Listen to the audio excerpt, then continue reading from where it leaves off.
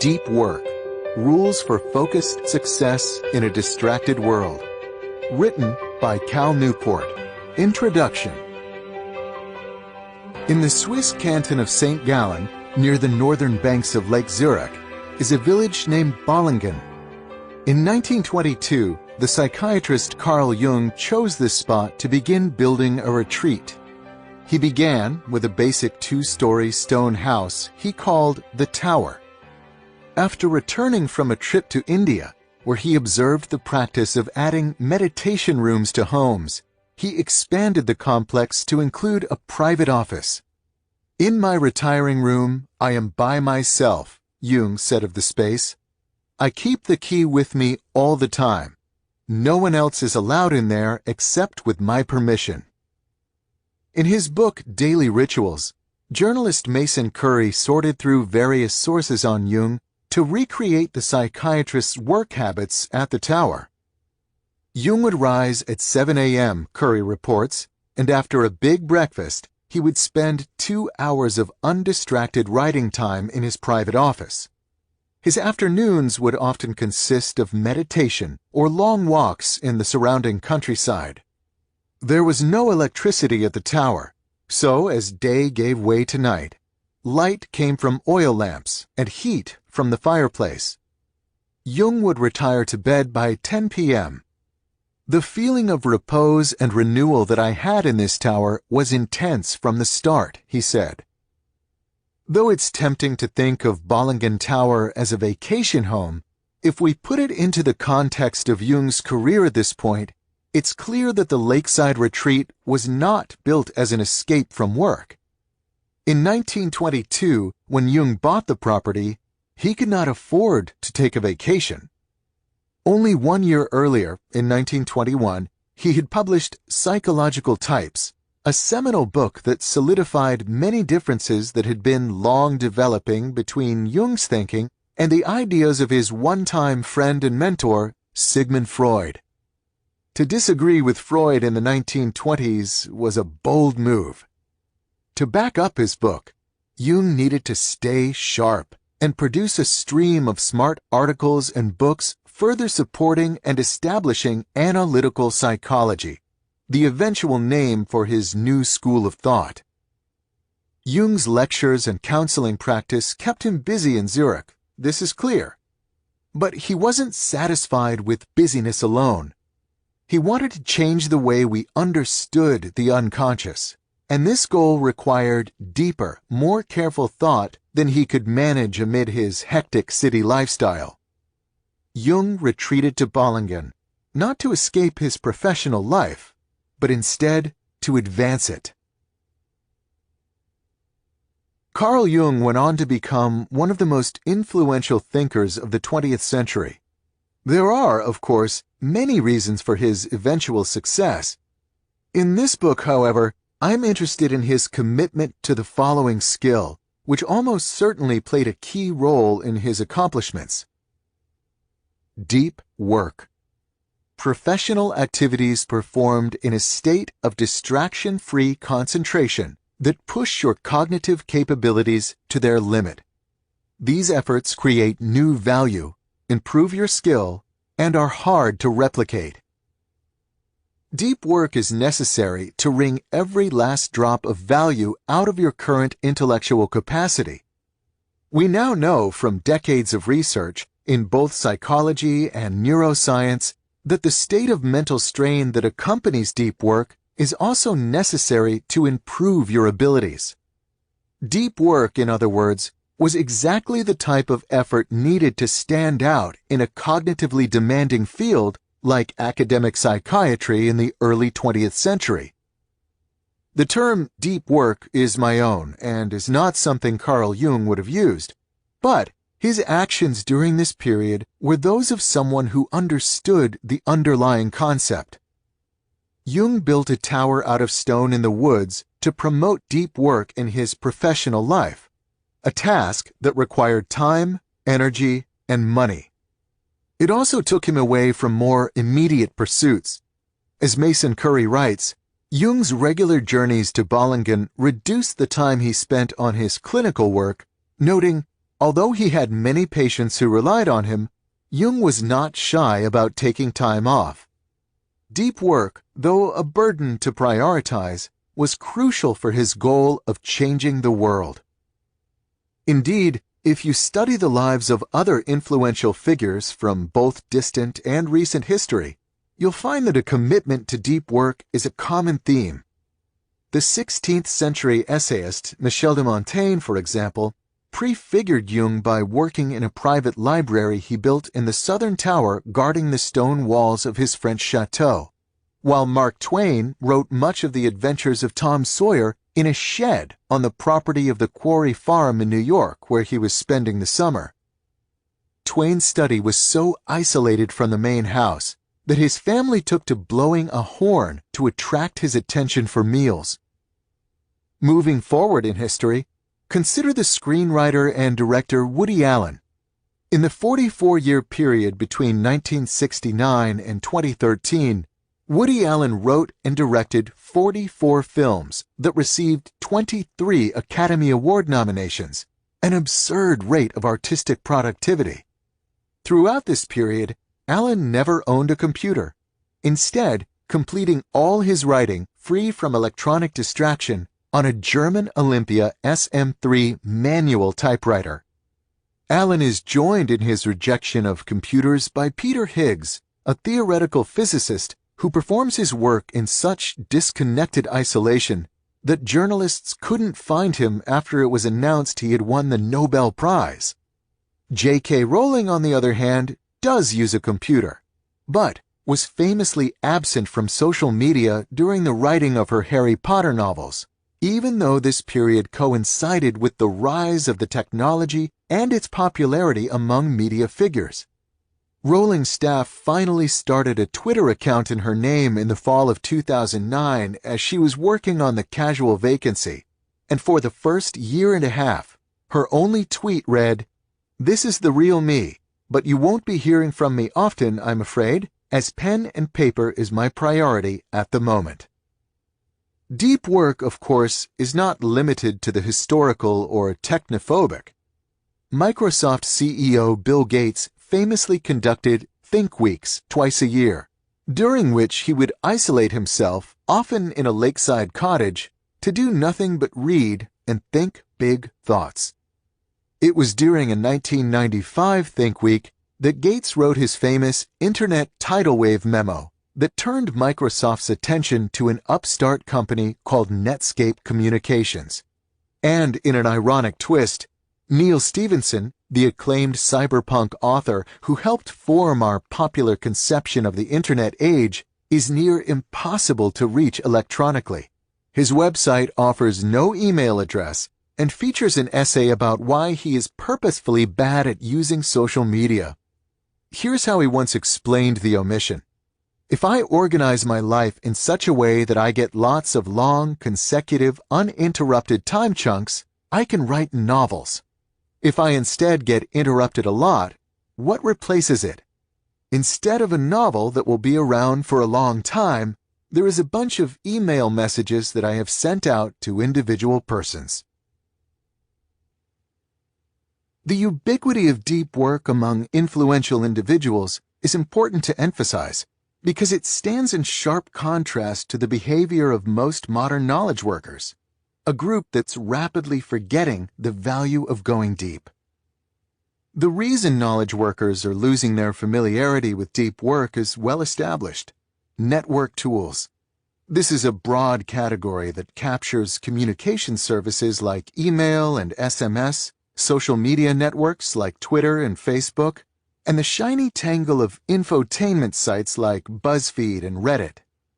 In aggregate, the rise of these tools, combined with ubiquitous access to them through smartphones and networked office computers, has fragmented most knowledge workers' attention into slivers.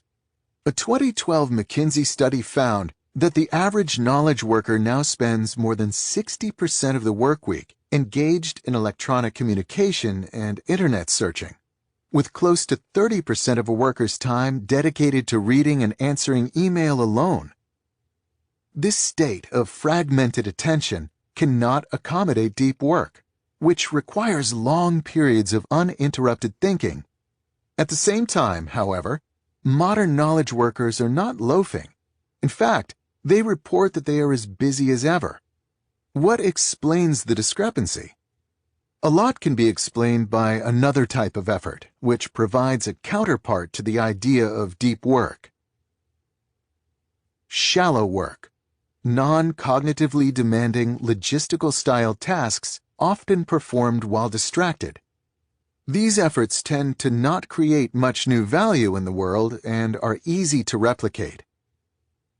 In an age of network tools, in other words, knowledge workers increasingly replace deep work with the shallow alternative, constantly sending and receiving email messages like human network routers, with frequent breaks for quick hits of distraction. Larger efforts that would be well served by deep thinking, such as forming a new business strategy or writing an important grant application, get fragmented into distracted dashes that produce muted quality. To make matters worse for depth, there's increasing evidence that this shift toward the shallow is not a choice that can be easily reversed. Spend enough time in a state of frenetic shallowness, and you permanently reduce your capacity to perform deep work. What the net seems to be doing is chipping away my capacity for concentration and contemplation, admitted journalist Nicholas Carr in an oft-cited 2008 Atlantic article. And I'm not the only one. Carr expanded this argument into a book, The Shallows, which became a finalist for the Pulitzer Prize. To write The Shallows, appropriately enough, Carr had to move to a cabin and forcibly disconnect. The idea that network tools are pushing our work from the deep toward the shallow is not new. The Shallows was just the first in a series of recent books to examine the Internet's effect on our brains and work habits. These subsequent titles include William Powers' Hamlet's BlackBerry, John Freeman's The Tyranny of Email, and Alex Soojung-Kin Pang's The Distraction Addiction, all of which agree more or less that network tools are distracting us from work that requires unbroken concentration, while simultaneously degrading our capacity to remain focused. Given this existing body of evidence, I will not spend more time in this book trying to establish this point. We can, I hope, stipulate that network tools negatively impact deep work. I'll also sidestep any grand arguments about the long-term societal consequence of this shift, as such arguments tend to open impassable rifts.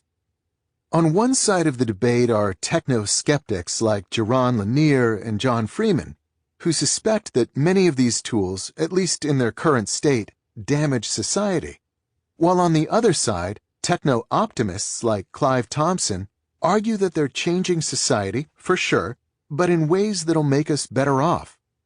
Google, for example, might reduce our memory, but we no longer need good memories, as in the moment we can now search for anything we need to know. I have no stance on this philosophical debate. My interest in this matter, instead, veers toward a thesis of much more pragmatic and individualized interest.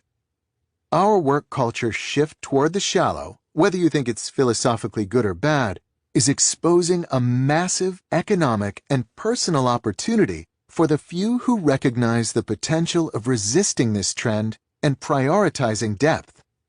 An opportunity that, not too long ago, was leveraged by a bored young consultant from Virginia named Jason Ben. There are many ways to discover that you're not valuable in our economy. For Jason Ben, the lesson was made clear when he realized, not long after taking a job as a financial consultant, that the vast majority of his work responsibilities could be automated by a kludged-together Excel script.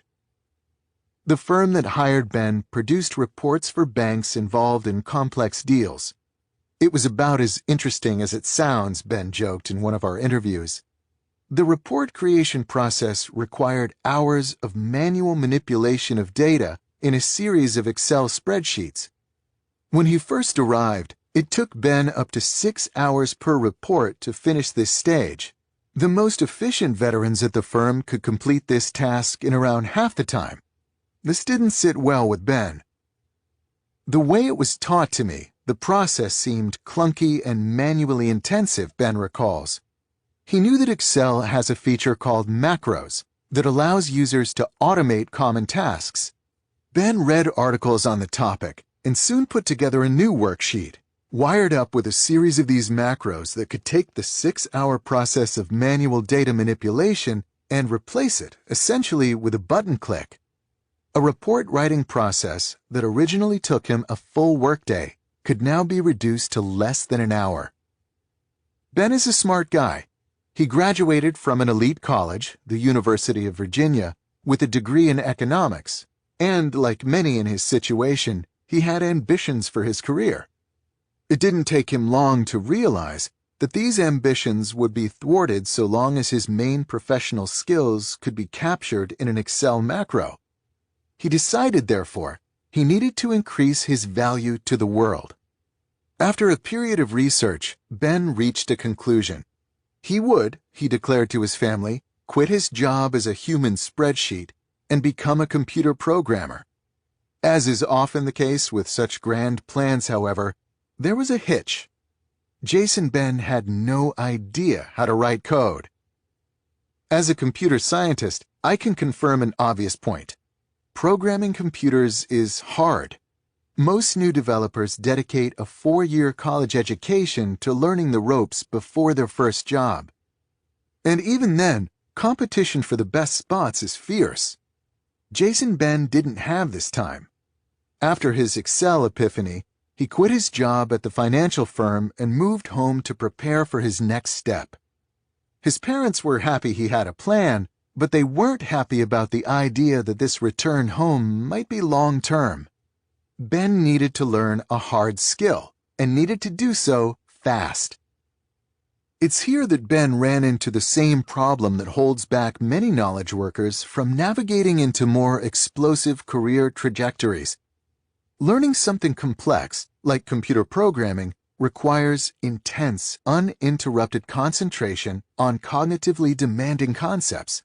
The type of concentration that drove Carl Jung to the woods surrounding Lake Zurich. This task, in other words, is an act of deep work. Most knowledge workers, however, as I argued earlier in this introduction, have lost their ability to perform deep work. Ben was no exception to this trend. I was always getting on the internet and checking my email. I couldn't stop myself. It was a compulsion, Ben said, describing himself during the period leading up to his quitting his finance job. To emphasize his difficulty with depth, Ben told me about a project that a supervisor at the finance firm once brought to him. They wanted me to write a business plan, he explained.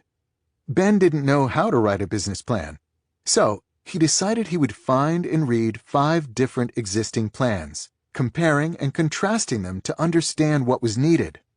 This was a good idea, but Ben had a problem. I couldn't stay focused.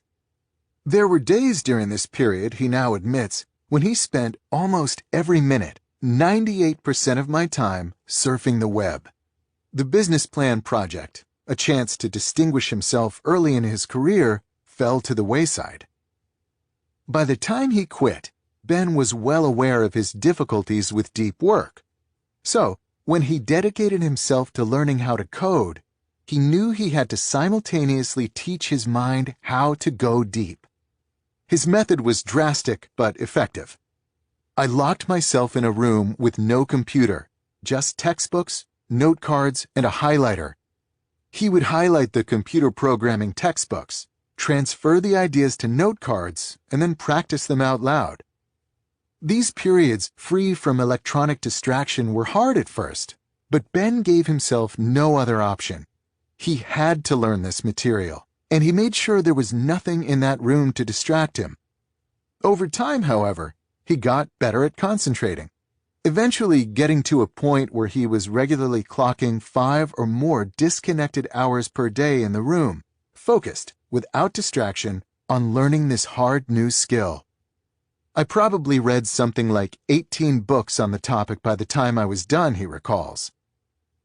After 2 months locked away studying, Ben attended the notoriously difficult Dev Boot Camp, a 100-hour-a-week crash course in web application programming. While researching the program, Ben found a student with a PhD from Princeton who had described Dev as the hardest thing I've ever done in my life. Given both his preparation and his newly honed ability for deep work, Ben excelled. Some people show up not prepared, he said. They can't focus. They can't learn quickly. Only half the students who started the program with Ben ended up graduating on time. Ben not only graduated, but was also the top student in his class. The deep work paid off. Ben quickly landed a job as a developer at a San Francisco tech startup with $25 million in venture funding and its pick of employees. When Ben quit his job as a financial consultant only half a year earlier, he was making $40,000 a year.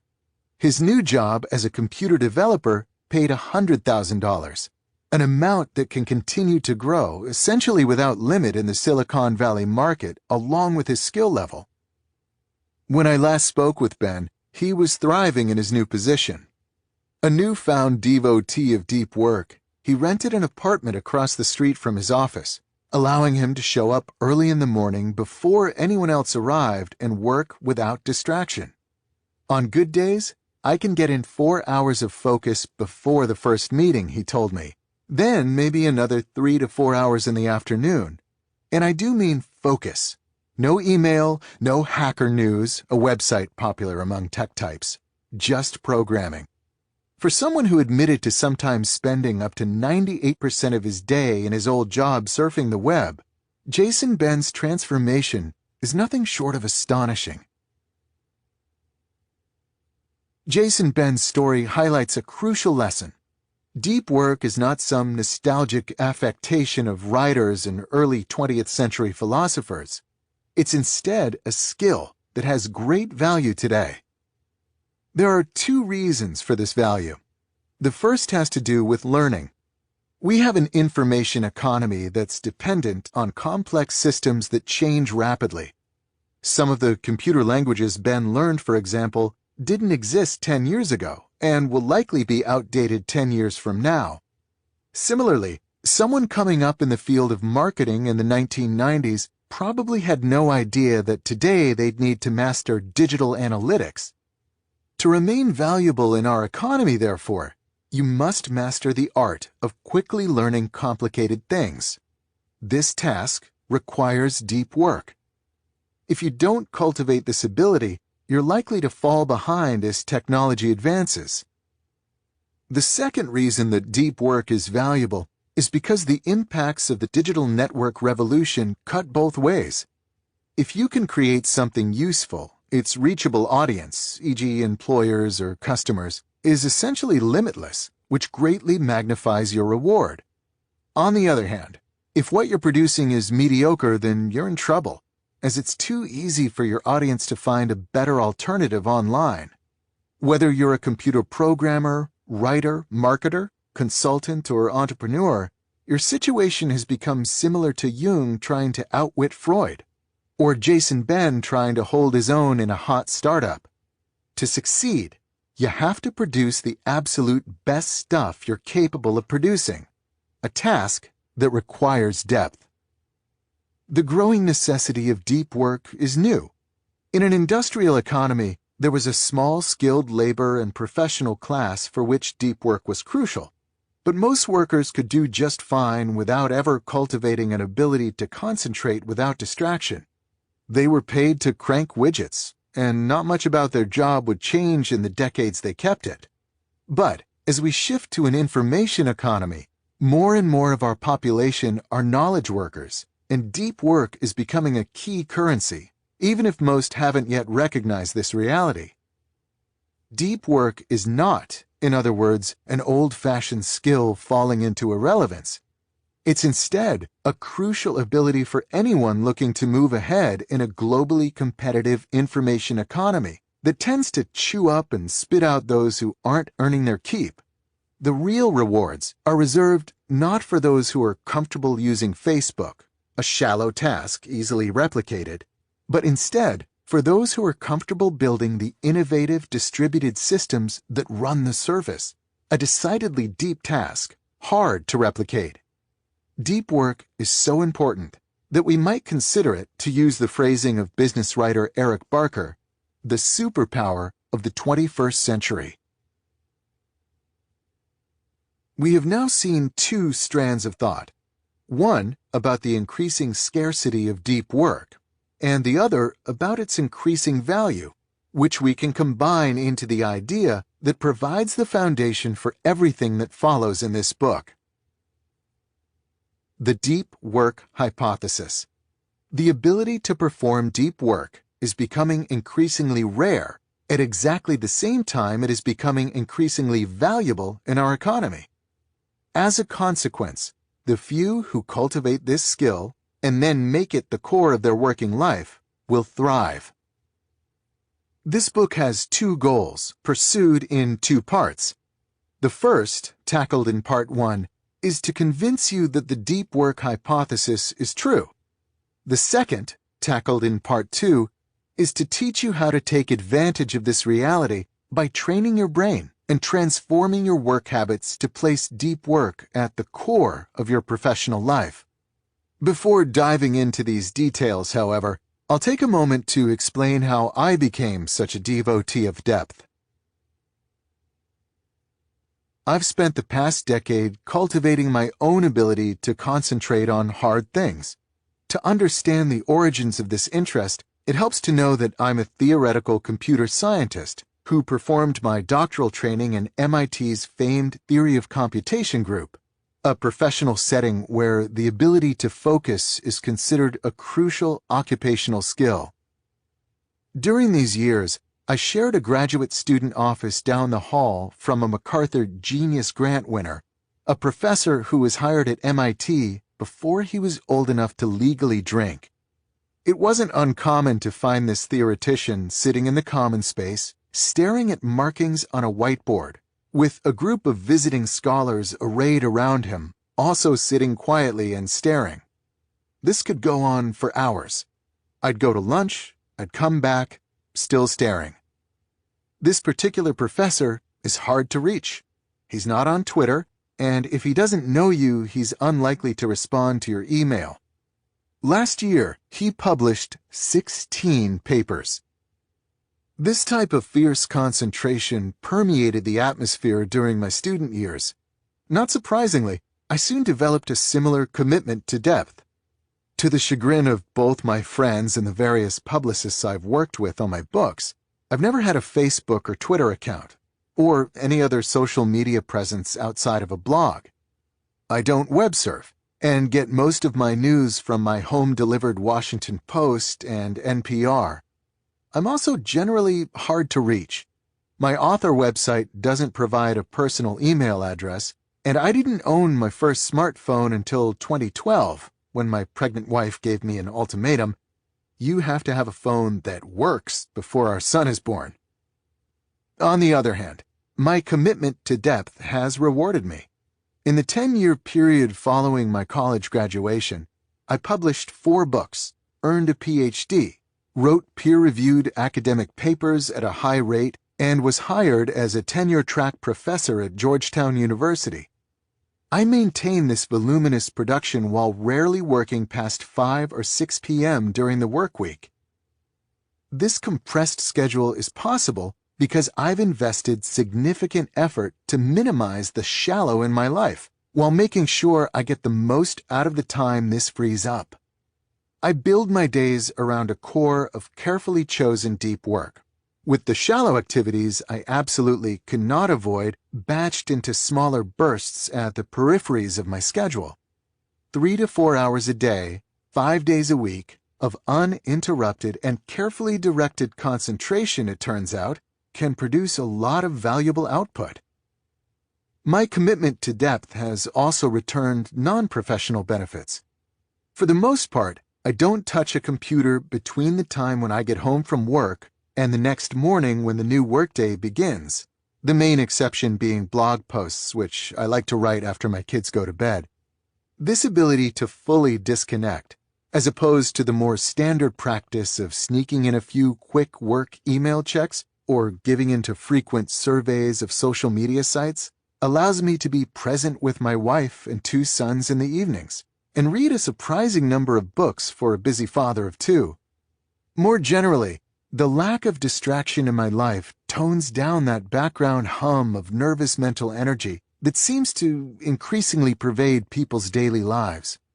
I'm comfortable being bored, and this can be a surprisingly rewarding skill, especially on a lazy DC summer night listening to a Nationals game slowly unfold on the radio. This book is best described as an attempt to formalize and explain my attraction to depth over shallowness, and to detail the types of strategies that have helped me act on this attraction. I've committed this thinking to words, in part, to help you follow my lead in rebuilding your life around deep work. But this isn't the whole story. My other interest in distilling and clarifying these thoughts is to further develop my own practice.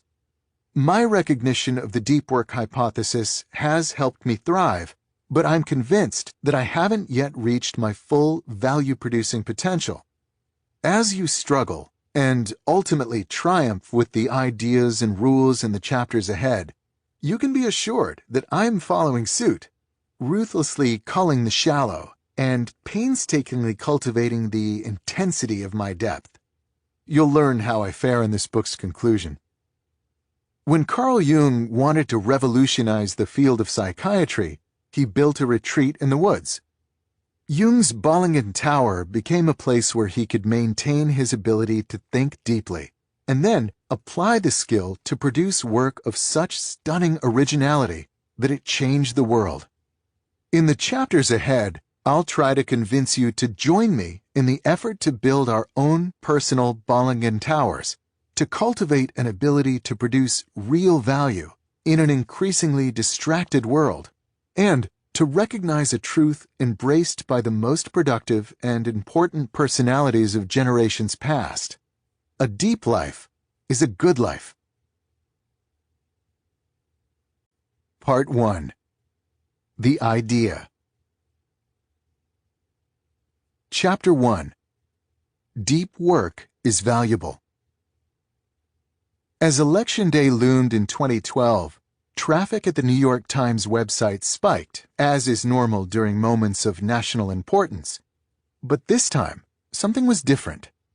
A wildly disproportionate fraction of this traffic, more than 70% by some reports, was visiting a single location in the sprawling domain. It wasn't a front-page breaking news story, and it wasn't commentary from one of the paper's Pulitzer Prize-winning columnists. It was instead a blog run by a baseball stats geek turned election forecaster named Nate Silver. Less than a year later, ESPN and ABC News lured Silver away from the Times, which tried to retain him by promising a staff of up to a dozen writers, in a major deal that would give Silver's operation a role in everything from sports to weather to network news segments to, improbably enough, Academy Awards telecasts. Though there's debate about the methodological rigor of Silver's hand-tuned models, there are few who deny that in 2012, this 35-year-old data whiz was a winner in our economy. Another winner is David Heinemeier Hansson, a computer programming star who created the Ruby on Rails website development framework, which currently provides the foundation for some of the web's most popular destinations, including Twitter and Hulu. Hansson is a partner in the influential development firm Basecamp, called 37 Signals until 2014. Hansson doesn't talk publicly about the magnitude of his profit share from Basecamp or his other revenue sources, but we can assume they're lucrative given that Hansson splits his time between Chicago, Malibu, and Marbella, Spain, where he dabbles in high-performance race car driving. Our third and final example of a clear winner in our economy is John Doerr, a general partner in the famed Silicon Valley venture capital fund Kleiner, Perkins, Caulfield, and Byers. Door helped fund many of the key companies fueling the current technological revolution, including Twitter, Google, Amazon, Netscape, and Sun Microsystems. The return on these investments has been astronomical. Door's net worth, as of this writing, is more than $3 billion. Why have Silver, Hansen, and Door done so well? There are two types of answers to this question. The first are micro in scope and focus on the personality traits and tactics that help drive this trio's rise. The second type of answers are more macro, in that they focus less on the individuals and more on the type of work they represent. Though both approaches to this core question are important, the macro answers will prove most relevant to our discussion, as they better illuminate what our current economy rewards. To explore this macro perspective, we turn to a pair of MIT economists, Erik Brynjolfsson and Andrew McAfee, who in their influential 2011 book, Race Against the Machine, provide a compelling case that among various forces at play, it's the rise of digital technology in particular that's transforming our labor markets in unexpected ways. We are in the early throes of a great restructuring, Brynjolfsson and McAfee explain early in their book. Our technologies are racing ahead, but many of our skills and organizations are lagging behind. For many workers, this lag predicts bad news. As intelligent machines improve and the gap between machine and human abilities shrinks, employers are becoming increasingly likely to hire new machines instead of new people. And when only a human will do, improvements in communications and collaboration technology are making remote work easier than ever before, motivating companies to outsource key roles to stars, leaving the local talent pool underemployed. This reality is not, however, universally grim. As Brynjolfsson and McAfee emphasize, this great restructuring is not driving down all jobs, but is instead dividing them. Though an increasing number of people will lose in this new economy as their skills become automatable or easily outsourced, there are others who will not only survive, but thrive, becoming more valued and therefore more rewarded than before. Brynjolfsson and McAfee aren't alone in proposing this bimodal trajectory for the economy. In 2013, for example, the George Mason economist Tyler Cowen published Average is Over, a book that echoes this thesis of a digital division. But what makes Brynjolfsson and McAfee's analysis particularly useful is that they proceed to identify three specific groups that will fall on the lucrative side of this divide and reap a disproportionate amount of the benefits of the intelligent machine age. Not surprisingly, it's to these three groups that Silver, Hansen, and Door happen to belong. Let's touch on each of these groups in turn to better understand why they're suddenly so valuable. The high-skilled workers. Brynjolfsson and McAfee call the group personified by Nate Silver the high-skilled workers. Advances such as robotics and voice recognition are automating many low-skilled positions. But as these economists emphasize, other technologies like data visualization, analytics, high-speed communications, and rapid prototyping have augmented the contributions of more abstract and data-driven reasoning, increasing the values of these jobs. In other words, those with the oracular ability to work with and tease valuable results out of increasingly complex machines will thrive. Tyler Cowen summarizes this reality more bluntly. The key question will be, are you good at working with intelligent machines or not? Nate Silver, of course, with his comfort in feeding data into large databases, then siphoning it out into his mysterious Monte Carlo simulations, is the epitome of the high-skilled worker. Intelligent machines are not an obstacle to Silver's success, but instead provide its precondition. The superstars. The ace programmer David Heinemeier Hansson provides an example of the second group that Brynjolfsson and McAfee predict will thrive in our new economy: superstars. High-speed data networks and collaboration tools like email and virtual meeting software have destroyed regionalism in many sectors of knowledge work. It no longer makes sense, for example, to hire a full-time programmer, put aside office space, and pay benefits, when you can instead pay one of the world's best programmers, like Hansson, for just enough time to complete the project at hand. In this scenario, you'll probably get a better result for less money, while Hansson can service many more clients per year and will therefore also end up better off. The fact that Hansson might be working remotely from Marbella, Spain, while your office is in Des Moines, Iowa, doesn't matter to your company, as advances in communication and collaboration technology make the process near seamless. This reality does matter, however, to the less skilled local programmers living in Des Moines and in need of a steady paycheck.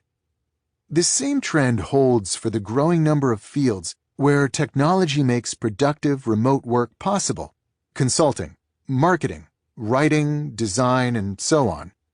Once the talent market is made universally accessible, those at the peak of the market thrive, while the rest suffer. In a seminal 1981 paper, the economist Sherwin Rosen worked out the mathematics behind these winner-take-all markets. One of his key insights was to explicitly model talent, labeled innocuously with the variable Q in his formulas, as a factor with imperfect substitution, which Rosen explains as follows: hearing a succession of mediocre singers does not add up to a single outstanding performance. In other words, talent is not a commodity you can buy in bulk and combine to reach the needed levels. There's a premium to being the best.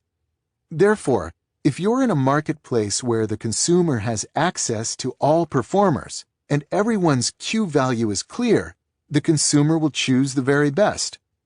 Even if the talent advantage of the best is small compared to the next rung down on the skill ladder, the superstars still win the bulk of the market. In the 1980s, when Rosen studied this effect, he focused on examples like movie stars and musicians, where there existed clear markets, such as music stores and movie theaters, where an audience has access to different performers and can accurately approximate their talent before making a purchasing decision. The rapid rise of communication and collaboration technologies has transformed many other formerly local markets into a similarly universal bazaar. The small company looking for a computer programmer or public relations consultant now has access to an international marketplace of talent, in the same way that the advent of the record store allowed the small-town music fan to bypass local musicians to buy albums from the world's best bands.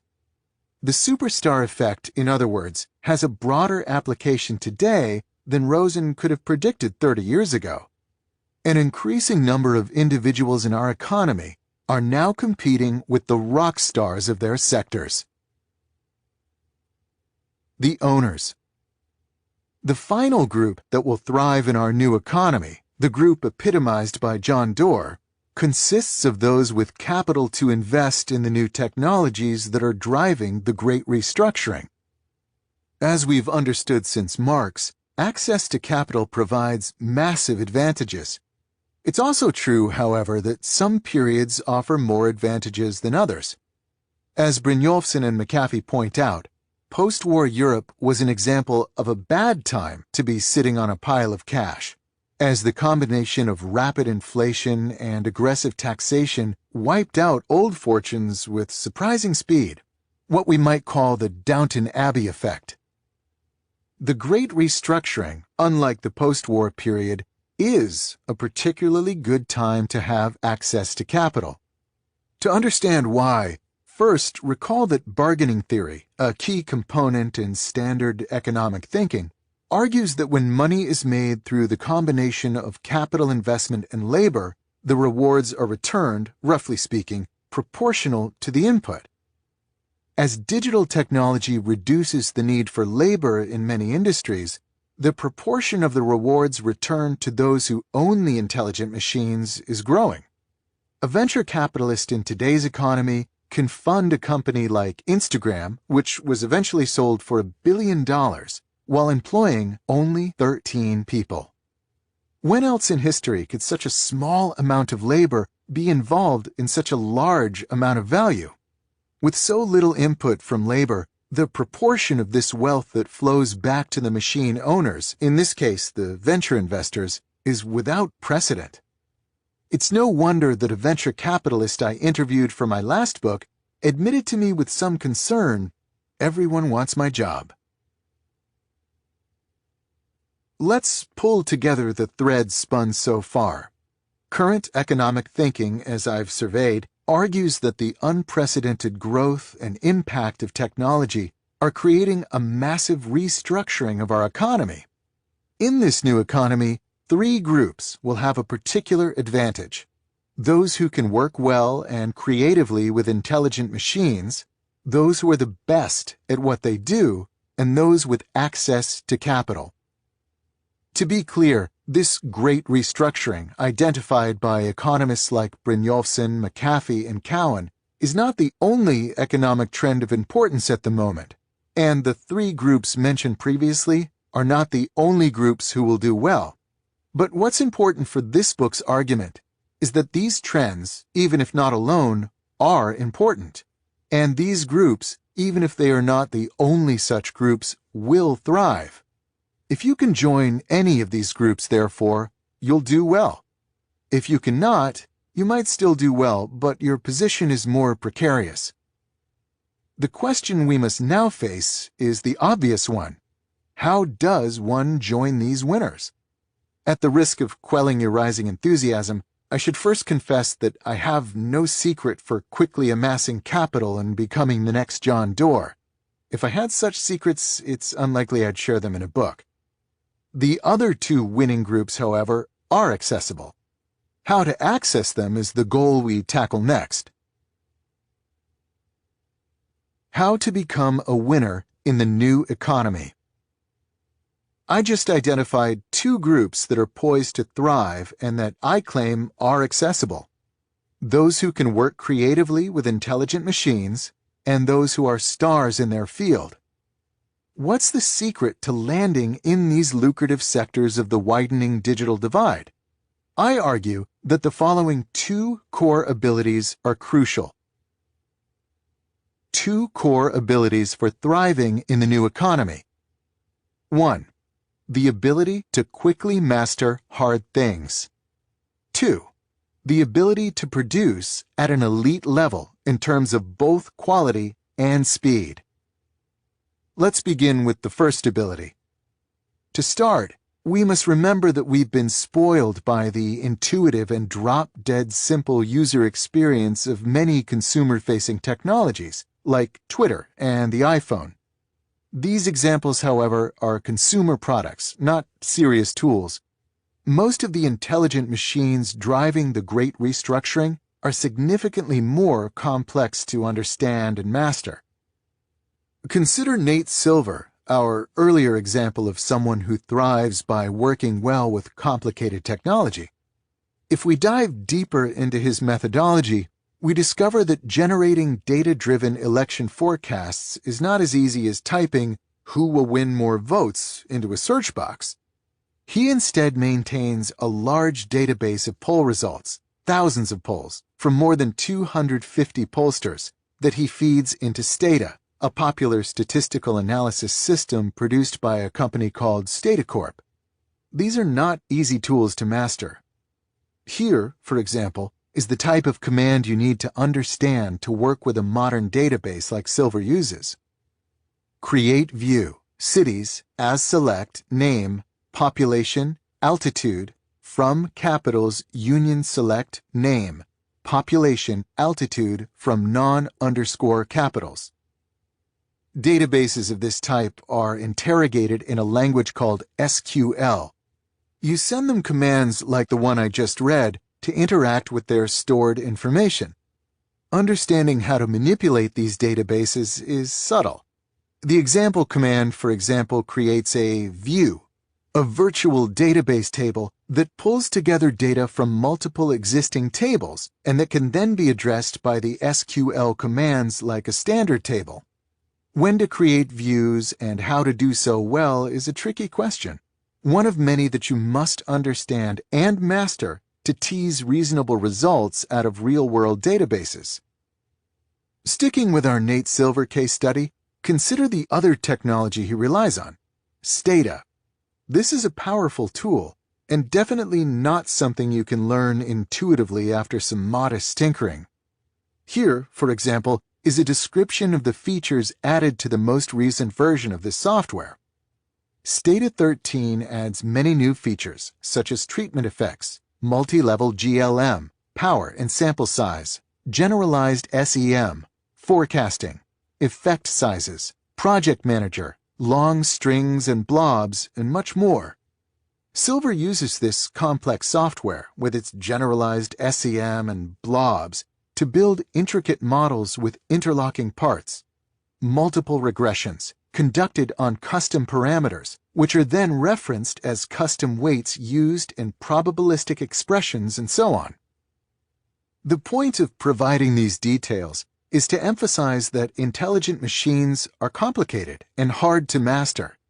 To join the group of those who can work well with these machines, therefore, requires that you hone your ability to master hard things.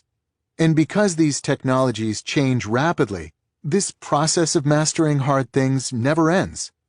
You must be able to do it quickly, again and again. This ability to learn hard things quickly, of course, isn't just necessary for working well with intelligent machines.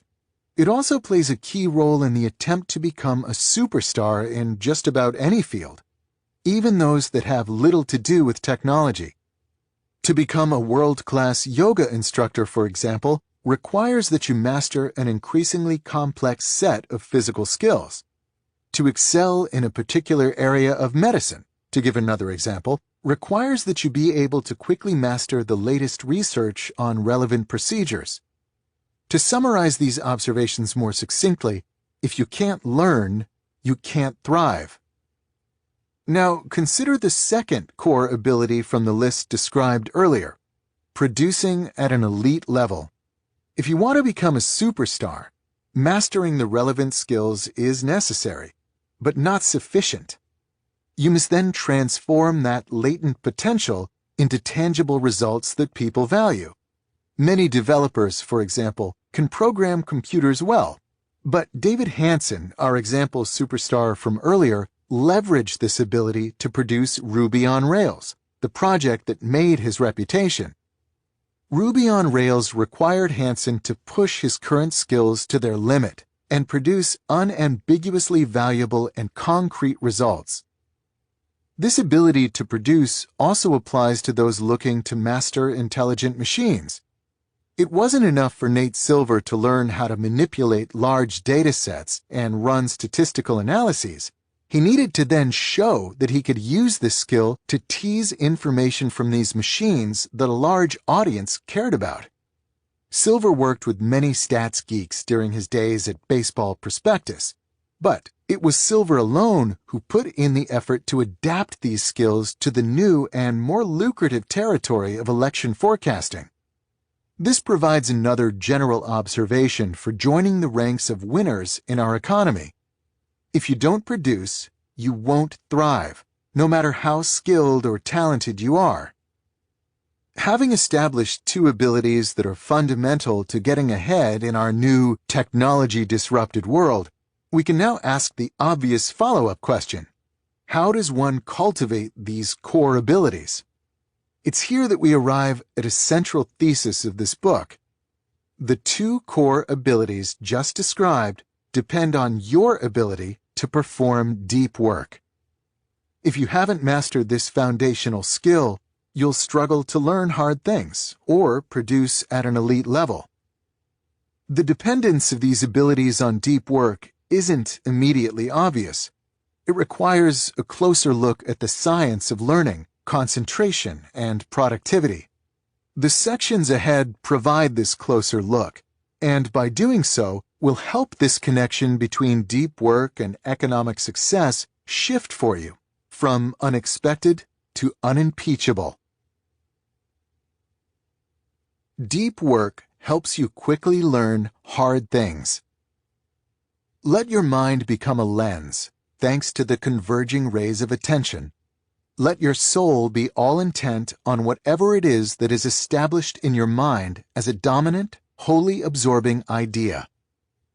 This advice comes from Antonin Daume Sertillanges, a Dominican friar and professor of moral philosophy who, during the early part of the 20th century, penned a slim but influential volume titled The Intellectual Life. Sertillanges wrote the book as a guide to the development and deepening of the mind for those called to make a living in the world of ideas. Throughout The Intellectual Life, Sertillanges recognizes the necessity of mastering complicated material and helps prepare the reader for this challenge. For this reason, his book proves useful in our quest to better understand how people quickly master hard cognitive skills. To understand Sertillanges' advice, let's return to the quote from earlier. In these words, which are echoed in many forms in The Intellectual Life, Sertillanges argues that to advance your understanding of your field, you must tackle the relevant topics systematically, allowing your converging rays of attention to uncover the truth latent in each. In other words, he teaches, to learn requires intense concentration. This idea turns out to be ahead of its time.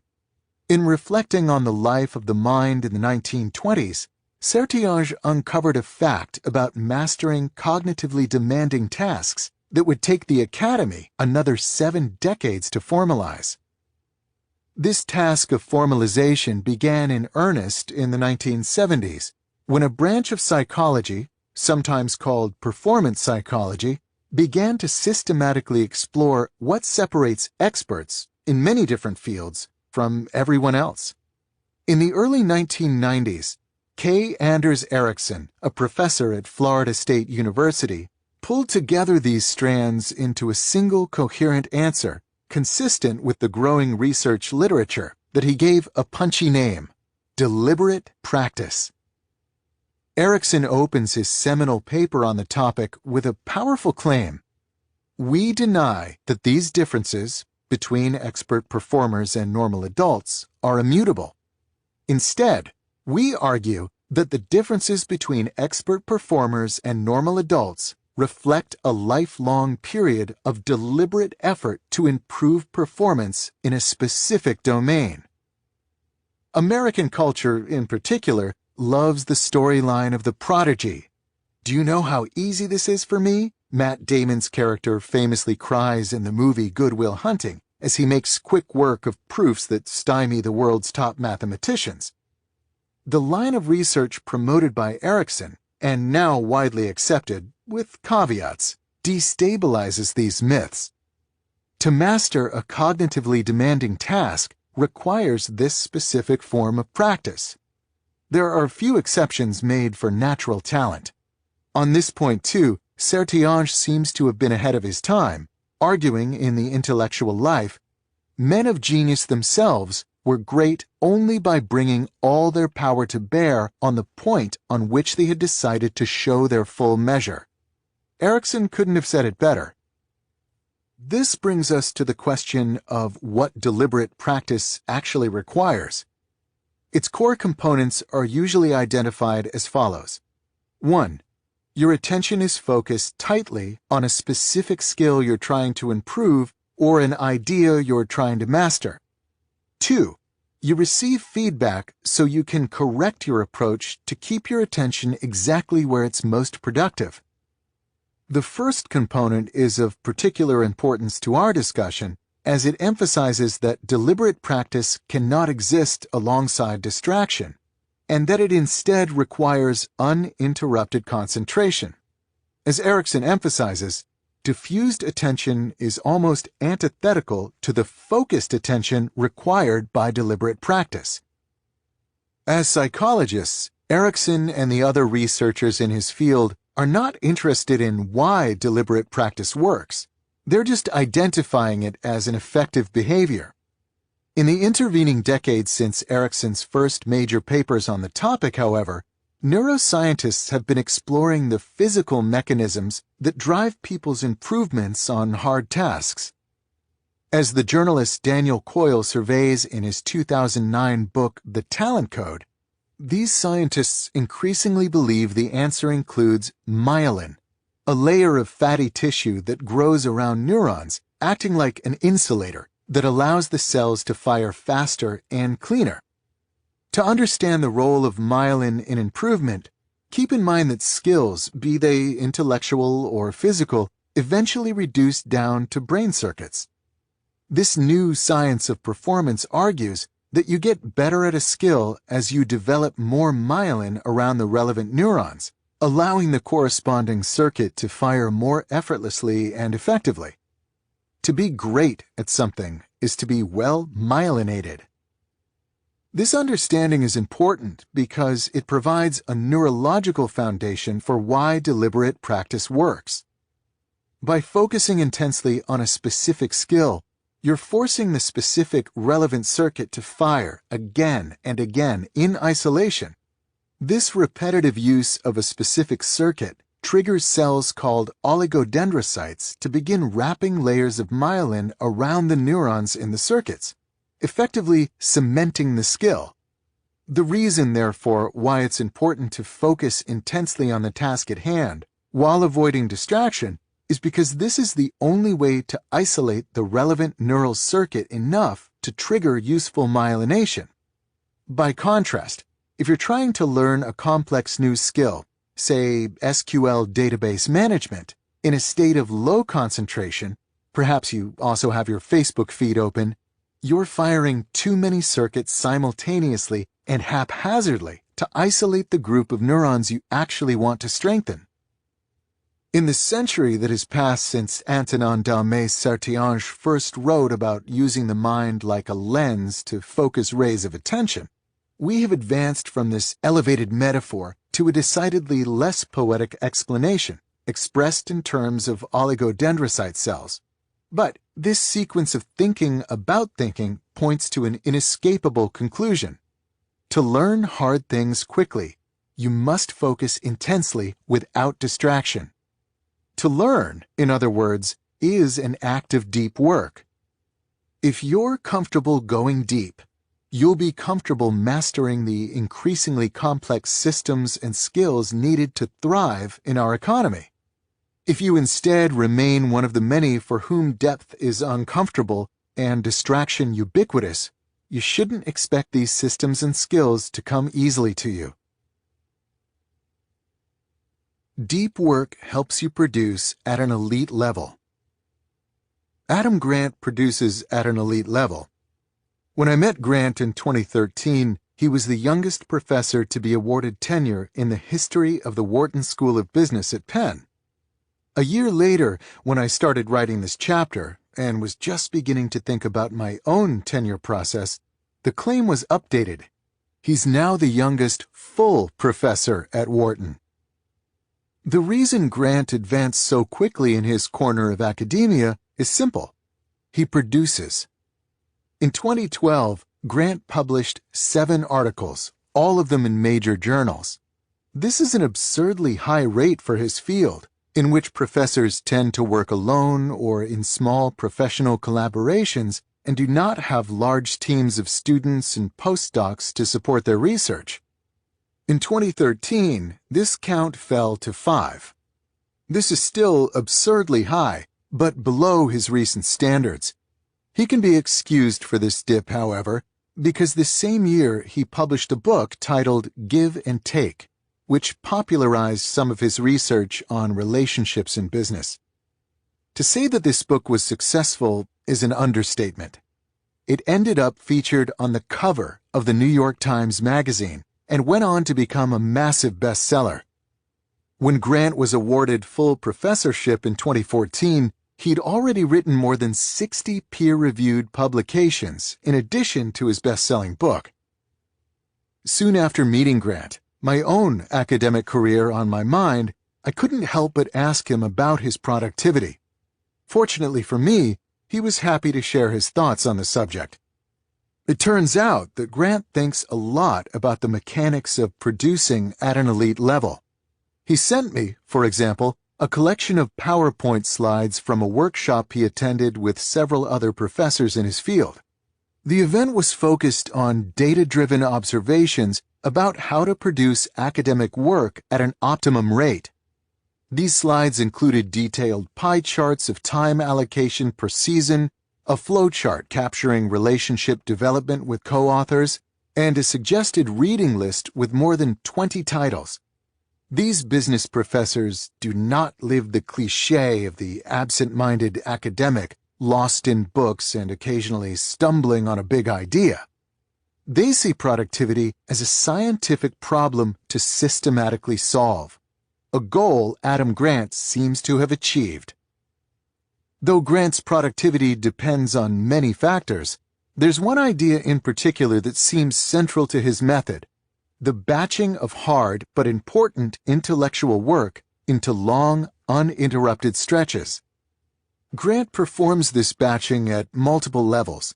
Within the year, he stacks his teaching into the fall semester, during which he can turn all of his attention to teaching well and being available to his students. This method seems to work, as Grant is currently the highest-rated teacher at Wharton and the winner of multiple teaching awards. By batching his teaching in the fall, Grant can then turn his attention fully to research in the spring and summer and tackle this work with less distraction. Grant also batches his attention on a smaller time scale. Within a semester dedicated to research, he alternates between periods where his door is open to students and colleagues and periods where he isolates himself to focus completely and without distraction on a single research task. He typically divides the writing of a scholarly paper into 3 discrete tasks: analyzing the data, writing a full draft, and editing the draft into something publishable. During these periods, which can last up to 3 or 4 days, he'll often put an out-of-office autoresponder on his email so correspondents will know not to expect a response. It sometimes confuses my colleagues, he told me. They say, "You're not out of office. I see you in your office right now." But to Grant, it's important to enforce strict isolation until he completes the task at hand. My guess is that Adam Grant doesn't work substantially more hours than the average professor at an elite research institution. Generally speaking, this is a group prone to workaholism, but he still manages to produce more than just about anyone else in his field. I argue that his approach to batching helps explain this paradox, in particular by consolidating his work into intense and uninterrupted pulses. He's leveraging the following law of productivity. High-quality work produced equals time spent times intensity of focus. If you believe this formula, then Grant's habits make sense.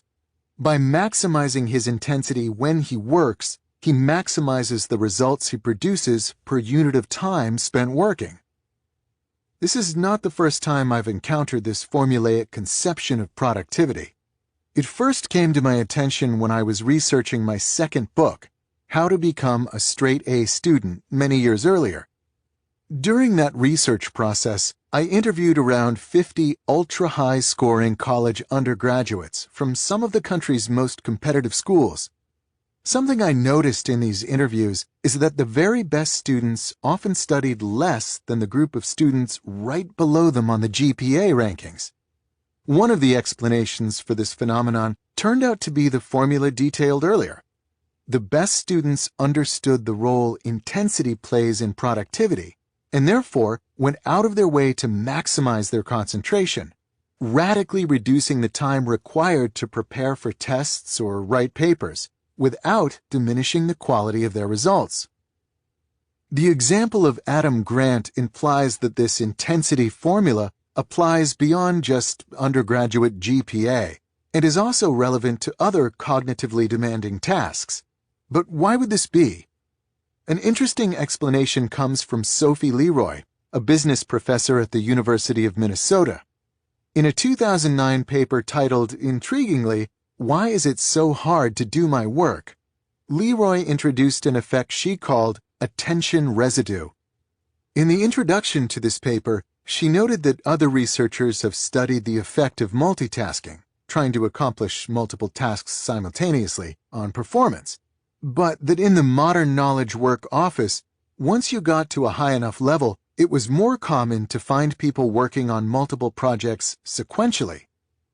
Going from one meeting to the next, starting to work on one project, and soon after having to transition to another is just part of life in organizations, Leroy explains.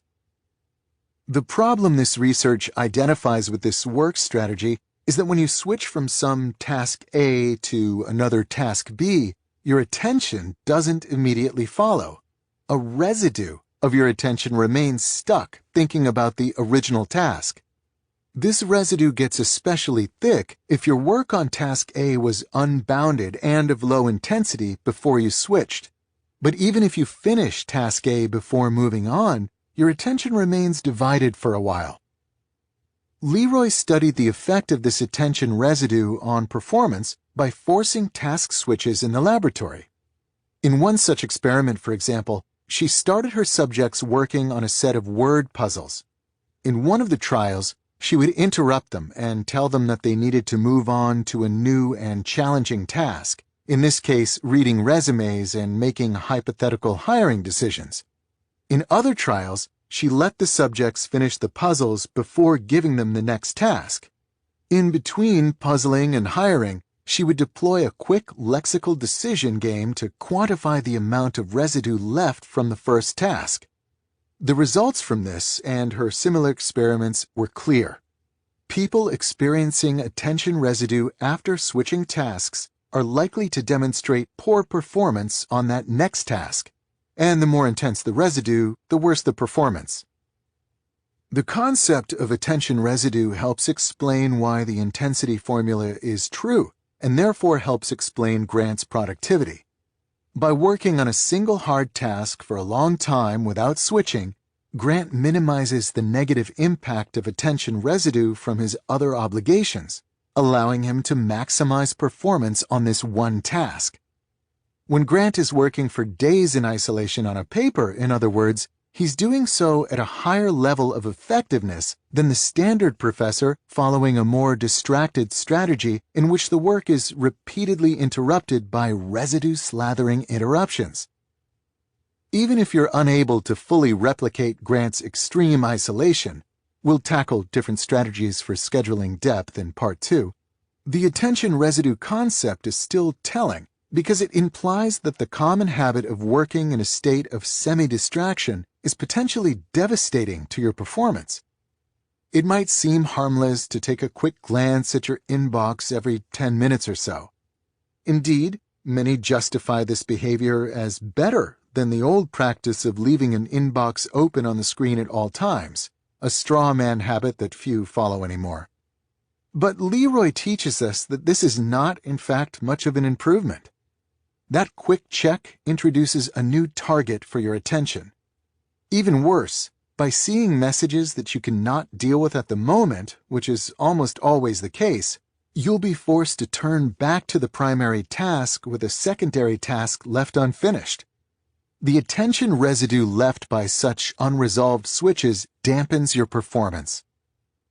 When we step back from these individual observations, we see a clear argument form.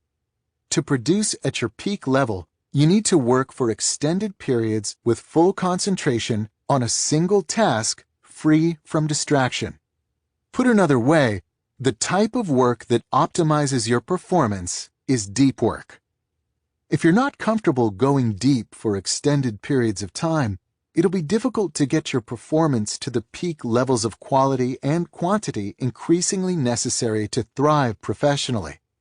Unless your talent and skills absolutely dwarf those of your competition, the deep workers among them will outproduce you. What about Jack Dorsey? I've now made my argument for why deep work supports abilities that are becoming increasingly important in our economy.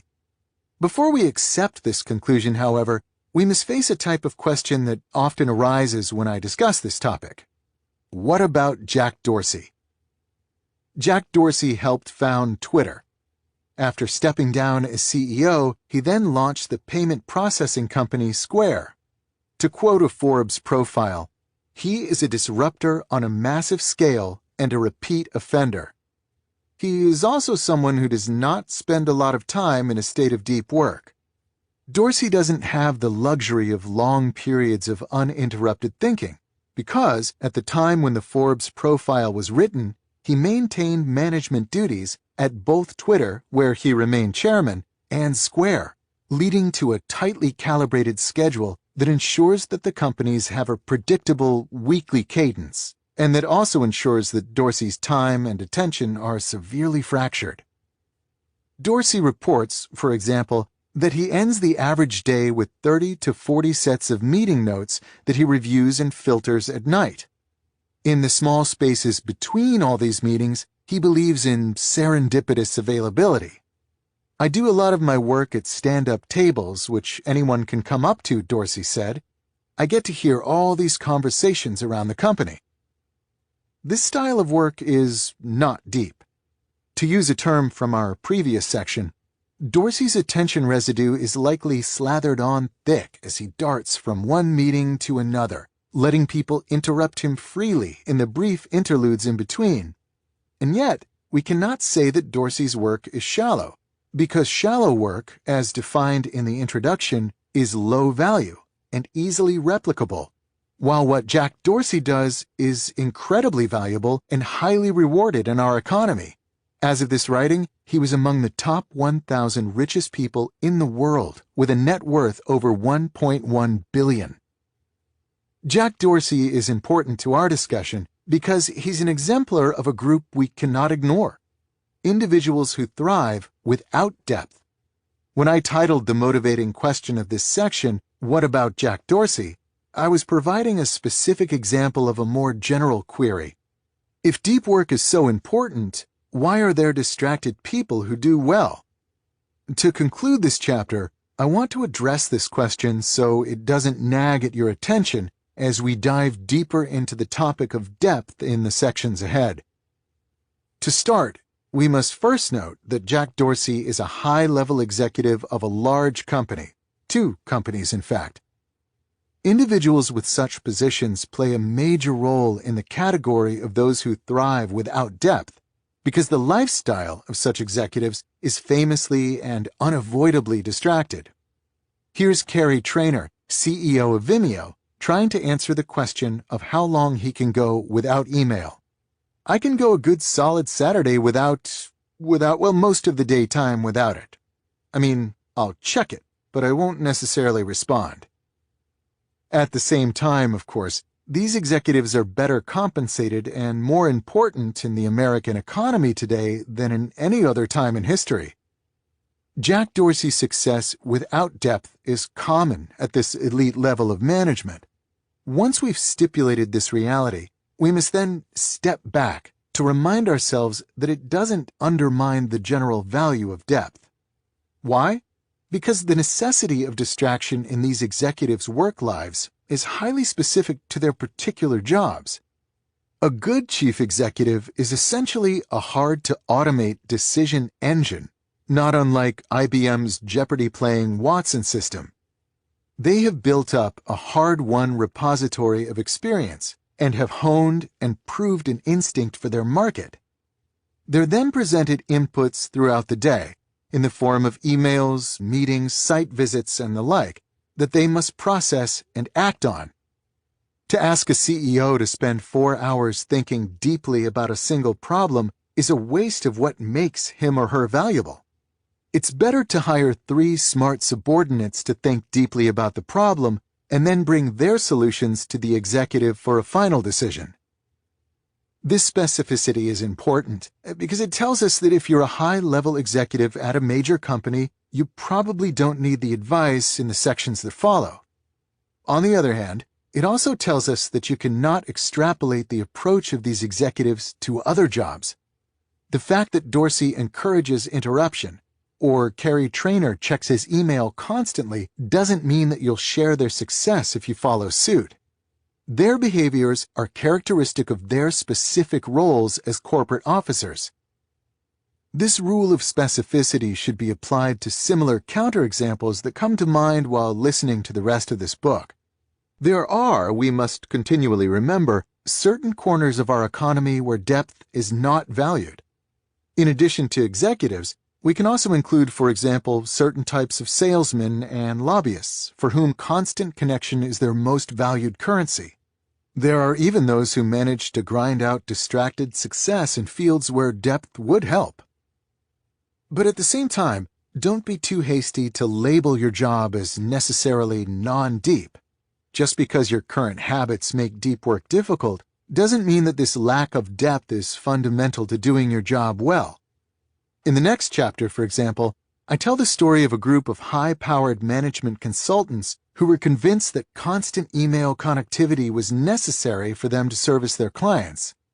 When a Harvard professor forced them to disconnect more regularly as part of a research study, they found, to their surprise, that this connectivity didn't matter nearly as much as they had assumed.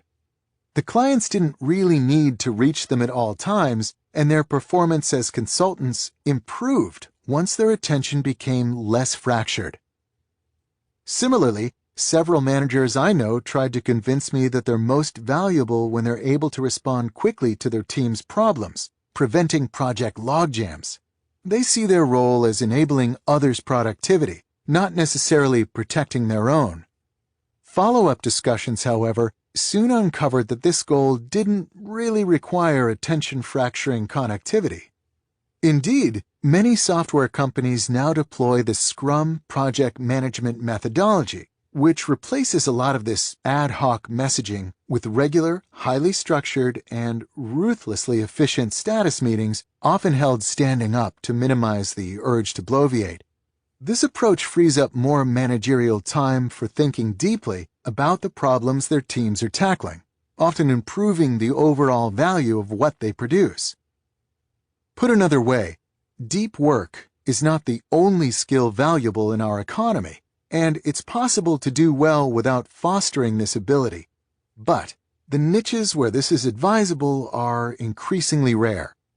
Unless you have strong evidence that distraction is important for your specific profession, you're best served, for the reasons argued earlier in this chapter, by giving serious consideration to depth. Chapter 2. Deep work is rare. In 2012, Facebook unveiled the plans for a new headquarters designed by Frank Gehry. At the center of this new building is what CEO Mark Zuckerberg called the largest open floor plan in the world. More than 3,000 employees will work on movable furniture spread over a 10-acre expanse. Facebook, of course, is not the only Silicon Valley heavyweight to embrace the open office concept. When Jack Dorsey, whom we met at the end of the last chapter, bought the old San Francisco Chronicle building to house Square, he configured the space so that his developers work in common spaces on long, shared desks. We encourage people to stay out in the open because we believe in serendipity and people walking by each other teaching new things, Dorsey explained. Another big business trend in recent years is the rise of instant messaging. A Times article notes that this technology is no longer the province of chatty teenagers and is now helping companies benefit from new productivity gains and improvements in customer response time. A senior project manager at IBM boasts, "We send 2.5 million IMs within IBM each day." One of the more successful recent entrants into the business IM space is Hall, a Silicon Valley startup that helps employees move beyond just chat and engage in real-time collaboration. A San Francisco-based developer I know described to me what it was like to work in a company that uses Hall. The most efficient employees, he explained, set up their text editor to flash an alert on their screen when a new question or comment is posted to the company's Hall account. They can then, with a sequence of practiced keystrokes, jump over to Hall, type in their thoughts, and then jump back to their coding with barely a pause. My friends seemed impressed when describing their speed. A third trend is the push for content producers of all types to maintain a social media presence. The New York Times, a bastion of old-world media values, now encourages its employees to tweet, a hint taken by the more than 800 writers, editors, and photographers for the paper who now maintain a Twitter account. This is not outlier behavior. It's instead the new normal. When the novelist Jonathan Franzen wrote a piece for The Guardian calling Twitter a coercive development in the literary world, he was widely ridiculed as out of touch. The online magazine Slate called Franzen's complaints a lonely war on the internet. And fellow novelist Jennifer Weiner wrote a response in The New Republic in which she argued Franzen's a category of one, a lonely voice issuing ex cathedra edicts that can only apply to himself. The sarcastic hashtag Jonathan Franzen hates soon became a fad. I mention these three business trends because they highlight a paradox. In the last chapter, I argued that deep work is more valuable than ever before in our shifting economy. If this is true, however, you would expect to see this skill promoted not just by ambitious individuals, but also by organizations hoping to get the most out of their employees. As the examples provided emphasize, this is not happening. Many other ideas are being prioritized as more important than deep work in the business world, including, as we just encountered, serendipitous collaboration, rapid communication, and an active presence on social media. It's bad enough that so many trends are prioritized ahead of deep work, but to add insult to injury, many of these trends actively decrease one's ability to go deep.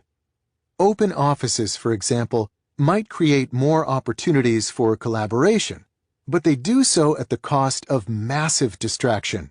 To quote the results of experiments conducted for a British TV special titled The Secret Life of Office Buildings. If you were just getting into some work and a phone goes off in the background, it ruins what you were concentrating on, said the neuroscientist who ran the experiments for the show.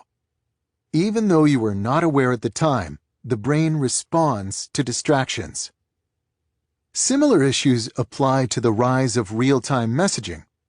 Email inboxes, in theory, can distract you only when you choose to open them, whereas instant messenger systems are meant to be always active, magnifying the impact of interruption. Gloria Mark, a professor of informatics at the University of California, Irvine, is an expert on the science of attention fragmentation. In a well-cited study, Mark and her co-authors observed knowledge workers in real offices and found that an interruption, even if short, delays the total time required to complete a task by a significant fraction. This was reported by subjects as being very detrimental, she summarized with typical academic understatement. Forcing content producers onto social media also has negative effects on the ability to go deep. Serious journalists, for example, need to focus on doing serious journalism, diving into complicated sources, pulling out connective threads, crafting persuasive prose. So, to ask them to interrupt this deep thinking throughout the day to participate in the frothy back and forth of online tittering seems irrelevant and somewhat demeaning at best, and devastatingly distracting at worst. The respected New Yorker staff writer George Packer captured this fear well in an essay about why he does not tweet. Twitter is crack for media addicts. It scares me, not because I'm morally superior to it, but because I don't think I could handle it.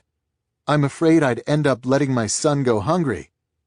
Tellingly, when he wrote that essay, Packer was busy writing his book, The Unwinding, which came out soon after and promptly won the National Book Award, despite, or perhaps aided by, his lack of social media use.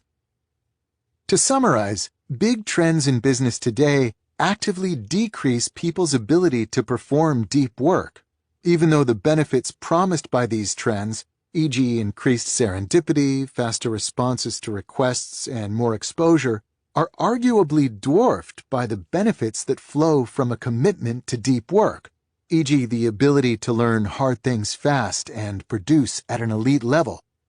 The goal of this chapter is to explain this paradox. The rareness of deep work, I'll argue, is not due to some fundamental weakness of the habit. When we look closer at why we embrace distraction in the workplace, we'll find the reasons are more arbitrary than we might expect, based on flawed thinking combined with the ambiguity and confusion that often define knowledge work.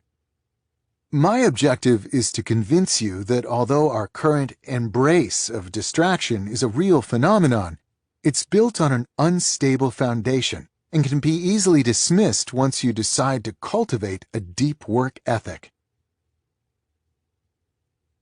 The metric black hole. In the fall of 2012, Tom Cochrane, the Chief Technology Officer of Atlantic Media, became alarmed at how much time he seemed to spend on email. So, like any good techie, he decided to quantify this unease. Observing his own behavior, he measured that in a single week he received 511 email messages and sent 284.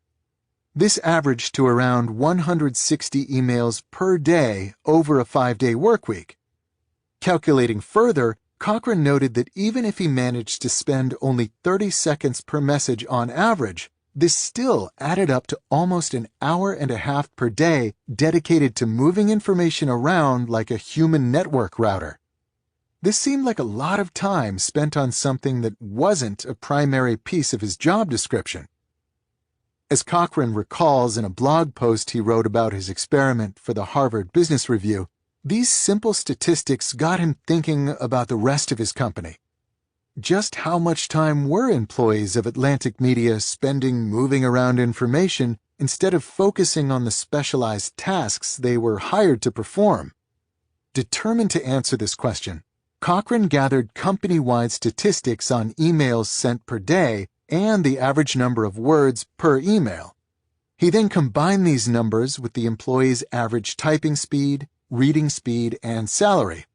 The result: he discovered that Atlantic Media was spending well over $1 million a year to pay people to process emails, with every message sent or received tapping the company for around 95 cents of labor costs. A free and frictionless method of communication, Cochrane summarized, had soft costs equivalent to procuring a small company Learjet. Tom Cochrane's experiment yielded an interesting result about the literal cost of a seemingly harmless behavior. But the real importance of this story is the experiment itself, and in particular, its complexity. It turns out to be really difficult to answer a simple question such as, what's the impact of our current email habits on the bottom line? Cochrane had to conduct a company-wide survey and gather statistics from the IT infrastructure. He also had to pull together salary data and information on typing and reading speed, and run the whole thing through a statistical model to spit out his final result. And even then, the outcome is fungible, as it's not able to separate out, for example, how much value was produced by this frequent, expensive email use to offset some of its cost. This example generalizes to most behaviors that potentially impede or improve deep work. Even though we abstractly accept that distraction has costs and depth has value, these impacts, as Tom Cochrane discovered, are difficult to measure. This isn't a trait unique to habits related to distraction and depth. Generally speaking, as knowledge work makes more complex demands of the labor force, it becomes harder to measure the value of an individual's efforts. The French economist Thomas Piketty made this point explicit in his study of the extreme growth of executive salaries. The enabling assumption driving his argument is that it is objectively difficult to measure individual contributions to a firm's output. In the absence of such measures, irrational outcomes such as executive salaries way out of proportion to the executive's marginal productivity can occur. Even though some details of Piketty's theory are controversial, the underlying assumption that it's increasingly difficult to measure individuals' contributions is generally considered, to quote one of his critics, undoubtedly true. We should not, therefore, expect the bottom-line impact of depth-destroying behaviors to be easily detected. As Tom Cochrane discovered, such metrics fall into an opaque region resistant to easy measurement, a region I call the metric black hole. Of course, just because it's hard to measure metrics related to deep work doesn't automatically lead to the conclusion that businesses will dismiss it. We have many examples of behaviors for which it's hard to measure their bottom-line impact, but that nevertheless flourish in our business culture. Think, for example, of the 3 trends that opened this chapter, or the outsized executive salaries that puzzled Thomas Piketty. But without clear metrics to support it, any business behavior is vulnerable to unstable whim and shifting forces, and in this volatile scrum, deep work has fared particularly poorly. The reality of this metric black hole is the backdrop for the arguments that follow in this chapter. In these upcoming sections, I'll describe various mindsets and biases that have pushed business away from deep work and toward more distracting alternatives. None of these behaviors would survive long if it was clear that they were hurting the bottom line. But the metric black hole prevents this clarity and allows the shift toward distraction we increasingly encounter in the professional world. The principle of least resistance. When it comes to distracting behaviors embraced in the workplace, we must give a position of dominance to the now ubiquitous culture of connectivity, where one is expected to read and respond to emails and related communication quickly. In researching this topic, Harvard Business School professor Leslie Perlow found that the professionals she surveyed spent around 20 to 25 hours a week outside the office monitoring email, believing it important to answer any email, internal or external, within an hour of its arrival. You might argue, as many do, that this behavior is necessary in many fast-paced businesses. But here's where things get interesting. Perlow tested this claim. In more detail, she convinced executives at the Boston Consulting Group, a high-pressure management consulting firm with an ingrained culture of connectivity, to let her fiddle with the work habits of one of their teams. She wanted to test a simple question. Does it really help your work to be constantly connected? To do so, she did something extreme. She forced each member of the team to take one day out of the work week completely off. No connectivity to anyone inside or outside the company. At first, the team resisted the experiment, she recalled about one of the trials. The partner in charge, who had been very supportive of the basic idea, was suddenly nervous about having to tell her client that each member of her team would be off one day a week. The consultants were equally nervous and worried that they were putting their careers in jeopardy. But the team didn't lose their clients, and its members did not lose their jobs.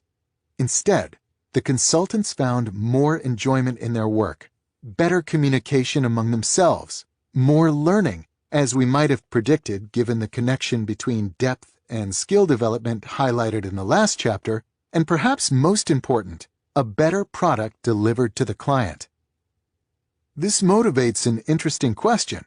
Why do so many follow the lead of the Boston Consulting Group and foster a culture of connectivity, even though it's likely, as Perlow found in her study, that it hurts employees' well-being and productivity and probably doesn't help the bottom line?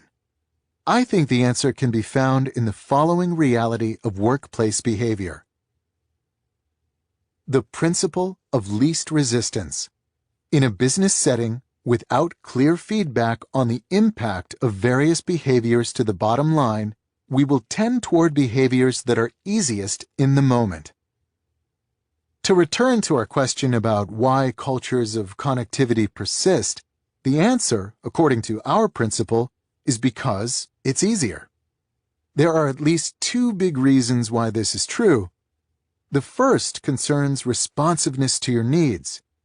If you work in an environment where you can get an answer to a question or a specific piece of information immediately when the need arises, this makes your life easier, at least in the moment.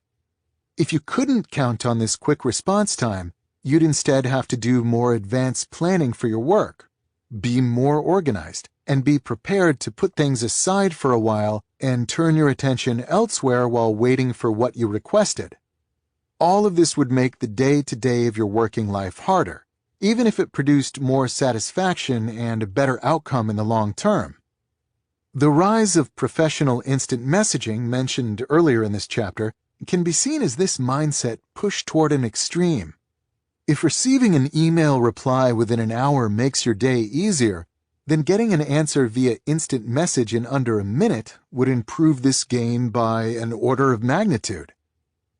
The second reason that a culture of connectivity makes life easier is that it creates an environment where it becomes acceptable to run your day out of your inbox, responding to the latest missive with alacrity, while others pile up behind it, all the while feeling satisfyingly productive. More on this soon. If email were to move to the periphery of your workday, you'd be required to deploy a more thoughtful approach to figuring out what you should be working on, and for how long. This type of planning is hard. Consider, for example, David Allen's Getting Things Done task management methodology, which is a well-respected system for intelligently managing competing workplace obligations. This system proposes a 15-element flowchart for making a decision on what to do next. It's significantly easier to simply chime in on the latest CC'd email thread. I'm picking on constant connectivity as a case study in this discussion, but it's just one of many examples of business behaviors that are antithetical to depth and likely reducing the bottom-line value produced by the company, that nonetheless thrives because, in the absence of metrics, most people fall back on what's easiest. To name another example, consider the common practice of setting up regularly occurring meetings for projects. These meetings tend to pile up and fracture schedules to the point where sustained focus during the day becomes impossible. Why do they persist? They're easier. For many, these standing meetings become a simple but blunt form of personal organization. Instead of trying to manage their time and obligations themselves, they let the impending meeting each week force them to take some action on a given project, and more generally, provide a highly visible simulacrum of progress. Also, consider the frustratingly common practice of forwarding an email to one or more colleagues, labeled with a short, open-ended interrogative such as, "Thoughts?" These emails take the sender only a handful of seconds to write, but can command many minutes, if not hours in some cases, of time and attention from their recipients to work toward a coherent response. A little more care in crafting the message by the sender could reduce the overall time spent by all parties by a significant fraction. So, why are these easily avoidable and time-sucking emails so common? From the sender's perspective, they're easier. It's a way to clear something out of their inbox, at least temporarily, with a minimum amount of energy invested. The principle of least resistance, protected from scrutiny by the metric black hole, supports work cultures that save us from the short-term discomfort of concentration and planning at the expense of long-term satisfaction and the production of real value. By doing so, this principle drives us toward shallow work in an economy that increasingly rewards depth. It's not, however, the only trend that leverages the metric black hole to reduce depth. We must also consider the always present and always vexing demand toward productivity, the topic we'll turn our attention to next. Busyness as a proxy for productivity. There are a lot of things difficult about being a professor at a research-oriented university. But one benefit that this profession enjoys is clarity. How well or how poorly you're doing as an academic researcher can be boiled down to a simple question. Are you publishing important papers? The answer to this question can even be quantified as a single number, such as the H-index, a formula named for its inventor, George Hirsch, that processes your publication and citation counts into a single value that approximates your impact on your field.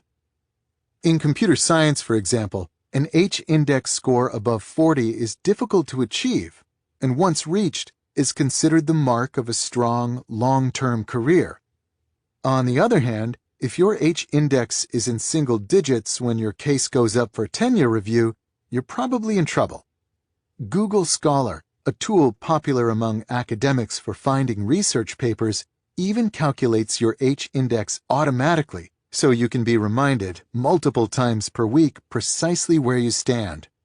In case you're wondering, as of the morning when I'm writing this chapter, I'm at 21.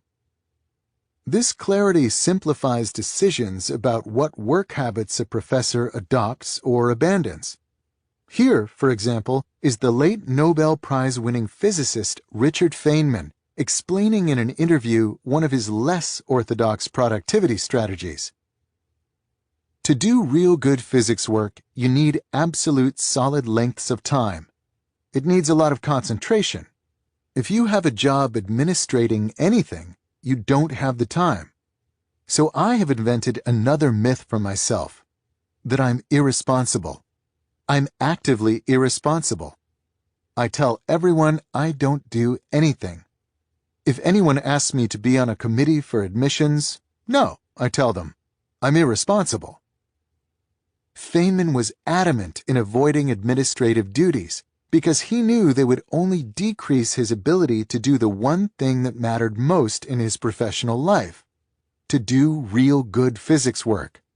Feynman, we can assume, was probably bad at responding to emails, and would likely switch universities if you had tried to move him into an open office or demand that he tweet. Clarity about what matters provides clarity about what does not. I mention the example of professors because they're somewhat exceptional among knowledge workers, most of whom don't share this transparency regarding how well they're doing their job. Here's the social critic Matthew Crawford's description of this uncertainty. Managers themselves inhabit a bewildering psychic landscape and are made anxious by the vague imperatives that they must answer to. Though Crawford was speaking specifically to the plight of the knowledge work middle manager, the bewildering psychic landscape he references applies to many positions in this sector. As Crawford describes in his 2009 Ode to the Trades, Shop Class as Soulcraft, he quit his job as a Washington, D.C. think tank director to open a motorcycle repair shop exactly to escape this bewilderment. The feeling of taking a broken machine, struggling with it, then eventually enjoying a tangible indication that he had succeeded, the bike driving out of the shop under its own power, provides a concrete sense of accomplishment he struggled to replicate when his day revolved vaguely around reports and communication strategies. A similar reality creates problems for many knowledge workers. They want to prove that they're productive members of the team and are earning their keep, but they're not entirely clear what this goal constitutes. They have no rising H-index or rack of repaired motorcycles to point to as evidence of their worth. To overcome this gap, many seem to be turning back to the last time when productivity was more universally observable, the industrial age. To understand this claim, recall that with the rise of assembly lines came the rise of the efficiency movement, identified with its founder, Frederick Taylor, who would famously stand with a stopwatch monitoring the efficiency of worker movements, looking for ways to increase the speed at which they accomplished their tasks. In Taylor's era, productivity was unambiguous, widgets created per unit of time. It seems that in today's business landscape, many knowledge workers bereft of other ideas are turning toward this old definition of productivity in trying to solidify their value in the otherwise bewildering landscape of their professional lives. David Allen, for example, even uses the specific phrase cranking widgets to describe a productive workflow. Knowledge workers, I'm arguing, are tending toward increasingly visible busyness because they lack a better way to demonstrate their value. Let's give this tendency a name. Busyness as proxy for productivity. In the absence of clear indicators of what it means to be productive and valuable in their jobs, many knowledge workers turn back toward an industrial indicator of productivity, doing lots of stuff in a visible manner. This mindset provides another explanation for the popularity of many depth-destroying behaviors.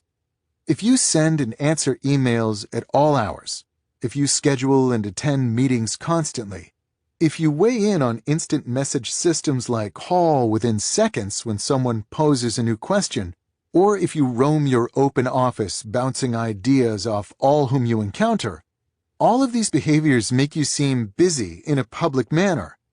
If you're using busyness as a proxy for productivity, then these behaviors can seem crucial for convincing yourself and others that you're doing your job well. This mindset is not necessarily irrational. For some, their jobs really do depend on such behavior. In 2013, for example, Yahoo's new CEO, Marissa Mayer, banned employees from working at home.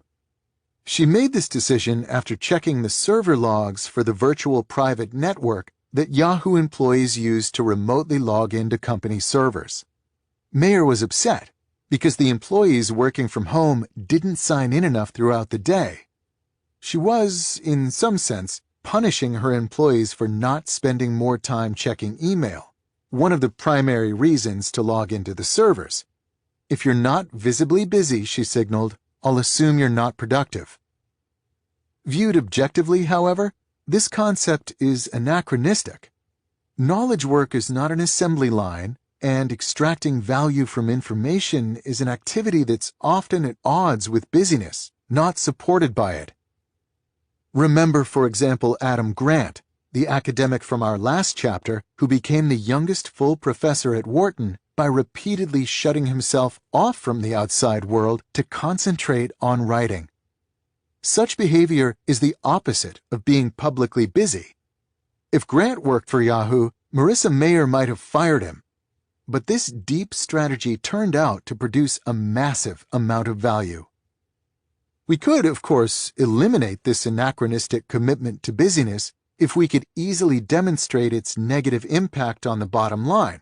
But the metric black hole enters the scene at this point and prevents such clarity.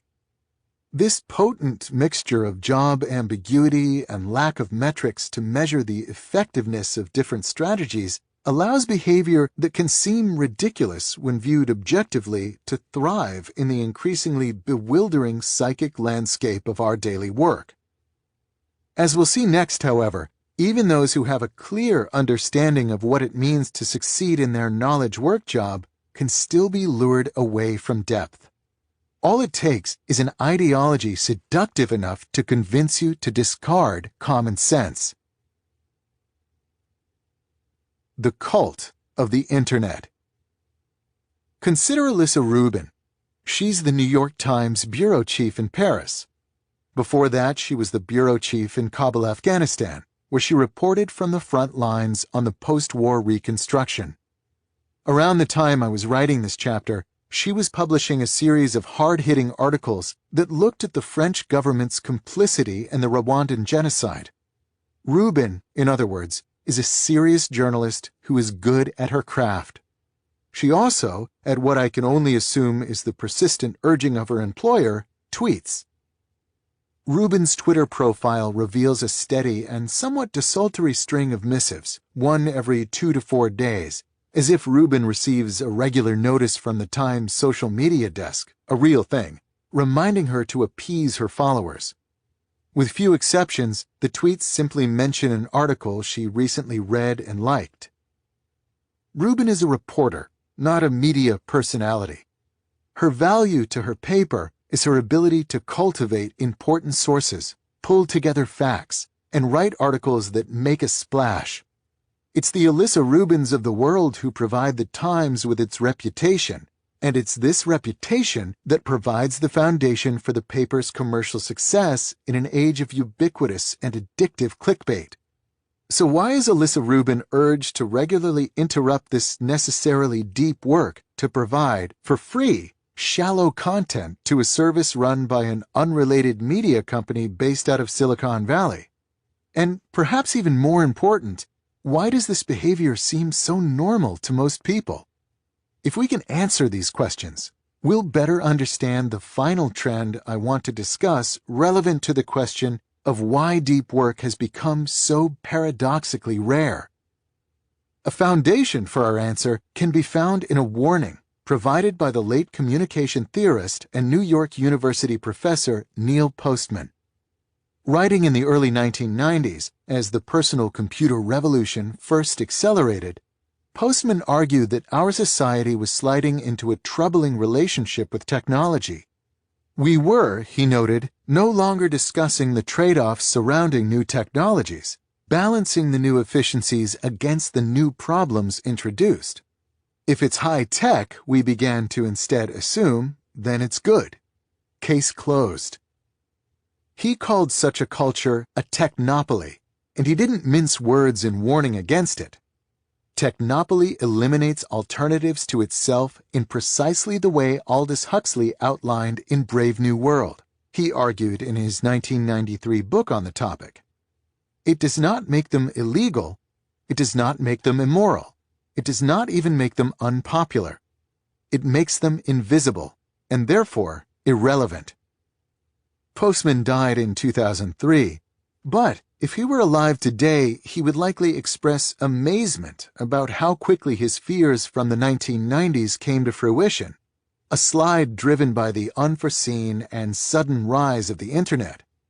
Fortunately, Postman has an intellectual heir to continue this argument in the Internet age, the hyper-citational social critic Evgeny Morozov.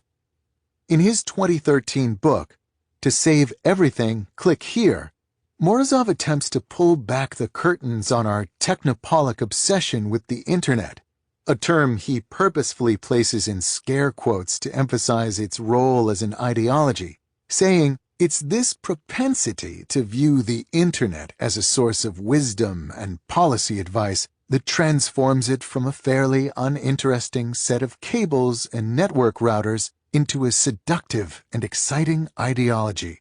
Perhaps today's Uber ideology. In Morozov's critique, we've made the Internet synonymous with the revolutionary future of business and government. To make your company more like the Internet is to be with the times, and to ignore these trends is to be the proverbial buggy whip maker in an automotive age. We no longer see Internet tools as products released by for-profit companies, funded by investors hoping to make a return, and run by 20-somethings who are often making things up as they go along. We're instead quick to idolize these digital doodads as a signifier of progress and a harbinger of a, dare I say, brave new world. This Internet centrism, to steal another Morozov term, is what technopoly looks like today. It's important that we recognize this reality because it explains the question that opened this section. The New York Times maintains a social media desk and pressures its writers, like Alyssa Rubin, toward distracting behavior, because in an Internet-centric technopoly, such behavior is not up for discussion. The alternative, to not embrace all things Internet, is, as Postman would say, invisible, and therefore irrelevant. This invisibility explains the uproar mentioned earlier that arose when Jonathan Franzen dared suggest that novelists shouldn't tweet. It riled people, not because they're well-versed in book marketing and disagreed with Franzen's conclusion, but because it surprised them that anyone serious would suggest the irrelevance of social media. In an Internet-centric technopoly, such a statement is the equivalent of a flag burning, desecration, not debate. Perhaps the near-universal reach of this mindset is best captured in an experience I had recently on my commute to the Georgetown campus where I work. Waiting for the light to change so I could cross Connecticut Avenue, I idled behind a truck from a refrigerated supply chain logistics company. Refrigerated shipping is a complex, competitive business that requires equal skill managing trade unions and route scheduling. It's the ultimate old-school industry, and in many ways is the opposite of the lean, consumer-facing tech startups that currently receive so much attention. What struck me as I waited in traffic behind this truck, however, was not the complexity or scale of this company, but instead a graphic that had been commissioned and then affixed, probably at significant expense, on the back of this entire fleet of trucks. A graphic that read, "Like us on Facebook." Deep work is at a severe disadvantage in a technopoly because it builds on values like quality, craftsmanship, and mastery that are decidedly old-fashioned and non-technological. Even worse, to support deep work often requires the rejection of much of what is new and high-tech. Deep work is exiled in favor of more distracting high-tech behaviors, like the professional use of social media, not because the former is empirically inferior to the latter. Indeed, if we had hard metrics relating the impact of these behaviors on the bottom line, our current technopoly would likely crumble. But the metric black hole prevents such clarity and allows us instead to elevate all things Internet into Morozov's feared Uber ideology. In such a culture, we should not be surprised that deep work struggles to compete against the shiny thrum of tweets, likes, tagged photos, walls, posts, and all the other behaviors that we're now taught are necessary for no other reason than that they exist. Bad for business, good for you. Deep work should be a priority in today's business climate, but it's not. I've just summarized various explanations for this paradox. Among them are the realities that deep work is hard and shallow work is easier. That in the absence of clear goals for your job, the visible busyness that surrounds shallow work becomes self-preserving, and that our culture has developed a belief that if a behavior relates to the Internet, then it's good, regardless of its impact on our ability to produce valuable things. All of these trends are enabled by the difficulty of directly measuring the value of depth or the cost of ignoring it. If you believe in the value of depth, this reality spells bad news for businesses in general, as it's leading them to miss out on potentially massive increases in their value production. But for you, as an individual, good news lurks. The myopia of your peers and employers uncovers a great personal advantage. Assuming the trends outlined here continue, depth will become increasingly rare and therefore increasingly valuable. Having just established that there's nothing fundamentally flawed about deep work and nothing fundamentally necessary about the distracting behaviors that displace it, you can therefore continue with confidence with the ultimate goal of this book: to systematically develop your personal ability to go deep, and, by doing so, reap great rewards. Chapter 3. Deep work is meaningful. Rick Furr is a blacksmith. He specializes in ancient and medieval metalworking practices, which he painstakingly recreates in his shop, Door County Forge Works. I do all my work by hand and use tools that multiply my force without limiting my creativity or interaction with the material, he explains in his artist statement. What may take me 100 blows by hand can be accomplished in one by a large swaging machine. This is the antithesis of my goal, and to that end all my work shows evidence of the two hands that made it. A 2012 PBS documentary provides a glimpse into Furr's world. We learn that he works in a converted barn in Wisconsin farm country, not far inland from the scenic Sturgeon Bay of Lake Michigan. Furr often leaves the barn doors open to vent the heat of the forges, one suspects, his efforts framed by farm fields stretching to the horizon. The setting is idyllic, but the work can seem, at first encounter, brutish. In the documentary, Fur is trying to recreate a Viking-era sword. He begins by using a 1,500-year-old technique to smelt crucible steel, an unusually pure, for the period, form of the metal. The result is an ingot, not much bigger than 3 or 4 stacked smartphones. This dense ingot must then be shaped and polished into a long and elegant sword blade. This part, the initial breakdown, is terrible, Fur says to the camera as he methodically heats the ingot, hits it with a hammer, turns it, hits it, then puts it back in the flames to start over. The narrator reveals that it will take 8 hours of this hammering to complete the shaping. As you watch Fur work, however, the sense of the labor shifts. It becomes clear that he's not drearily whacking at the metal like a miner with a pickaxe. Every hit, though forceful, is carefully controlled. He peers intently at the metal through thin-framed intellectual glasses, which seem out of place perched above his heavy beard and broad shoulders, turning it just so for each impact. You have to be very gentle with it, or you will crack it, he explains. After a few more hammer strikes, he adds, you have to nudge it. Slowly it breaks down.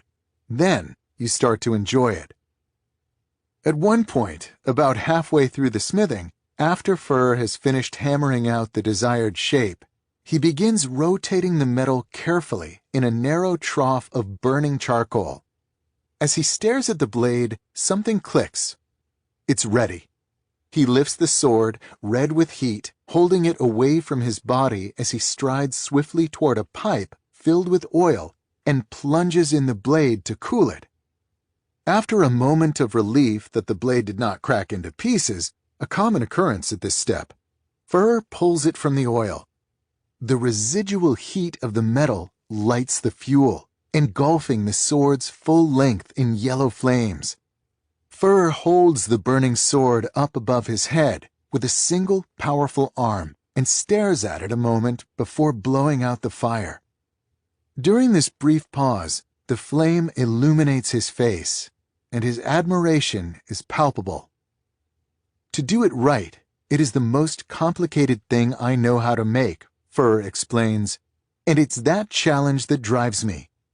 I don't need a sword, but I have to make them. Rick Fur is a master craftsman whose work requires him to spend most of his day in a state of depth.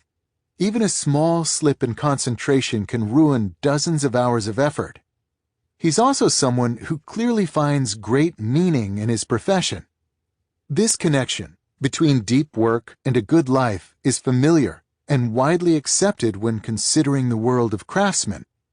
The satisfactions of manifesting oneself concretely in the world through manual competence have been known to make a man quiet and easy, explains Matthew Crawford, and we believe him. But when we shift our attention to knowledge work, this connection is muddied. Part of the issue is clarity. Craftsmen like Fur tackle professional challenges that are simple to define but difficult to execute, a useful imbalance when seeking purpose.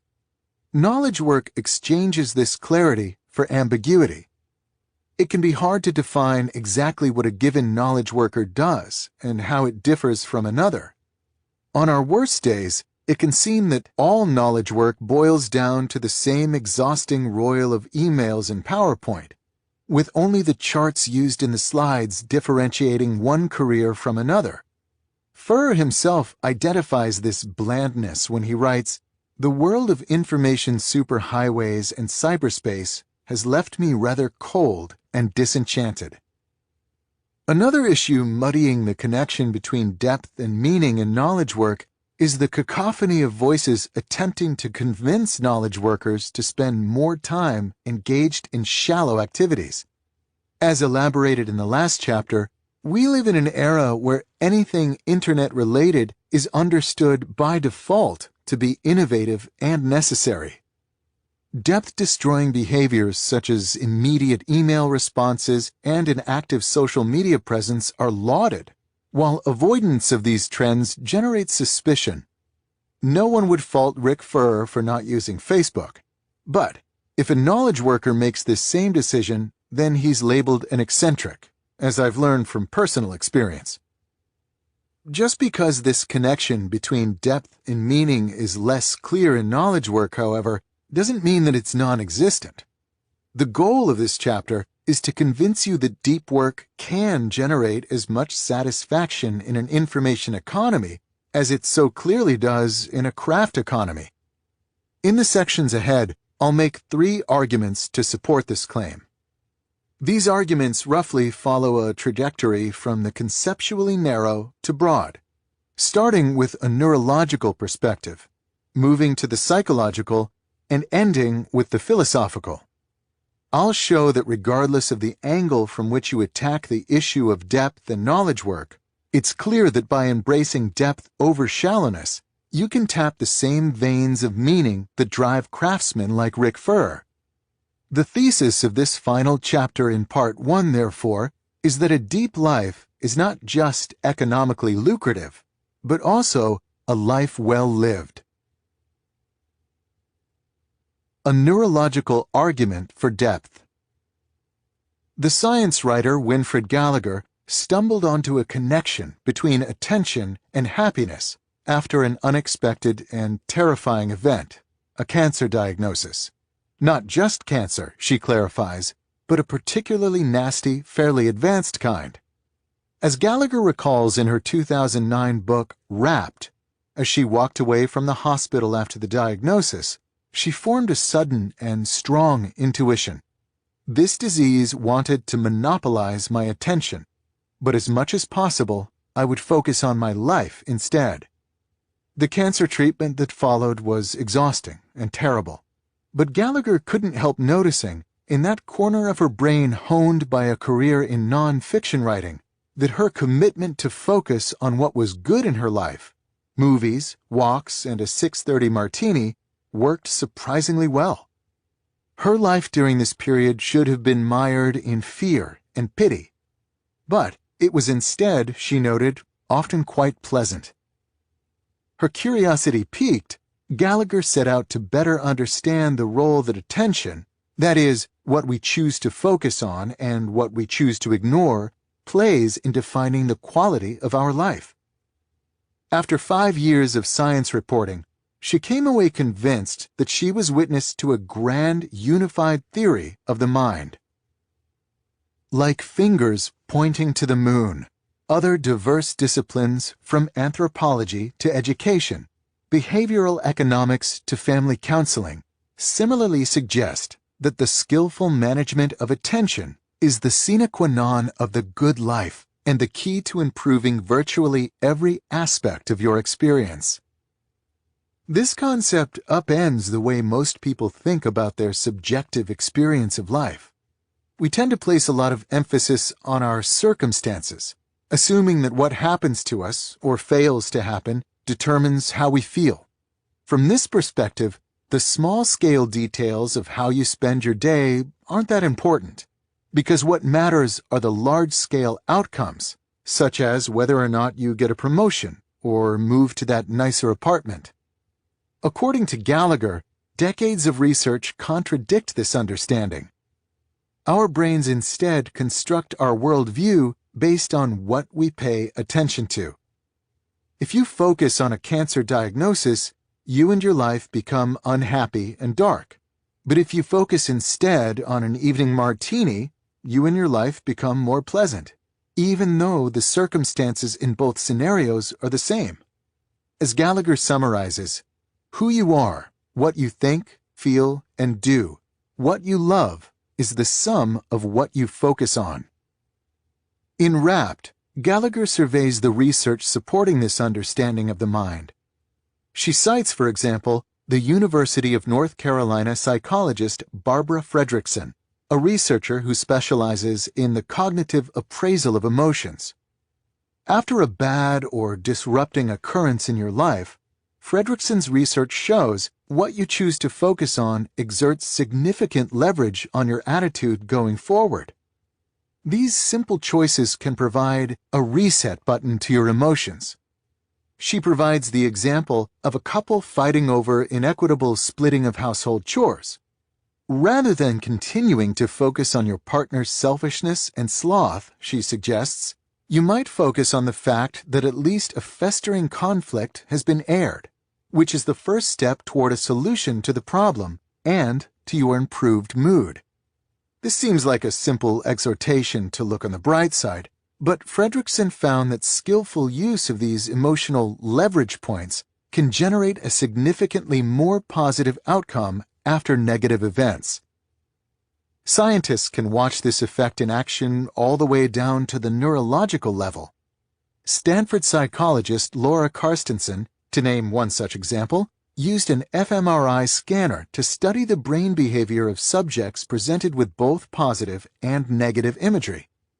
She found that for young people, their amygdala, a center of emotion, fired with activity at both types of imagery.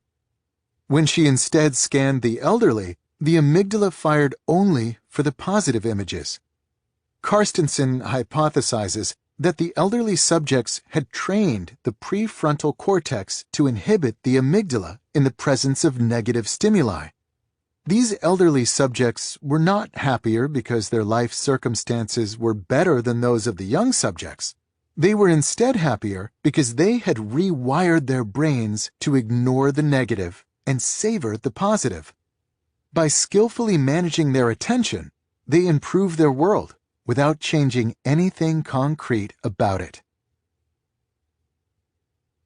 We can now step back and use Gallagher's grand theory to better understand the role of deep work in cultivating a good life. This theory tells us that your world is the outcome of what you pay attention to. So consider, for a moment, the type of mental world constructed when you dedicate significant time to deep endeavors. There's a gravity and sense of importance inherent in deep work. Whether you're Rick Furr smithing a sword or a computer programmer optimizing an algorithm, Gallagher's theory, therefore, predicts that if you spend enough time in this state, your mind will understand your world as rich in meaning and importance. There is, however, a hidden but equally important benefit to cultivating rapt attention in your workday. Such concentration hijacks your attention apparatus, preventing you from noticing the many smaller and less pleasant things that unavoidably and persistently populate our lives. The psychologist Mihaly Csikszentmihalyi, whom we'll learn more about in the next section, explicitly identifies this advantage when he emphasizes the advantage of cultivating concentration so intense that there is no attention left over to think about anything irrelevant or to worry about problems. This danger is especially pronounced in knowledge work, which, due to its dependence on ubiquitous connectivity, generates a devastatingly appealing buffet of distraction, most of which will, if given enough attention, leach meaning and importance from the world constructed by your mind. To help make this claim more concrete, I'll use myself as a test case. Consider, for example, the last 5 emails I sent before I began writing the first draft of this chapter. Following are the subject lines of these messages, along with summaries of their contents. Urgent, Cal Newport brand registration confirmation. This message was in response to a standard scam in which a company tries to trick website owners into registering their domain in China. I was annoyed that they kept spamming me, so I lost my cool and responded, futilely, of course, by telling them their scam would be more convincing if they spelled website correctly in their emails. SR. This message was a conversation with a family member about an article he saw in the Wall Street Journal. Important advice. This email was part of a conversation about optimal retirement investment strategies. Forward, study hacks. This email was part of a conversation in which I was attempting to find a time to meet with someone I know who was visiting my city, a task complicated by his fractured schedule during his visit. Just curious. This message was part of a conversation in which a colleague and I were reacting to some thorny office politics issues of the type that are frequent and cliched in academic departments. These emails provide a nice case study of the type of shallow concerns that vie for your attention in a knowledge work setting. Some of the issues presented in these sample messages are benign, such as discussing an interesting article. Some are vaguely stressful, such as the conversation on retirement saving strategies, a type of conversation which almost always concludes with you not doing the right things. Some are frustrating, such as trying to arrange a meeting around busy schedules. And some are explicitly negative, such as angry responses to scammers or worried discussions about office politics. Many knowledge workers spend most of their working day interacting with these types of shallow concerns. Even when they're required to complete something more involved, the habit of frequently checking inboxes ensures that these issues remain at the forefront of their attention. Gallagher teaches us that this is a foolhardy way to go about your day, as it ensures that your mind will construct an understanding of your working life that's dominated by stress, irritation, frustration, and triviality. The world represented by your inbox, in other words, isn't a pleasant world to inhabit. Even if your colleagues are all genial and your interactions are always upbeat and positive, by allowing your attention to drift over the seductive landscape of the shallow, you run the risk of falling into another neurological trap identified by Gallagher. 5 years of reporting on attention have confirmed some home truths, Gallagher reports. Among them is the notion that the idle mind is the devil's workshop. When you lose focus, your mind tends to fix on what could be wrong with your life instead of what's right. A workday driven by the shallow, from a neurological perspective, is likely to be a draining and upsetting day, even if most of the shallow things that capture your attention seem harmless or fun. The implication of these findings is clear. In work, and especially knowledge work, to increase the time you spend in a state of depth is to leverage the complex machinery of the human brain in a way that for several different neurological reasons maximizes the meaning and satisfaction you'll associate with your working life. After running my tough experiment with cancer, I have a plan for living the rest of my life, Gallagher concludes in her book. I'll choose my targets with care, then give them my rapt attention. In short, I'll live the focused life because it's the best kind there is. We'd be wise to follow her lead. A psychological argument for depth. Our second argument for why depth generates meaning comes from the work of one of the world's best-known and most misspelled psychologists, Mihaly Csikszentmihalyi. In the early 1980s, Csikszentmihalyi, working with Reed Larson, a young colleague at the University of Chicago, invented a new technique for understanding the psychological impact of everyday behaviors. At the time, it was difficult to accurately measure the psychological impact of different activities. If you brought someone into a laboratory and asked her to remember how she felt at a specific point many hours ago, she was unlikely to recall. If you instead gave her a diary and asked her to record how she felt throughout the day, she wouldn't be likely to keep up the entries with diligence. It's simply too much work. Csikszentmihalyi and Larson's breakthrough was to leverage new technology, for the time, to bring the question to the subject right when it mattered. In more detail, they outfitted experimental subjects with pagers.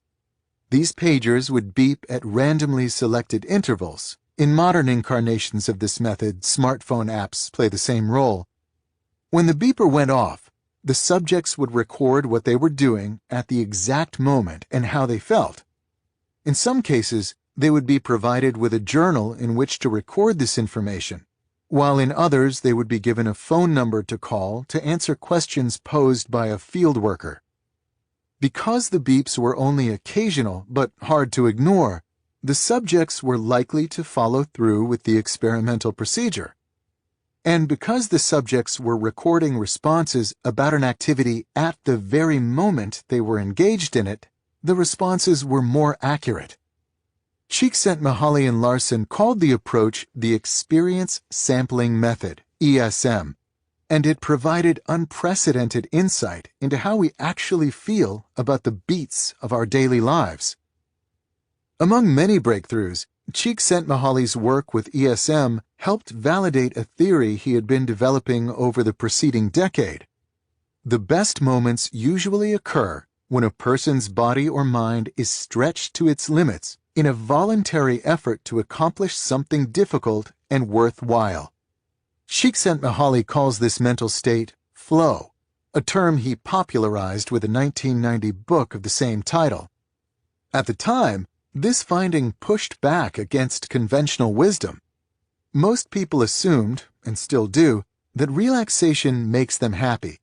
We want to work less and spend more time in the hammock. But the results from Csikszentmihalyi's ESM studies reveal that most people have this wrong. Ironically, he writes, jobs are actually easier to enjoy than free time because, like flow activities, they have built-in goals, feedback rules, and challenges, all of which encourage one to become involved in one's work, to concentrate, and lose oneself in it. Free time, on the other hand, is unstructured and requires much greater effort to be shaped into something that can be enjoyed. When measured empirically, people were happier at work and less happy relaxing than they suspected. And as the ESM studies confirmed, the more such flow experiences that occur in a given week, the higher the subject's life satisfaction. Human beings, it seems, are at their best when immersed deeply in something challenging. There is, of course, overlap between the theory of flow and the ideas of Winifred Gallagher highlighted in the last section. Both point toward the importance of depth over shallowness, but they focus on two different explanations for this importance. Gallagher's writing emphasizes that the content of what we focus on matters. If we give rapt attention to important things, and therefore also ignore shallow, negative things, we'll experience our working life as more important and positive. Csikszentmihalyi's theory of flow, by contrast, is mostly agnostic to the content of our attention.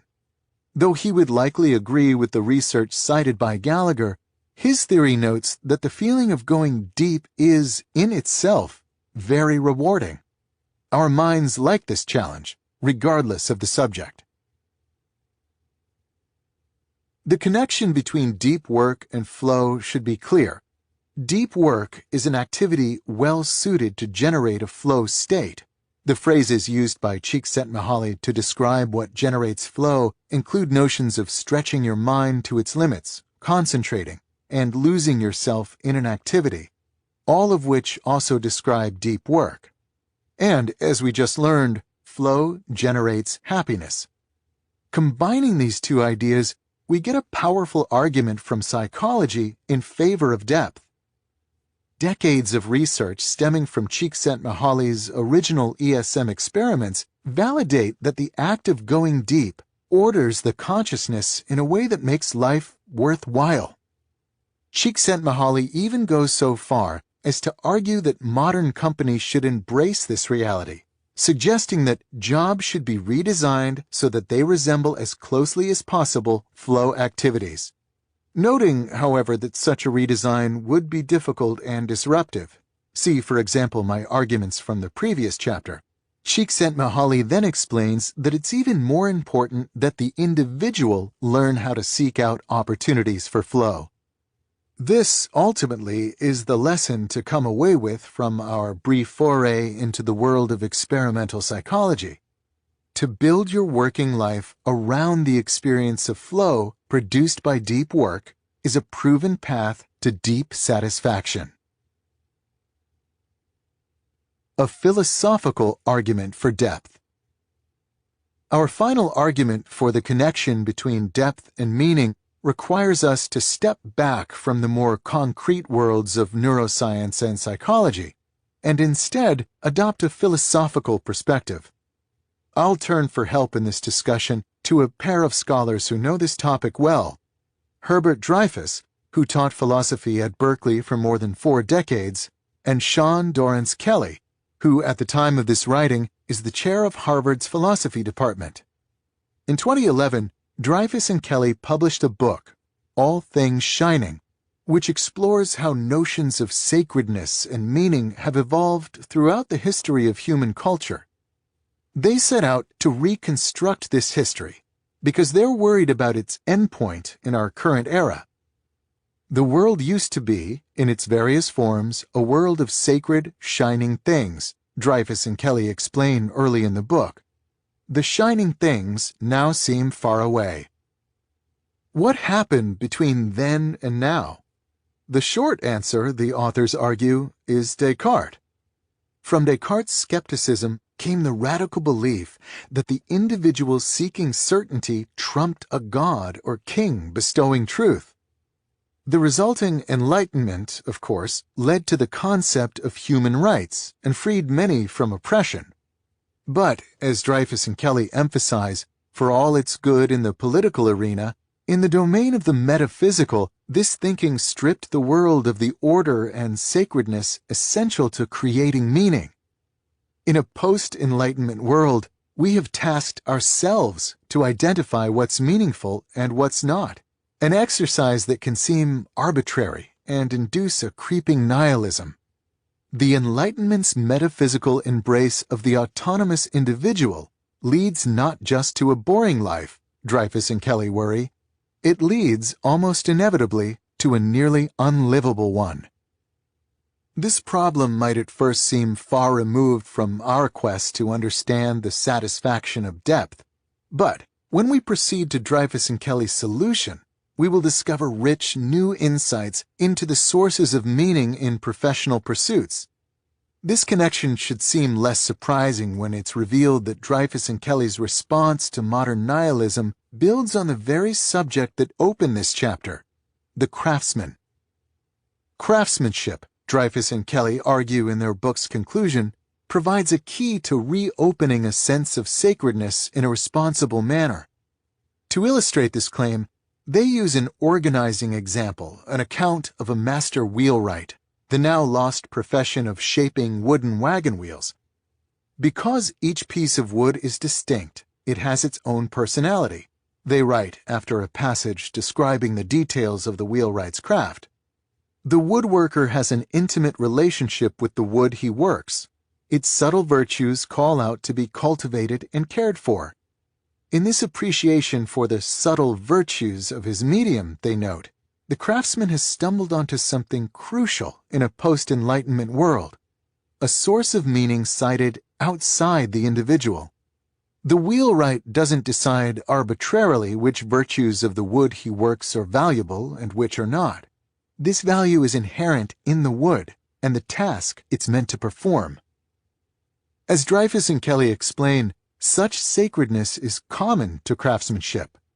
The task of a craftsman, they conclude, is not to generate meaning, but rather to cultivate in himself the skill of discerning the meanings that are already there. This frees the craftsman of the nihilism of autonomous individualism, providing an ordered world of meaning. At the same time, this meaning seems safer than the sources cited in previous eras.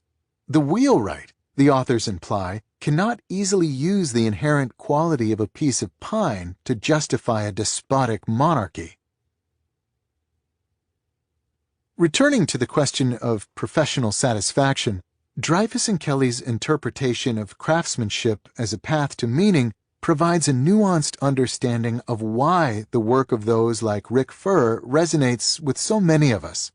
The look of satisfaction on Furr's face as he works to extract artistry from crude metals, these philosophers would argue, is a look expressing appreciation for something elusive and valuable in modernity, a glimpse of the sacred. Once understood, we can connect this sacredness inherent in traditional craftsmanship to the world of knowledge work. To do so, there are two key observations we must first make. The first might be obvious, but requires emphasis. There's nothing intrinsic about the manual trades when it comes to generating this particular source of meaning.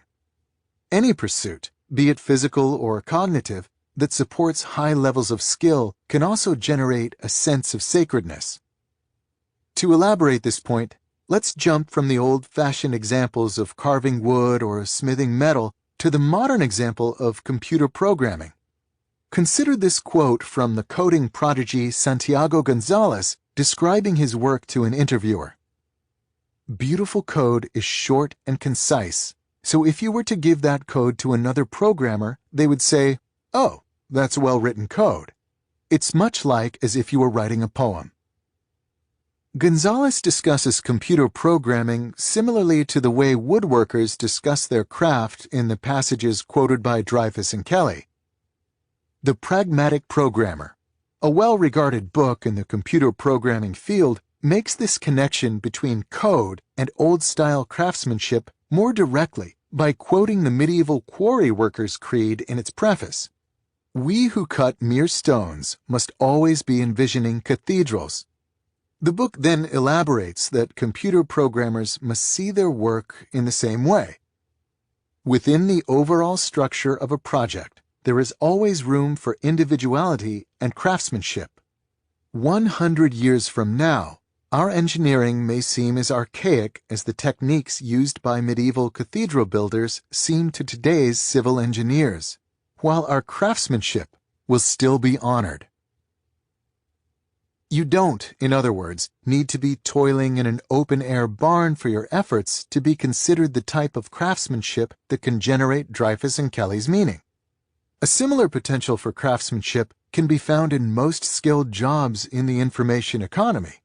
Whether you're a writer, marketer, consultant, or lawyer, your work is craft.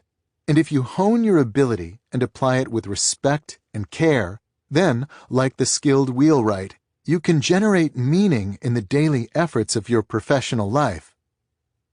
It's here that some might respond that their knowledge work job cannot possibly become such a source of meaning, because their job subject is much too mundane. But this is flawed thinking that our consideration of traditional craftsmanship can help correct. In our current culture, we place a lot of emphasis on job description. Our obsession with the advice to follow your passion, the subject of my last book, for example, is motivated by the flawed idea that what matters most for your career satisfaction is the specifics of the job you choose. In this way of thinking, there are some rarefied jobs that can be a source of satisfaction, perhaps working in a non-profit or starting a software company, while all others are soulless and bland. The philosophy of Dreyfus and Kelly frees us from such traps. The craftsmen they cite don't have rarefied jobs. Throughout most of human history, to be a blacksmith or a wheelwright wasn't glamorous. But this doesn't matter, as the specifics of the work are irrelevant. The meaning uncovered by such efforts is due to the skill and appreciation inherent in craftsmanship, not the outcomes of their work. Put another way, a wooden wheel is not noble, but its shaping can be. The same applies to knowledge work. You don't need a rarefied job. You need instead a rarefied approach to your work. The second key observation about this line of argument is that cultivating craftsmanship is necessarily a deep task, and therefore requires a commitment to deep work. Recall that I argued in Chapter 1 that deep work is necessary to hone skills and to then apply them at an elite level, the core activities in craft. Deep work, therefore, is key to extracting meaning from your profession in the manner described by Dreyfus and Kelly. It follows that to embrace deep work in your own career and to direct it toward cultivating your skill is an effort that can transform a knowledge work job from a distracted, draining obligation into something satisfying, a portal to a world full of shining, wondrous things. Homo sapiens depensis. The first two chapters of Part 1 were pragmatic. They argued that deep work is becoming increasingly valuable in our economy, at the same time that it also is becoming increasingly rare for somewhat arbitrary reasons. This represents a classic market mismatch. If you cultivate this skill, you'll thrive professionally. This final chapter, by contrast, has little to add to this practical discussion of workplace advancement, and yet it's absolutely necessary for these earlier ideas to gain traction. The sections ahead describe a rigorous program for transforming your professional life into one centered on depth. This is a difficult transition, and as with many such efforts, well-reasoned, pragmatic arguments can motivate you only to a certain point. Eventually, the goal you pursue needs to resonate at a more human level. This chapter argues that when it comes to the embrace of depth, such resonance is inevitable. Whether you approach the activity of going deep from the perspective of neuroscience, psychology, or lofty philosophy, these paths all seem to lead back to a connection between depth and meaning. It's as if our species has evolved into one that flourishes in depth and wallows in shallowness, becoming what we might call Homo sapiens depensis. I earlier quoted Winifred Gallagher, the converted disciple of depth, saying, "I'll live the focused life, because it's the best kind there is." This is perhaps the best way to sum up the argument of this chapter and of Part 1 more broadly. A deep life is a good life, any way you look at it. Part 2. The Rules. Rule number 1. Work deeply. Soon after I met David Duane for a drink at a DuPont Circle bar, he brought up the eudaimonia machine. Duane is an architecture professor and therefore likes to explore the intersection between the conceptual and the concrete. The eudaimonia machine is a good example of this intersection. The machine, which takes its name from the ancient Greek concept of eudaimonia, a state in which you're achieving your full human potential, turns out to be a building. The goal of the machine, David explained, is to create a setting where the users can get into a state of deep human flourishing, creating work that's at the absolute extent of their personal abilities. It is, in other words, a space designed for the sole purpose of enabling the deepest possible deep work. I was, as you might expect, intrigued. As Duane explained the machine to me, he grabbed a pen to sketch its proposed layout. The structure is a one-story, narrow rectangle made up of 5 rooms, placed in a line, one after the other. There's no shared hallway. You have to pass through one room to get to the next. As Duane explains, the lack of circulation is critical because it doesn't allow you to bypass any of the spaces as you get deeper into the machine. The first room you enter when coming off the street is called the gallery. In Duane's plan, this room would contain examples of deep work produced in the building. It's meant to inspire the users of the machine, creating a culture of healthy stress and peer pressure. As you leave the gallery, you next enter the salon. In here, Duane imagines access to high-quality coffee and perhaps even a full bar. There are also couches and Wi-Fi. The salon is designed to create a mood that hovers between intense curiosity and argumentation. This is a place to debate, brood, and in general work through the ideas that you'll develop deeper in the machine. Beyond the salon, you enter the library.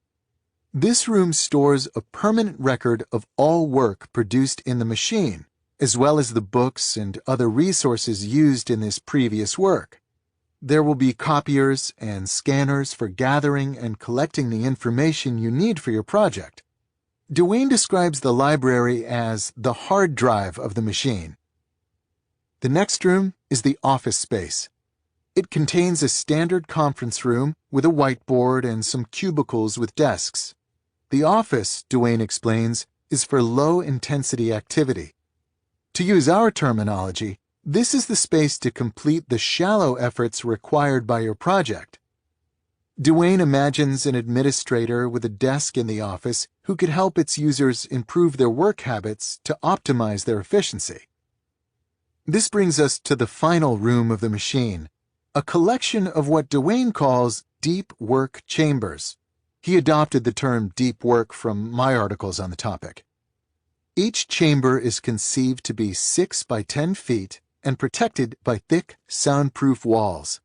Duane's plans call for 18 inches of insulation. The purpose of the deep work chamber is to allow for total focus and uninterrupted workflow, Duane explains.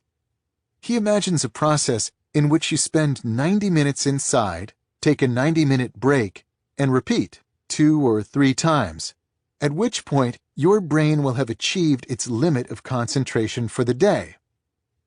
For now, the eudaimonia machine exists only as a collection of architectural drawings, but even as a plan, its potential to support impactful work excites Duane. This design remains, in my mind, the most interesting piece of architecture I've ever produced, he told me.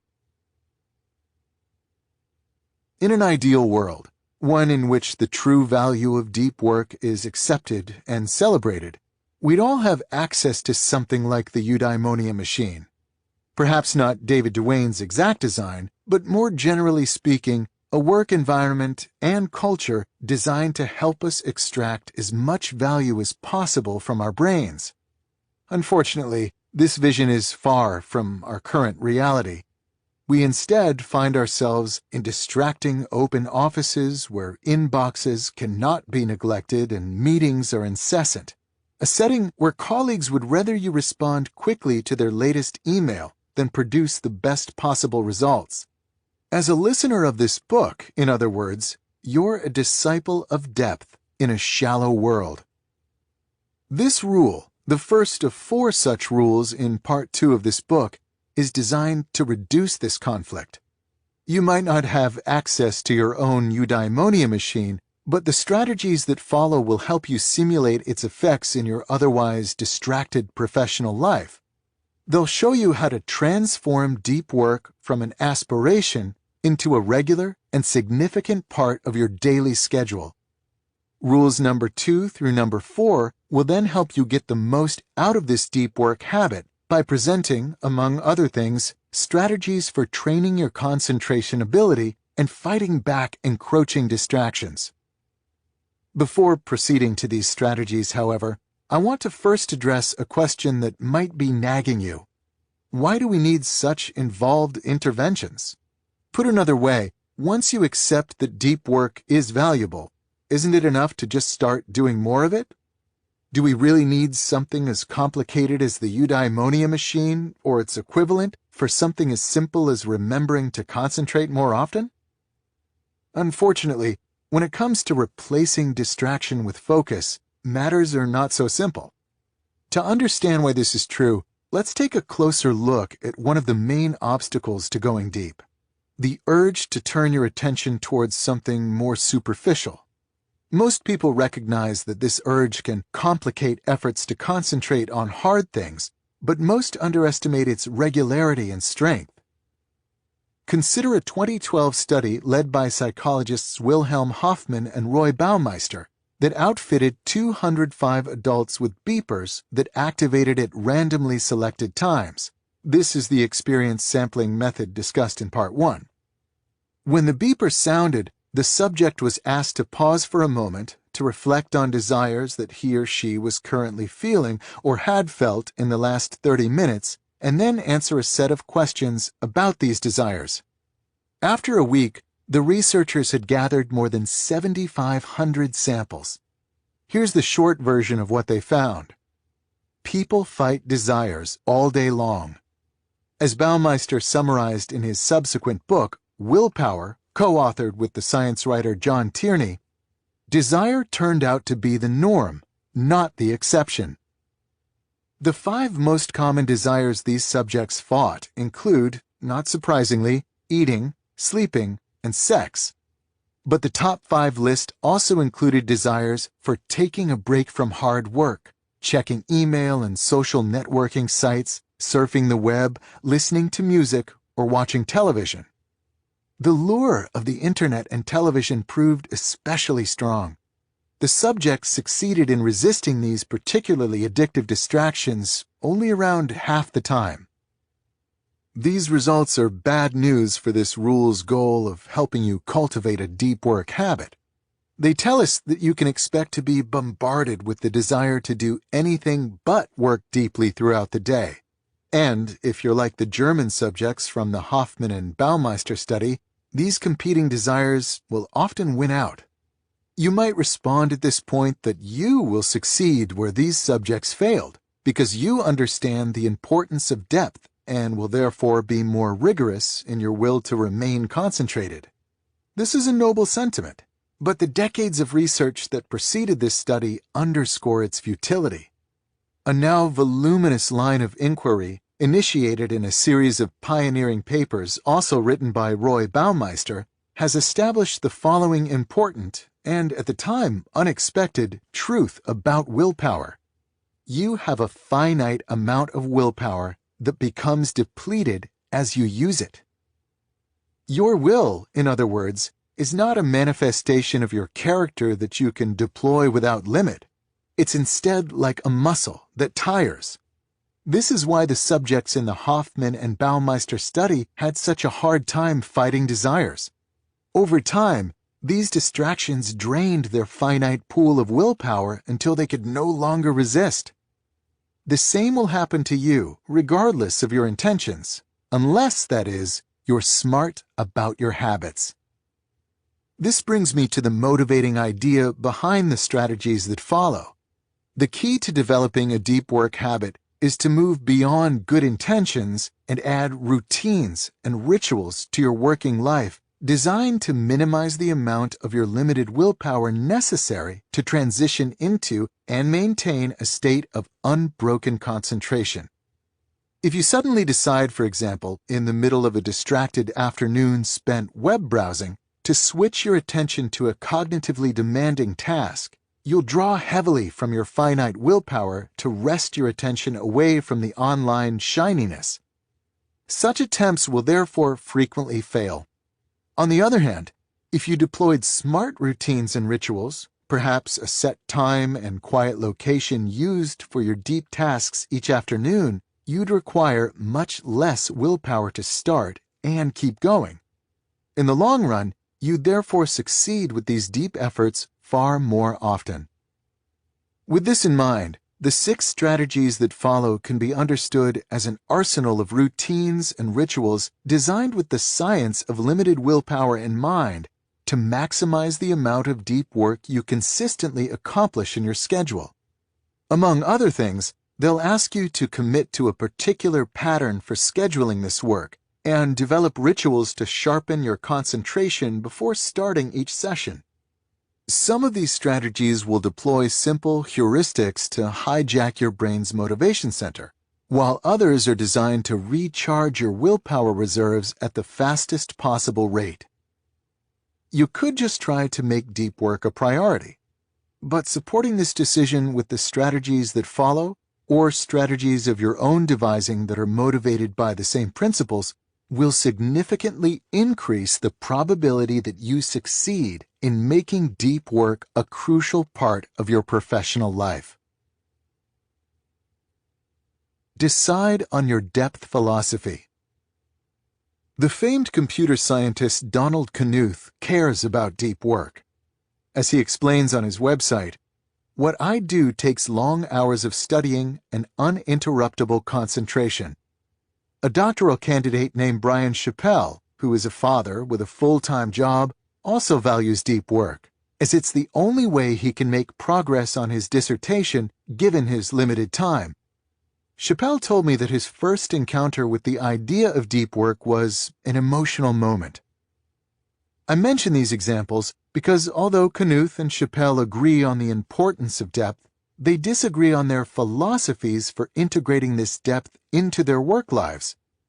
As I'll detail in the next section, Knuth deploys a form of monasticism that prioritizes deep work by trying to eliminate or minimize all other types of work. Chappell, by contrast, deploys a rhythmic strategy in which he works for the same hours, 5 to 7:30 a.m., every weekday morning without exception, before beginning a workday punctuated by standard distractions. Both approaches work, but not universally. Knuth's approach might make sense for someone whose primary professional obligation is to think big thoughts, but if Chappell adopted a similar rejection of all things shallow, he'd likely lose his job. You need your own philosophy for integrating deep work into your professional life. As argued in this rule's introduction, attempting to schedule deep work in an ad hoc fashion is not an effective way to manage your limited willpower. But this example highlights a general warning about this selection. You must be careful to choose a philosophy that fits your specific circumstances, as a mismatch here can derail your deep work habit before it has a chance to solidify. This strategy will help you avoid this fate by presenting 4 different depth philosophies that I've seen work exceptionally well in practice. The goal is to convince you that there are many different ways to integrate deep work into your schedule, and it's therefore worth taking the time to find an approach that makes sense for you. The monastic philosophy of deep work scheduling. Let's return to Donald Knuth. He's famous for many innovations in computer science, including, notably, the development of a rigorous approach to analyzing algorithm performance. Among his peers, however, Knuth also maintains an aura of infamy for his approach to electronic communication. If you visit Knuth's website at Stanford with the intention of finding his email address, you'll instead discover the following note. I have been a happy man ever since January 1st, 1990, when I no longer had an email address. I'd used email since about 1975, and it seems to me that 15 years of email is plenty for one lifetime. Email is a wonderful thing for people whose role in life is to be on top of things, but not for me. My role is to be on the bottom of things. What I do takes long hours of studying and uninterruptible concentration. Knuth goes on to acknowledge that he doesn't intend to cut himself off completely from the world. He notes that writing his books requires communication with thousands of people, and that he wants to be responsive to questions and comments. His solution? He provides an address, a postal mailing address. He says that his administrative assistant will sort through any letters arriving at that address and put aside those that she thinks irrelevant. Anything that's truly urgent she'll bring to Knuth promptly, and everything else he'll handle in a big batch once every 3 months or so. Knuth deploys what I call the monastic philosophy of deep work scheduling. This philosophy attempts to maximize deep efforts by eliminating or radically minimizing shallow obligations. Practitioners of the monastic philosophy tend to have a well-defined and highly valued professional goal that they're pursuing, and the bulk of their professional success comes from doing this one thing exceptionally well. It's this clarity that helps them eliminate the thicket of shallow concerns that tend to trip up those whose value proposition in the working world is more varied. Knuth, for example, explains his professional goal as follows. I try to learn certain areas of computer science exhaustively. Then, I try to digest that knowledge into a form that is accessible to people who don't have time for such study. Trying to pitch Knuth on the intangible returns of building an audience on Twitter or the unexpected opportunities that might come through a more liberal use of email will fail, as these behaviors don't directly aid his goal to exhaustively understand specific corners of computer science and then write about them in an accessible manner. Another person committed to monastic deep work is the acclaimed science fiction writer Neal Stephenson. If you visit Stevenson's author website, you'll notice a lack of email or mailing address. We can gain insight into this omission from a pair of essays that Stevenson posted on his early website, hosted on The Well, back in the early 2000s, and which have been preserved by the Internet Archive. In one such essay archived in 2003, Stevenson summarizes his communication policy as follows. Persons who wish to interfere with my concentration are politely requested not to do so, and warned that I don't answer email. Lest my communication policy's key message get lost in the verbiage, I will put it here succinctly. All of my time and attention are spoken for, several times over. Please do not ask for them. To further justify this policy, Stevenson wrote an essay titled, Why I Am a Bad Correspondent. At the core of his explanation for his inaccessibility is the following decision. The productivity equation, he writes, is a nonlinear one. In other words, this accounts for why I am a bad correspondent and why I very rarely accept speaking engagements. If I organize my life in such a way that I get lots of long, consecutive, uninterrupted time chunks, I can write novels.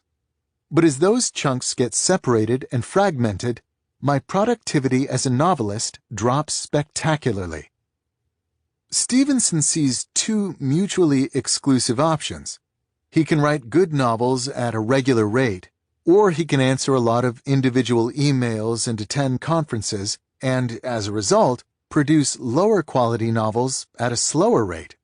He chose the former option, and this choice requires him to avoid as much as possible any source of shallow work in his professional life. This issue is so important to Stevenson that he went on to explore its implications, positive and negative, in his 2008 science fiction epic, Anathem, which considers a world where an intellectual elite live in monastic orders, isolated from the distracted masses and technology, thinking deep thoughts. In my experience, the monastic philosophy makes many knowledge workers defensive.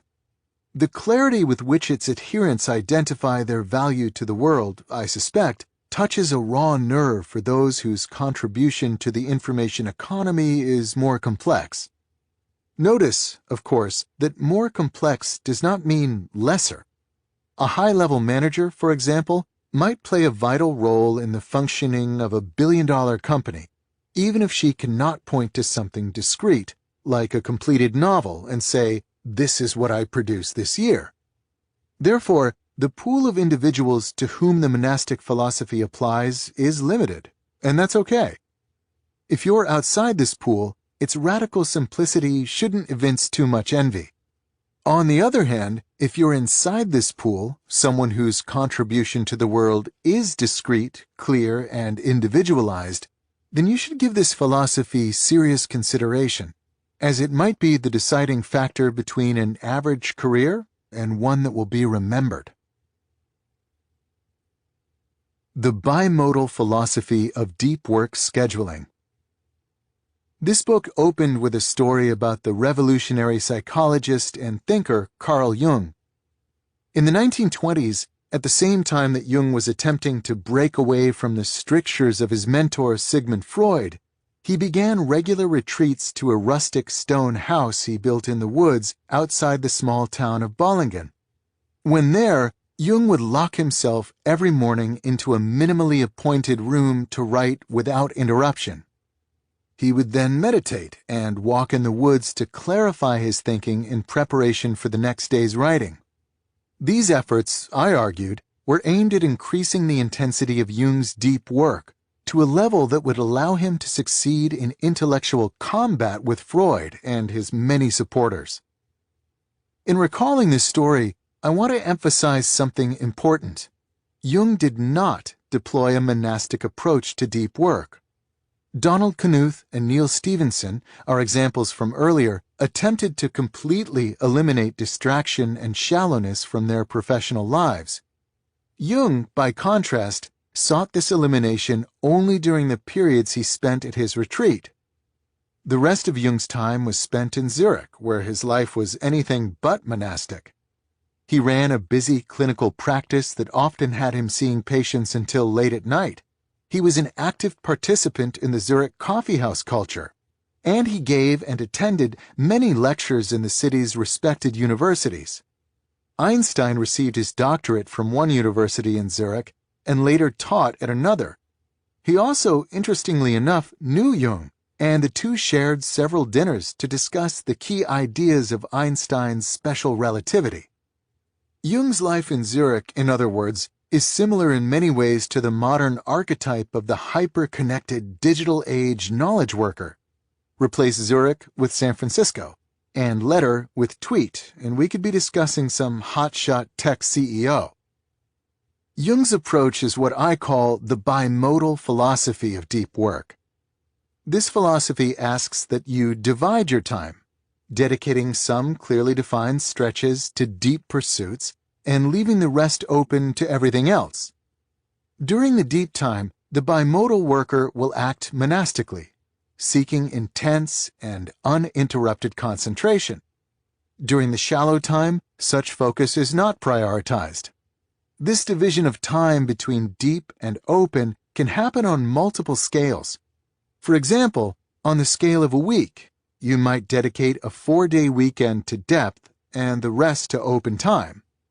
Similarly, on the scale of a year, you might dedicate one season to contain most of your deep stretches, as many academics do over the summer or while on sabbatical. The bimodal philosophy believes that deep work can produce extreme productivity, but only if the subject dedicates enough time to such endeavors to reach maximum cognitive intensity, the state in which real breakthroughs occur. This is why the minimum unit of time for deep work in this philosophy tends to be at least one full day. To put aside a few hours in the morning, for example, is too short to count as a deep work stretch for an adherent of this approach. At the same time, the bimodal philosophy is typically deployed by people who cannot succeed in the absence of substantial commitments to non-deep pursuits. Jung, for example, needed his clinical practice to pay the bills and the Zurich coffeehouse scene to stimulate his thinking. The approach of shifting between two modes provides a way to serve both needs well. To provide a more modern example of the bimodal philosophy in action, we can once again consider Adam Grant, the Wharton Business School professor whose thoughtfulness about work habits was first introduced in Part 1. As you might recall, Grant's schedule during his rapid rise through the professorship ranks at Wharton provides a nice bimodality case study. On the scale of the academic year, he stacked his courses into one semester so that he could focus the other two on deep work. During these deep semesters, he then applied the bimodal approach on the weekly scale. He would, perhaps once or twice a month, take a period of 2 to 4 days to become completely monastic. He would shut his door, put an out-of-office autoresponder on his email, and work on his research without interruption. Outside of these deep sessions, Grant remained famously open and accessible. In some sense, he had to be. His 2013 bestseller, Give and Take, promotes the practice of giving of your time and attention without expectation of something in return as a key strategy in professional advancement. Those who deploy the bimodal philosophy of deep work admire the productivity of the monastics, but also respect the value they receive from the shallow behaviors in their working lives. Perhaps the biggest obstacle to implementing this philosophy is that even short periods of deep work require a flexibility that many fear they lack in their current positions. If even an hour away from your inbox makes you uncomfortable, then certainly the idea of disappearing for a day or more at a time will seem impossible. But I suspect bimodal working is compatible with more types of jobs than you might guess. Earlier, for example, I described a study by Harvard Business School professor Leslie Perlow. In this study, a group of management consultants were asked to disconnect for a full day each work week. The consultants were afraid the client would rebel. It turned out that the client didn't care. As Jung, Grant, and Perlow's subjects discovered, people will usually respect your right to become inaccessible if these periods are well-defined and well-advertised, and outside these stretches, you're once again easy to find. The rhythmic philosophy of deep work scheduling. In the early days of the Seinfeld show, Jerry Seinfeld remained a working comic with a busy tour schedule. It was during this period that a writer and comic named Brad Isaac, who was working open mic nights at the time, ran into Seinfeld at a club waiting to go on stage. As Isaac later explained in a now classic Lifehacker article, "I saw my chance. I had to ask Seinfeld if he had any tips for a young comic. What he told me was something that would benefit me for a lifetime." Seinfeld began his advice to Isaac with some common sense, noting, the way to be a better comic was to create better jokes, and then explaining that the way to create better jokes was to write every day. Seinfeld continued by describing a specific technique he used to help maintain this discipline. He keeps a calendar on his wall. Every day that he writes jokes, he crosses out the date on the calendar with a big red X. "After a few days, you'll have a chain," Seinfeld said. "Just keep at it, and the chain will grow longer every day. You'll like seeing that chain, especially when you get a few weeks under your belt. Your only job next is to not break the chain." This chain method, as some now call it, soon became a hit among writers and fitness enthusiasts, communities that thrive on the ability to do hard things consistently. For our purposes, it provides a specific example of a general approach to integrating depth into your life, the rhythmic philosophy. This philosophy argues that the easiest way to consistently start deep work sessions is to transform them into a simple, regular habit. The goal, in other words, is to generate a rhythm for this work that removes the need for you to invest energy in deciding if and when you're going to go deep. The chain method is a good example of the rhythmic philosophy of deep work scheduling because it combines a simple scheduling heuristic, do the work every day, with an easy way to remind yourself to do the work, the big red X's on the calendar. Another common way to implement the rhythmic philosophy is to replace the visual aid of the chain method with a set starting time that you use every day for deep work. In much the same way that maintaining visual indicators of your work progress can reduce the barrier to entry for going deep, eliminating even the simplest scheduling decisions, such as when during the day to do the work, also reduces this barrier. Consider the example of Brian Chappell, the busy doctoral candidate I introduced in the opening to this strategy. Chappell adopted the rhythmic philosophy of deep work scheduling out of necessity. Around the time that he was ramping up his dissertation writing, he was offered a full-time job at a center on the campus where he was a student. Professionally, this was a good opportunity, and Chappell was happy to accept it. But academically, a full-time job, especially when coupled with the recent arrival of Chappell's first child, made it difficult to find the depth needed to write thesis chapters. Chappell began by attempting a vague commitment to deep work. He made a rule that deep work needed to happen in 90-minute chunks, recognizing correctly that it takes time to ease into a state of concentration. And he decided he would try to schedule these chunks in an ad hoc manner whenever appropriate openings in his schedule arose. Not surprisingly, this strategy didn't yield much productivity. In a dissertation boot camp Chappell had attended the year before, he'd managed to produce a full thesis chapter in a single week of rigorous deep work. After he accepted his full-time job, he managed to produce only a single additional chapter in the entire first year he was working. It was the glacial writing progress during this year that drove Chappell to embrace the rhythmic method. He made a rule that he would wake up and start working by 5:30 every morning. He would then work until 7:30, make breakfast, and go to work already done with his dissertation obligations for the day. Pleased by early progress, he soon pushed his wake-up time to 4:45 to squeeze out even more morning depth. When I interviewed Chappell for this book, he described his rhythmic approach to deep work scheduling as both astronomically productive and guilt-free. His routine was producing 4 to 5 pages of academic prose per day, and was capable of generating drafts of thesis chapters at a rate of 1 chapter every 2 or 3 weeks. A phenomenal output for someone who also worked a 9-to-5 job. Who's to say that I can't be that prolific, he concluded. Why not me? The rhythmic philosophy provides an interesting contrast to the bimodal philosophy. It perhaps fails to achieve the most intense levels of deep thinking sought in the day-long concentration sessions favored by the bimodalist. The trade-off, however, is that this approach works better with the reality of human nature.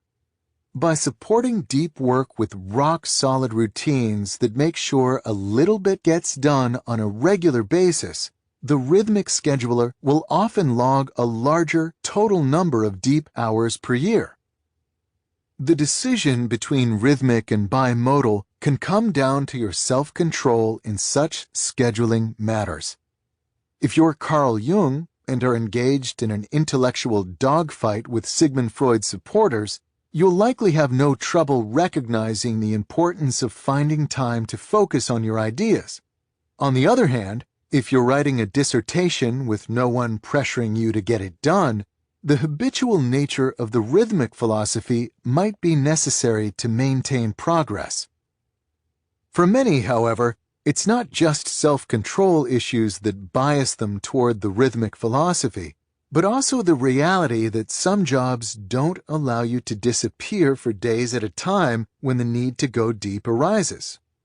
For a lot of bosses, the standard is that you're free to focus as hard as you want, so long as the boss's emails are still answered promptly. This is likely the biggest reason why the rhythmic philosophy is one of the most common among deep workers in standard office jobs. The journalistic philosophy of deep work scheduling. In the 1980s, the journalist Walter Isaacson was in his 30s and well along in his rapid ascent through the ranks of Time magazine. By this point, he was undoubtedly on the radar of the thinking class. Christopher Hitchens, for example, writing in the London Review of Books during this period, called him one of the best magazine journalists in America. The time was right for Isaacson to write a big, important book, a necessary step on the ladder of journalistic achievement. So Isaacson chose a complicated topic, an intertwined narrative biography of 6 figures who played an important role in early Cold War policy, and teamed up with a fellow young Time editor, Evan Thompson, to produce an appropriately weighty book, an 864-page epic titled The Wise Men, 6 Friends and the World They Made. This book, which was published in 1986, was well received by the right people. The New York Times called it a richly textured account, while the San Francisco Chronicle exulted that the 2 young writers had fashioned a Cold War Plutarch. Less than a decade later, Isaacson reached the apex of his journalism career when he was appointed editor of Time, which he then followed with a second act as the CEO of a think tank and an incredibly popular biographer of figures including Benjamin Franklin, Albert Einstein, and Steve Jobs. What interests me about Isaacson, however, is not what he accomplished with his first book, but how he wrote it. In uncovering this story, I must draw from a fortunate personal connection. As it turns out, in the years leading up to the publication of The Wise Men, my uncle, John Paul Newport, who was also a journalist in New York at the time, shared a summer beach rental with Isaacson.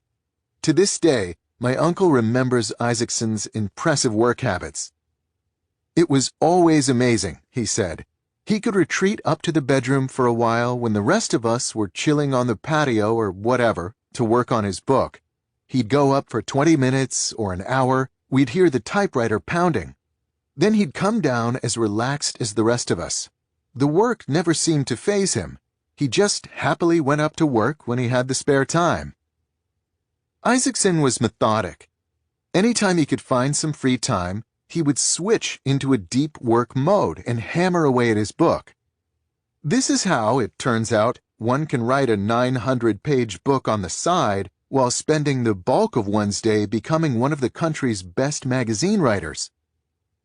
I call this approach, in which you fit deep work wherever you can into your schedule, the journalist philosophy. This name is a nod to the fact that journalists like Walter Isaacson are trained to shift into a writing mode on a moment's notice, as is required by the deadline-driven nature of their profession. This approach is not for the deep work novice. As I established in the opening to this rule, the ability to rapidly switch your mind from shallow to deep mode doesn't come naturally. Without practice, such switches can seriously deplete your finite willpower reserves. This habit also requires a sense of confidence in your abilities, a conviction that what you're doing is important and will succeed. This type of conviction is typically built on a foundation of existing professional accomplishment. Isaacson, for example, likely had an easier time switching to writing mode than, say, a first-time novelist, because Isaacson had worked himself up to become a respected writer by this point. He knew he had the capacity to write an epic biography and understood it to be a key task in his professional advancement. This confidence goes a long way in motivating hard efforts. I'm partial to the journalistic philosophy of deep work because it's my main approach to integrating these efforts into my schedule. In other words, I'm not monastic in my deep work, though I do find myself occasionally jealous of my fellow computer scientist Donald Knuth's unapologetic disconnection. I don't deploy multi-day depth binges like the bimodalists. And though I am intrigued by the rhythmic philosophy, my schedule has a way of thwarting attempts to enforce a daily habit. Instead, in an ode to Isaacson, I face each week as it arrives and do my best to squeeze out as much depth as possible. To write this book, for example, I had to take advantage of free stretches of time wherever they popped up. If my kids were taking a good nap, I'd grab my laptop and lock myself in the home office. If my wife wanted to visit her parents in nearby Annapolis on a weekend day, I'd take advantage of the extra childcare to disappear to a quiet corner of their house to write. If a meeting at work was canceled or an afternoon left open, I might retreat to one of my favorite libraries on campus to squeeze out a few hundred more words, and so on. I should admit that I'm not pure in my application of the journalist philosophy. I don't, for example, make all my deep work decisions on a moment-to-moment basis. I instead tend to map out when I'll work deeply during each week at the beginning of the week, and then refine these decisions as needed at the beginning of each day. See rule number 3 for more details on my scheduling routines. By reducing the need to make decisions about deep work moment by moment, I can preserve more mental energy for the deep thinking itself. In the final accounting, the journalistic philosophy of deep work scheduling remains difficult to pull off. But if you're confident in the value of what you're trying to produce and practiced in the skill of going deep, a skill we will continue to develop in the strategies that follow, it can be a surprisingly robust way to squeeze out large amounts of depth from an otherwise demanding schedule. Ritualize. An often overlooked observation about those who use their minds to create valuable things is that they're rarely haphazard in their work habits. Consider the Pulitzer Prize-winning biographer Robert Caro. As revealed in a 2009 magazine profile, every inch of Caro's New York office is governed by rules. Where he places his books, how he stacks his notebooks, what he puts on his wall, even what he wears to the office. everything is specified by a routine that has varied little over Caro's long career. I trained myself to be organized, he explained. Charles Darwin had a similarly strict structure for his working life during the period when he was perfecting On the Origin of Species. As his son Francis later remembered, he would rise promptly at 7 to take a short walk. He would then eat breakfast alone and retire to his study from 8 to 9:30.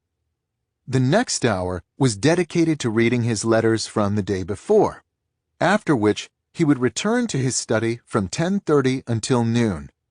After this session, he would mull over challenging ideas while walking on a prescribed route that started at his greenhouse and then circled a path on his property. He would walk until satisfied with his thinking, then declare his workday done.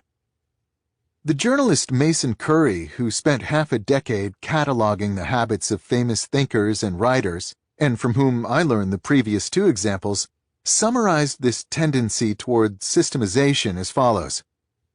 There is a popular notion that artists work from inspiration, that there is some strike or bolt or bubbling up of creative mojo from who knows where. But I hope my work makes clear that waiting for inspiration to strike is a terrible, terrible plan. In fact, perhaps the single best piece of advice I can offer to anyone trying to do creative work is to ignore inspiration. In a New York Times column on the topic, David Brooks summarizes this reality more bluntly. Great creative minds think like artists, but work like accountants. This strategy suggests the following. To make the most out of your deep work sessions, build rituals of the same level of strictness and idiosyncrasy as the important thinkers mentioned previously. There's a good reason for this mimicry.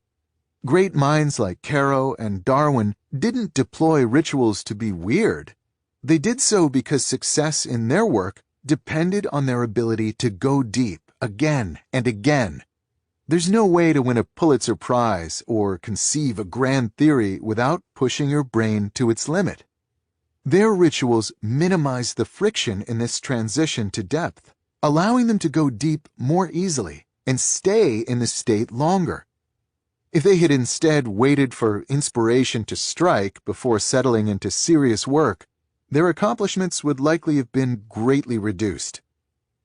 There's no one correct deep work ritual. The right fit depends on both the person and the type of project pursued. But there are some general questions that any effective ritual must address. Where you'll work, and for how long. Your ritual needs to specify a location for your deep work efforts. This location can be as simple as your normal office with the door shut and desk cleaned off. A colleague of mine likes to put a hotel-style "Do Not Disturb" sign on his office door when he's tackling something difficult. If it's possible to identify a location used only for depth, for instance a conference room or quiet library, the positive effect can be even greater. If you work in an open office plan, this need to find a deep work retreat becomes particularly important. Regardless of where you work, be sure to also give yourself a specific time frame to keep the session a discrete challenge and not an open-ended slog. How you'll work once you start to work. Your ritual needs rules and processes to keep your efforts structured. For example, you might institute a ban on any internet use, or maintain a metric such as words produced per 20-minute interval to keep your concentration honed. Without this structure, you'll have to mentally litigate again and again what you should and should not be doing during these sessions, and keep trying to assess whether you're working sufficiently hard. These are unnecessary drains on your willpower reserves. How you'll support your work. Your ritual needs to ensure your brain gets the support it needs to keep operating at a high level of depth. For example, the ritual might specify that you start with a good cup of coffee, or make sure you have access to enough food of the right type to maintain energy. Or integrate light exercise such as walking to help keep the mind clear. As Nietzsche said, it is only ideas gained from walking that have any worth. This support might also include environmental factors, such as organizing the raw materials of your work to minimize energy-dissipating friction, as we saw with Caro's example. To maximize your success, you need to support your efforts to go deep. At the same time, this support needs to be systematized so that you don't waste mental energy figuring out what you need in the moment. These questions will help you get started in crafting your deep work ritual. But keep in mind that finding a ritual that sticks might require experimentation, so be willing to work at it. I assure you that the effort's worth it. Once you've evolved something that feels right, the impact can be significant. To work deeply is a big deal and should not be an activity undertaken lightly. Surrounding such efforts with a complicated, and perhaps to the outside world quite strange ritual accepts this reality, providing your mind with the structure and commitment it needs to slip into the state of focus where you can begin to create things that matter. Make grand gestures. In the early winter of 2007, J.K. Rowling was struggling to complete the Deathly Hallows, the final book in her Harry Potter series. The pressure was intense, as this book bore the responsibility of tying together the 6 that preceded it in a way that would satisfy the series' hundreds of millions of fans. Rowling needed to work deeply to satisfy these demands, but she was finding unbroken concentration increasingly difficult to achieve at her home office in Edinburgh, Scotland. As I was finishing Deathly Hallows, there came a day where the window cleaner came. The kids were at home, the dogs were barking, Rowling recalled in an interview. It was too much, so J.K. Rowling decided to do something extreme to shift her mindset where it needed to be. She checked into a suite in the 5-star Balmoral Hotel, located in the heart of downtown Edinburgh. So I came to this hotel because it's a beautiful hotel, but I didn't intend to stay here, she explained. But the first day's writing went well, so I kept coming back, and I ended up finishing the last of the Harry Potter books here. In retrospect, it's not surprising that Rowling ended up staying. The setting was perfect for her project. The Balmoral, known as one of Scotland's most luxurious hotels, is a classic Victorian building, complete with ornate stonework and a tall clock tower. It's also located only a couple of blocks away from Edinburgh Castle, one of Rowling's inspirations in dreaming up Hogwarts.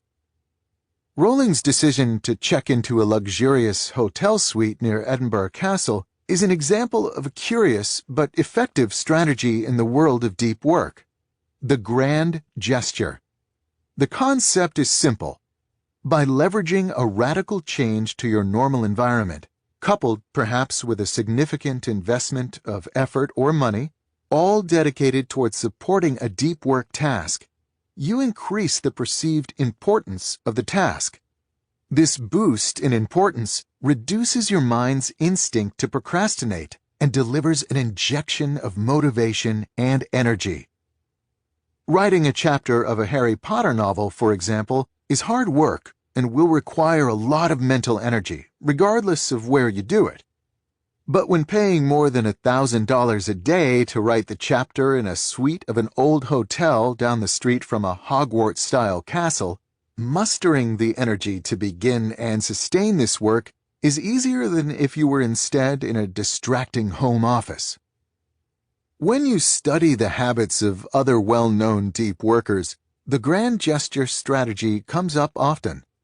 Bill Gates, for example, was famous during his time as Microsoft CEO for taking think weeks, during which he would leave behind his normal work and family obligations to retreat to a cabin with a stack of papers and books.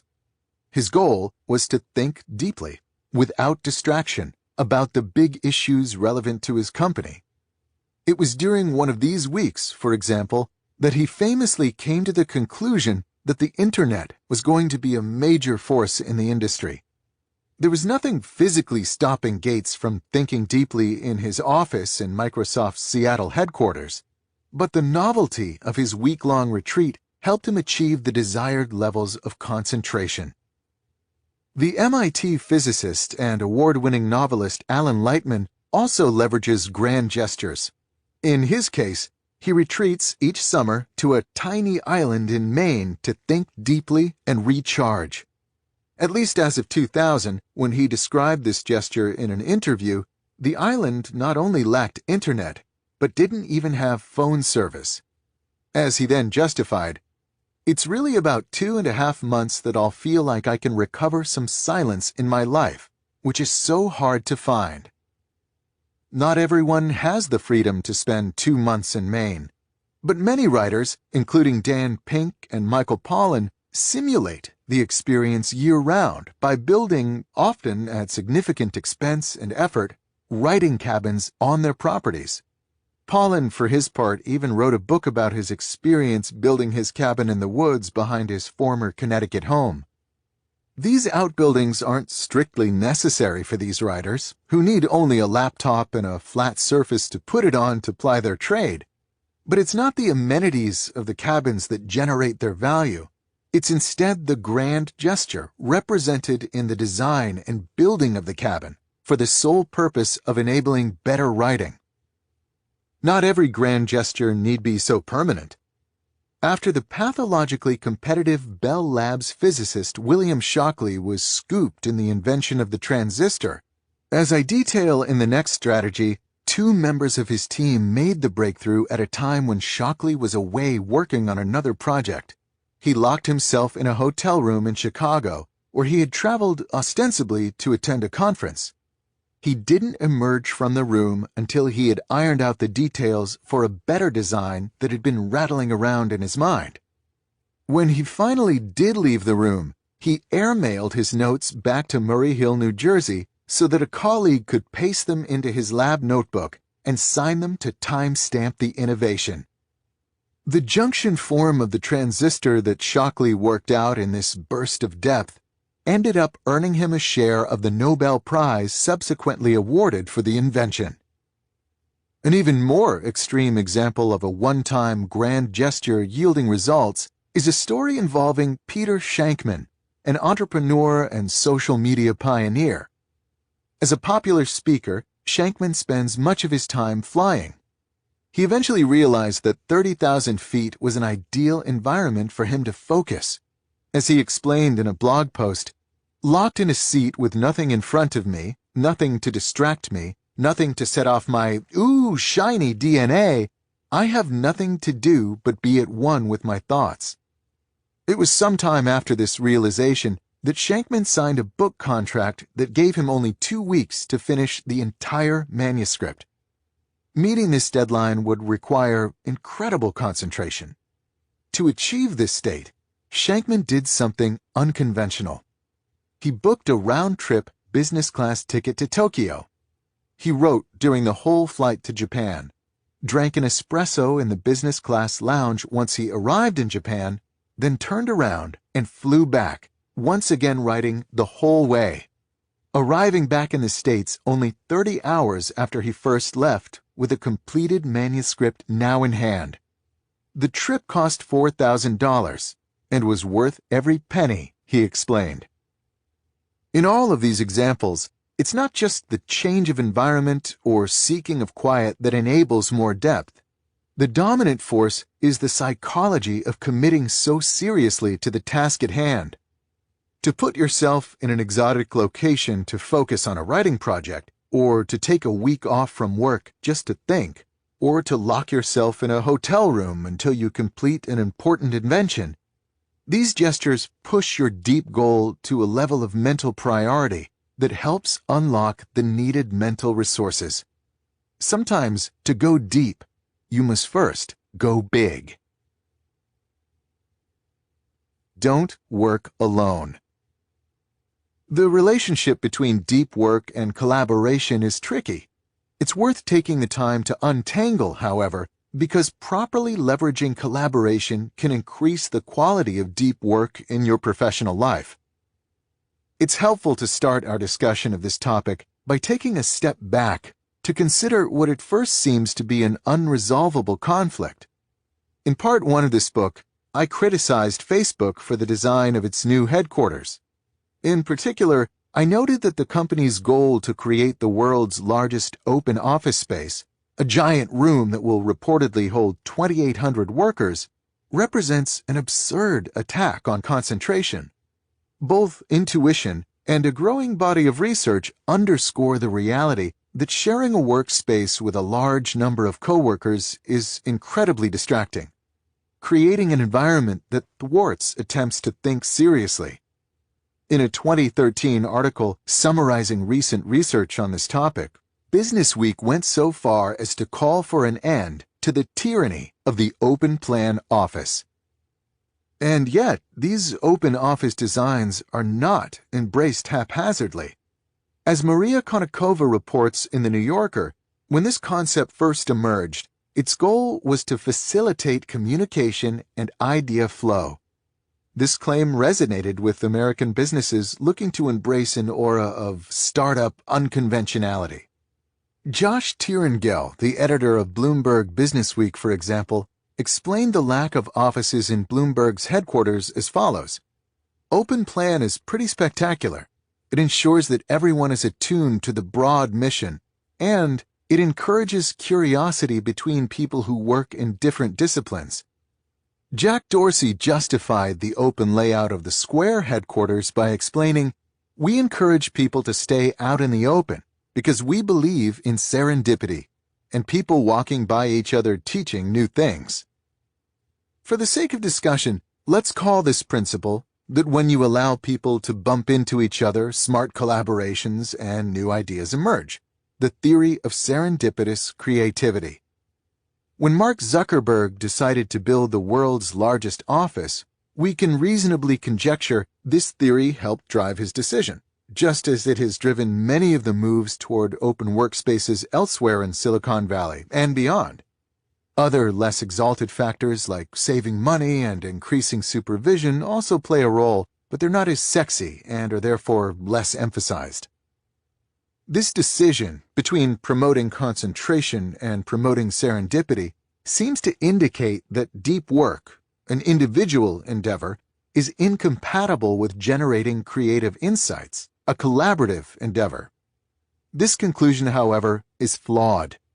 It's based, I argue, on an incomplete understanding of the theory of serendipitous creativity. To support this claim, let's consider the origins of this particular understanding of what spurs breakthroughs. The theory in question has many sources, but I happen to have a personal connection to one of the more well-known. During my 7 years at MIT, I worked on the site of the Institute's famed Building 20. This structure, located at the intersection of Main and Vassar Streets in East Cambridge, and eventually demolished in 1998, was thrown together as a temporary shelter during World War II, meant to house the overflow from the school's bustling radiation laboratory. As noted by a 2012 New Yorker article, the building was initially seen as a failure. Ventilation was poor, and hallways were dim. The walls were thin, the roof leaked, and the building was broiling in the summer and freezing in the winter. When the war ended, however, the influx of scientists to Cambridge continued. MIT needed space, so instead of immediately demolishing Building 20 as they had promised local officials in exchange for lax permitting, they continued using it as an overflow space. The result was that a mismatch of different departments, from nuclear science to linguistics to electronics, shared the low-slung building alongside more esoteric tenants such as a machine shop and a piano repair facility. Because the building was cheaply constructed, these groups felt free to rearrange space as needed. Walls and floors could be shifted, and equipment bolted to the beams. In recounting the story of Gerald Zacharias' work on the first atomic clock, The aforementioned New Yorker article points to the importance of his ability to remove 2 floors from his Building 20 lab so he could install the 3-story cylinder needed for his experimental apparatus. In MIT lore, it's generally believed that this haphazard combination of different disciplines thrown together in a large reconfigurable building led to chance encounters and a spirit of inventiveness that generated breakthroughs at a fast pace, innovating topics as diverse as Chomsky grammars, LoRa navigational radars, and video games, all within the same productive post-war decades. When the building was finally demolished to make way for the $300 million Frank Gehry-designed Stata Center, where I spent my time, its loss was mourned. In tribute to the plywood palace it replaced, the interior design of the Stata Center includes boards of unfinished plywood and exposed concrete with construction markings left intact.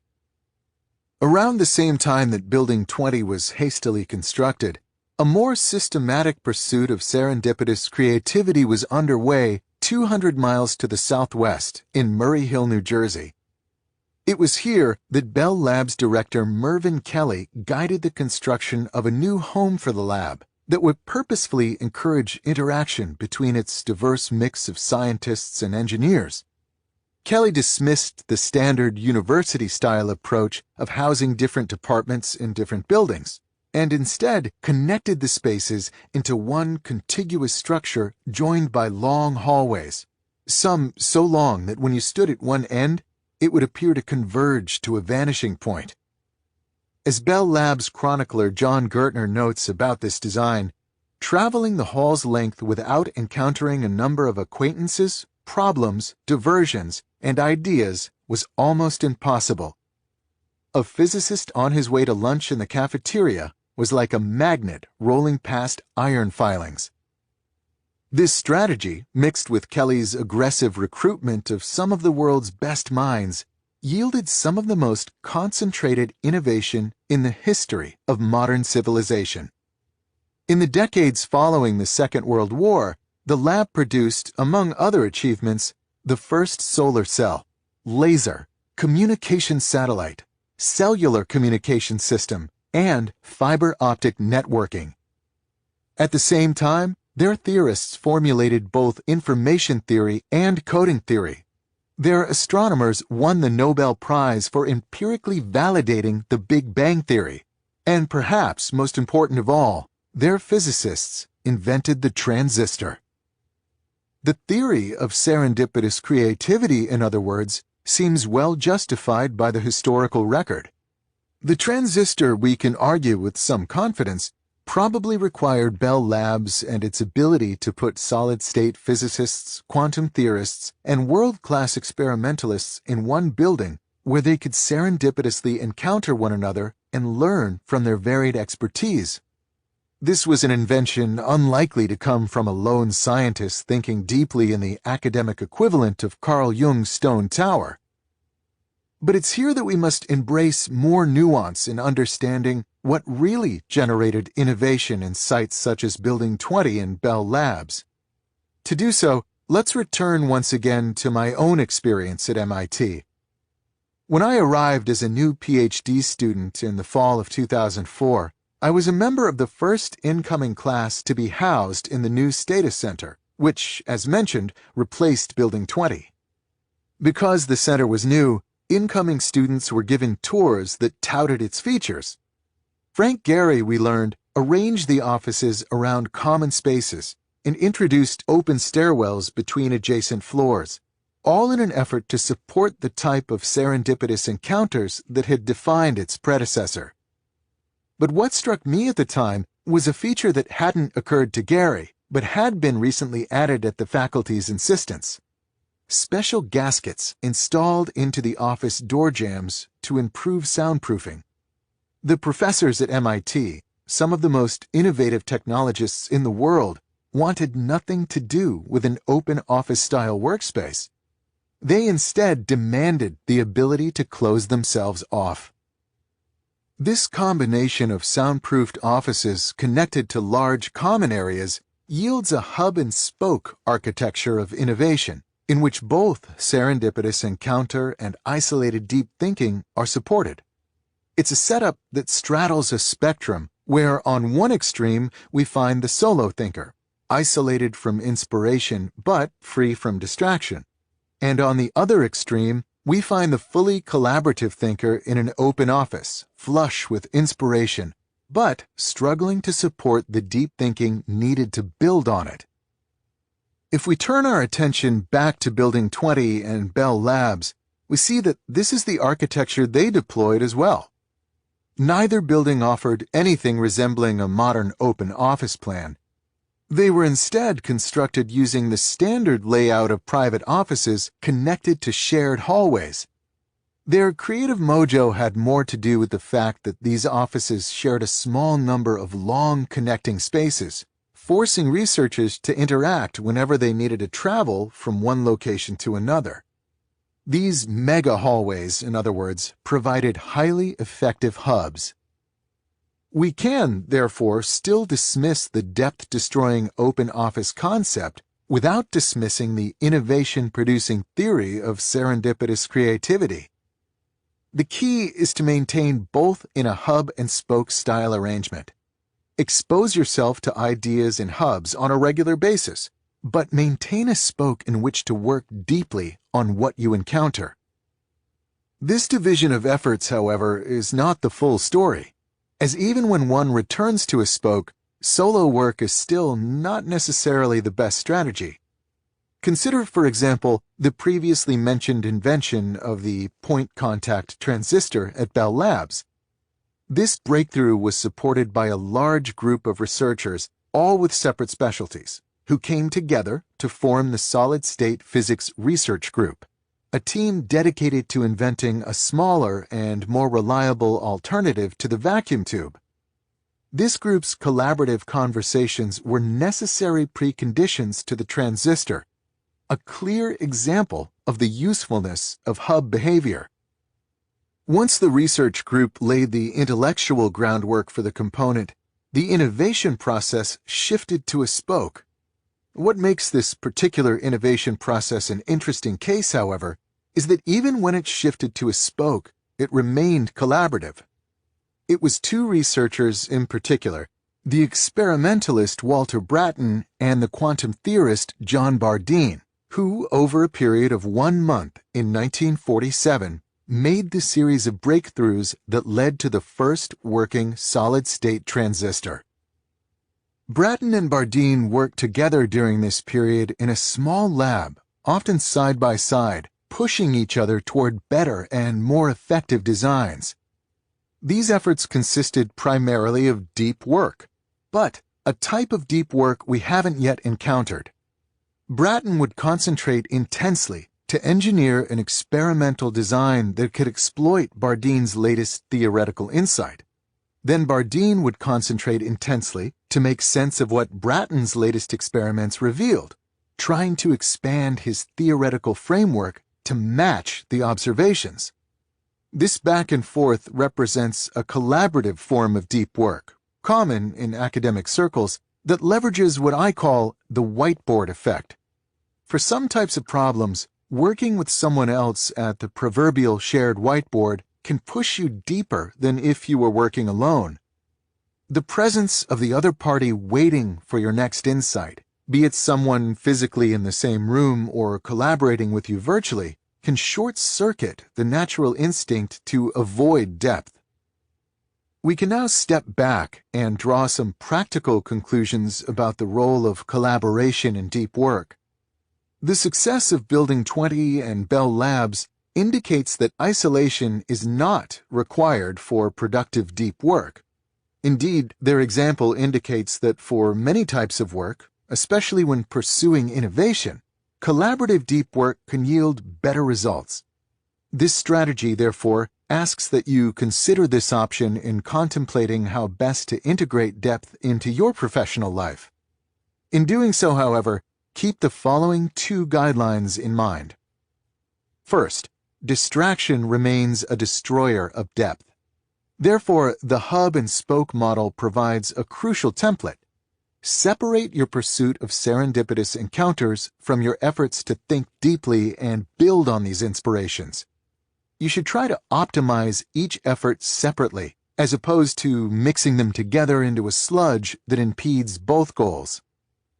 Second, even when you retreat to a spoke to think deeply, when it's reasonable to leverage the whiteboard effect, do so.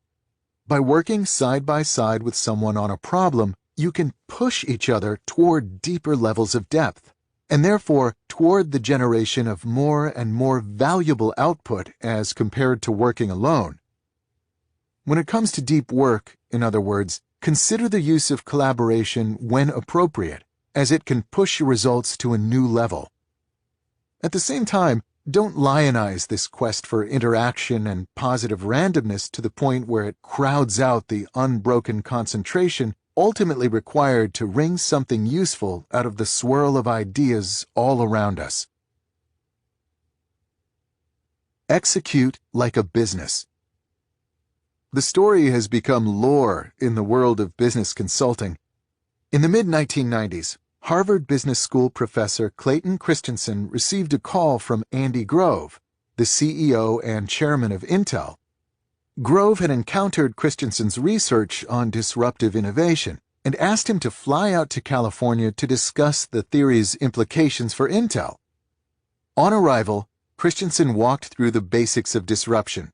Entrenched companies are often unexpectedly dethroned by startups that begin with cheap offerings at the low end of the market, but then, over time, improve their cheap products just enough to begin to steal high-end market share. Grove recognized that Intel faced this threat from low-end processors produced by upstart companies like AMD and Xerox. Fueled by his newfound understanding of disruption, Grove devised the strategy that led to the Celeron family of processors, a lower performance offering that helped Intel successfully fight off the challenges from below. There is, however, a lesser-known piece to this story. As Christensen recalls, Grove asked him during a break in this meeting, "How do I do this?" Christensen responded with a discussion of business strategy, explaining how Grove could set up a new business unit, and so on. Grove cut him off with a gruff reply. "You are such a naive academic. I asked you how to do it, and you told me what I should do. I know what I need to do. I just don't know how to do it." As Christensen later explained, this division between what and how is crucial, but is overlooked in the professional world. It's often straightforward to identify a strategy needed to achieve a goal, but what trips up companies is figuring out how to execute the strategy once identified. I came across this story in a foreword Christensen wrote for a book titled The 4 Disciplines of Execution, which built on extensive consulting case studies to describe 4 disciplines, abbreviated 4DX, for helping companies successfully implement high-level strategies. What struck me as I read was that this gap between what and how was relevant to my personal quest to spend more time working deeply. Just as Andy Grove had identified the importance of competing in the low-end processor market, I had identified the importance of prioritizing depth. What I needed was help figuring out how to execute this strategy. Intrigued by these parallels, I set out to adapt the 4DX framework to my personal work habits and ended up surprised by how helpful they proved in driving me toward effective action on my goal of working deeply. These ideas may have been forged for the world of big business, but the underlying concepts seem to apply anywhere that something important needs to get done against the backdrop of many competing obligations and distractions. With this in mind, I've summarized in the following sections the 4 disciplines of the 4DX framework, and for each I describe how I adapted it to the specific concerns of developing a deep work habit. Discipline number 1. Focus on the wildly important. As the authors of the 4 disciplines of execution explain, the more you try to do, the less you actually accomplish. They elaborate that execution should be aimed at a small number of wildly important goals. This simplicity will help focus an organization's energy to a sufficient intensity to ignite real results. For an individual focused on deep work, the implication is that you should identify a small number of ambitious outcomes to pursue with your deep work hours. The general exhortation to spend more time working deeply doesn't spark a lot of enthusiasm. To instead have a specific goal that would return tangible and substantial professional benefits will generate a steadier stream of enthusiasm. In a 2014 column titled The Art of Focus, David Brooks endorsed this approach of letting ambitious goals drive focused behavior, explaining, "If you want to win the war for attention, don't try to say no to the trivial distractions you find on the information smorgasbord. Try to say yes to the subject that arouses a terrifying longing, and let the terrifying longing crowd out everything else." For example, when I first began experimenting with 4DX, I set the specific important goal of publishing 5 high-quality peer-reviewed papers in the upcoming academic year. This goal was ambitious, as it was more papers than I had been publishing, and there were tangible rewards attached to it. Tenure review was looming. Combined, these two properties helped the goal stoke my motivation. Discipline number 2. Act on the lead measures. Once you've identified a wildly important goal, you need to measure your success. In 4DX, there are 2 types of metrics for this purpose: lag measures and lead measures. Lag measures describe the thing you're ultimately trying to improve. For example, if your goal is to increase customer satisfaction in your bakery, then the relevant lag measure is your customer satisfaction scores. As the 4DX authors explain, the problem with lag measures is that they come too late to change your behavior. When you receive them, the performance that drove them is already in the past. Lead measures, on the other hand, measure the new behaviors that will drive success on the lag measures. In the bakery example, a good lead measure might be the number of customers who receive free samples. This is a number you can directly increase by giving out more samples. As you increase this number, your lag measures will likely eventually improve as well. In other words, lead measures turn your attention to improving the behaviors you directly control in the near future that will then have a positive impact on your long-term goals. For an individual focused on deep work, it's easy to identify the relevant lead measure: time spent in a state of deep work dedicated toward your wildly important goal. Returning to my example, this insight had an important impact on how I directed my academic research. I used to focus on lag measures, such as papers published per year. These measures, however, lacked influence on my day-to-day behavior because there was nothing I could do in the short term that could immediately generate a noticeable change to this long-term metric. When I shifted to tracking deep work hours, suddenly these measures became relevant to my day-to-day. Every hour extra of deep work was immediately reflected in my tally. Discipline number 3. Keep a compelling scorecard. People play differently when they're keeping score, the 4DX authors explain. They then elaborate that when attempting to drive your team's engagement toward your organization's wildly important goal, it's important that they have a public place to record and track their lead measures. This scoreboard creates a sense of competition that drives them to focus on these measures even when other demands vie for their attention. It also provides a reinforcing source of motivation. Once the team notices their success with a lead measure, they become invested in perpetuating this performance. In the preceding discipline, I argued that for an individual focused on deep work, hours spent working deeply should be the lead measure. It follows, therefore, that the individual's scoreboard should be a physical artifact in the workspace that displays the individual's current deep work hour count. In my early experiments with 4DX, I settled on a simple but effective solution for implementing this scorecard. I took a piece of cardstock and divided it into rows, one for each week of the current semester.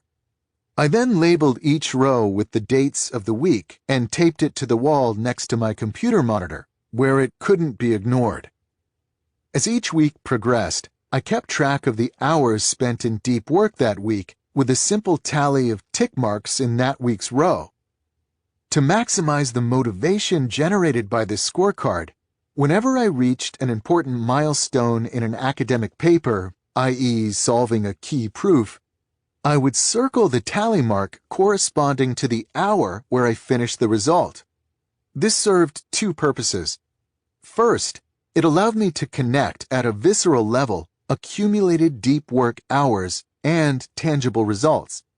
Second, it helped calibrate my expectations for how many hours of deep work were needed per result. This reality, which was larger than I first assumed, helped spur me to squeeze more such hours into each week. Discipline number 4. Create a cadence of accountability. The 4DX authors elaborate that the final step to help maintain a focus on lead measures is to put in place a rhythm of regular and frequent meetings of any team that owns a wildly important goal. During these meetings, the team members must confront their scoreboard, commit to specific actions to help improve the score before the next meeting, and describe what happened with the commitments they made at the last meeting. They note that this review can be condensed to only a few minutes, but it must be regular for its effect to be felt. The authors argue that it's this discipline where execution really happens. For an individual focused on his or her own deep work habit, there's likely no team to meet with, but this doesn't exempt you from the need for regular accountability.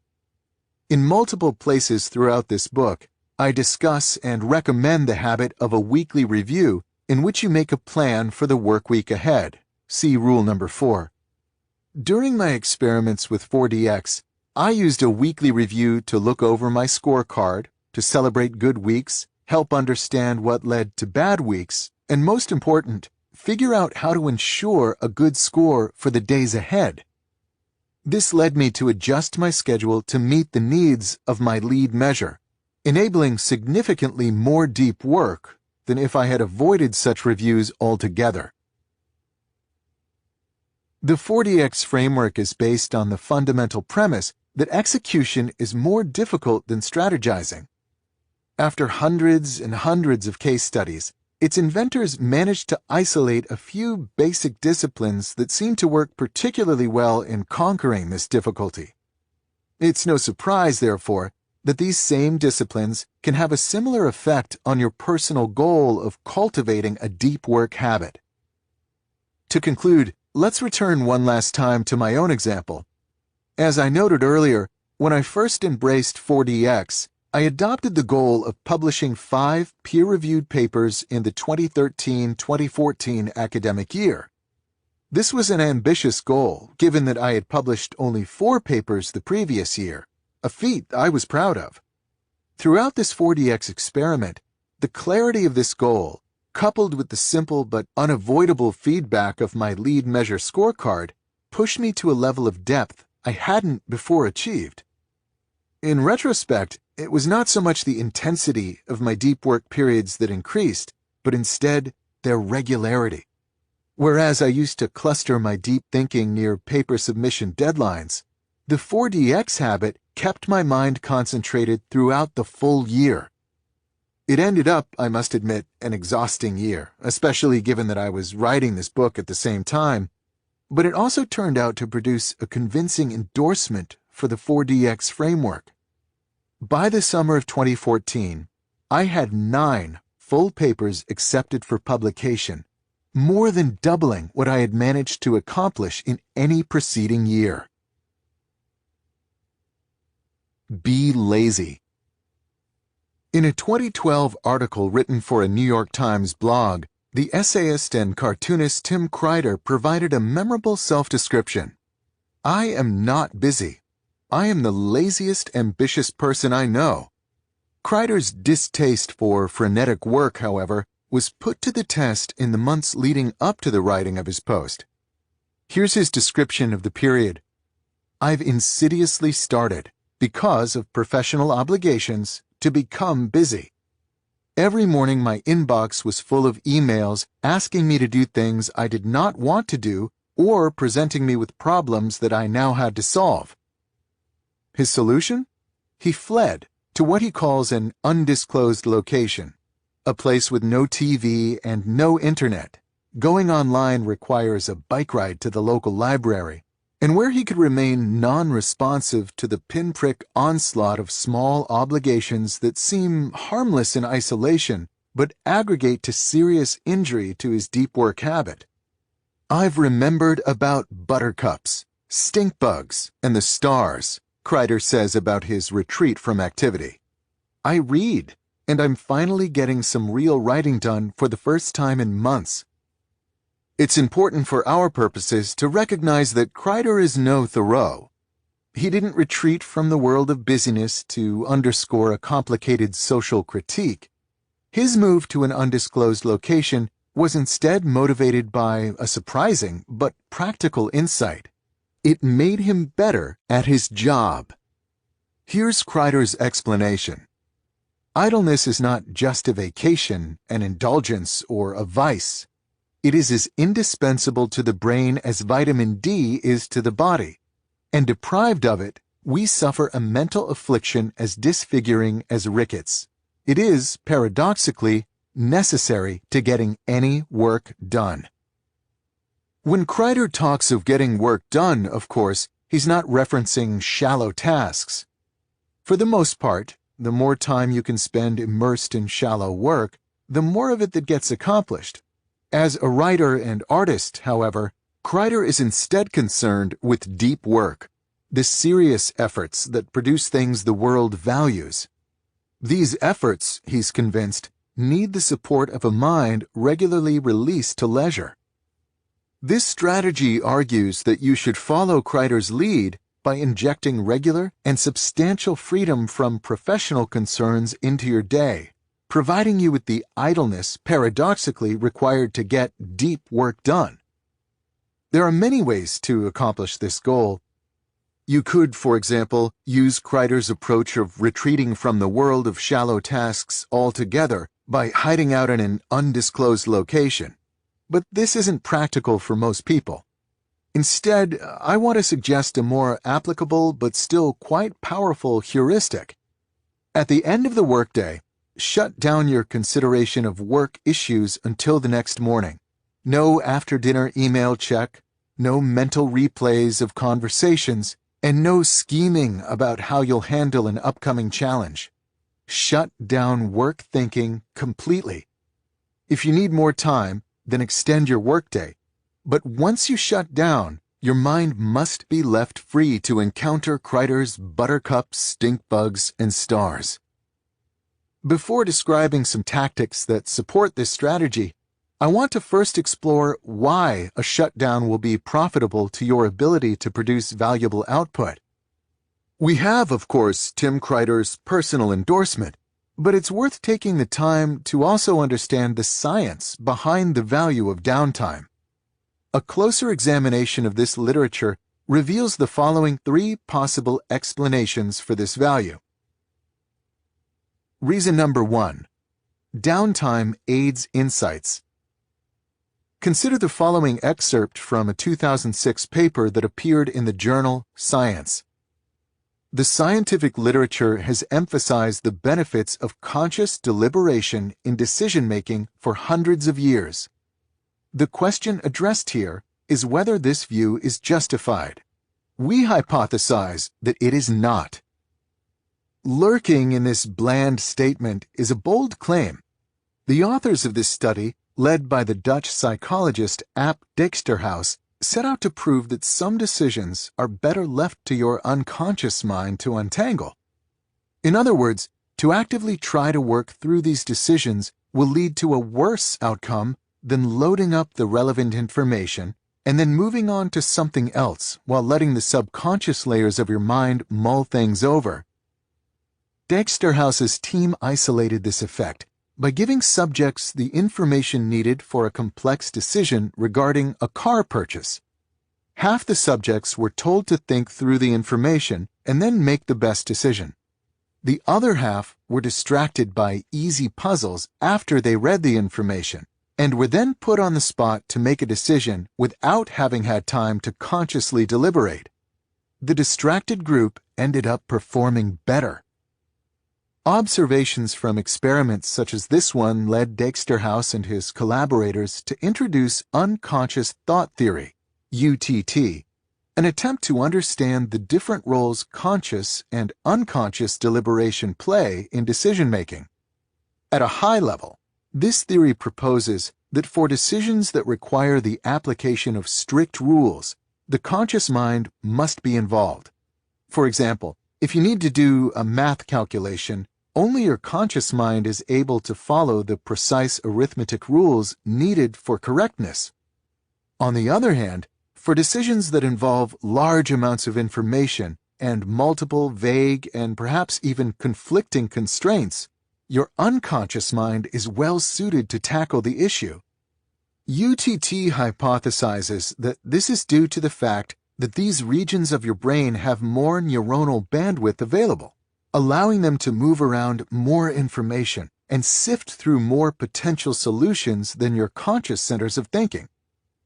Your conscious mind, according to this theory, is like a home computer on which you can run carefully written programs that return correct answers to limited problems, whereas your unconscious mind is like Google's vast data centers, in which statistical algorithms sift through terabytes of unstructured information, teasing out surprising, useful solutions to difficult questions.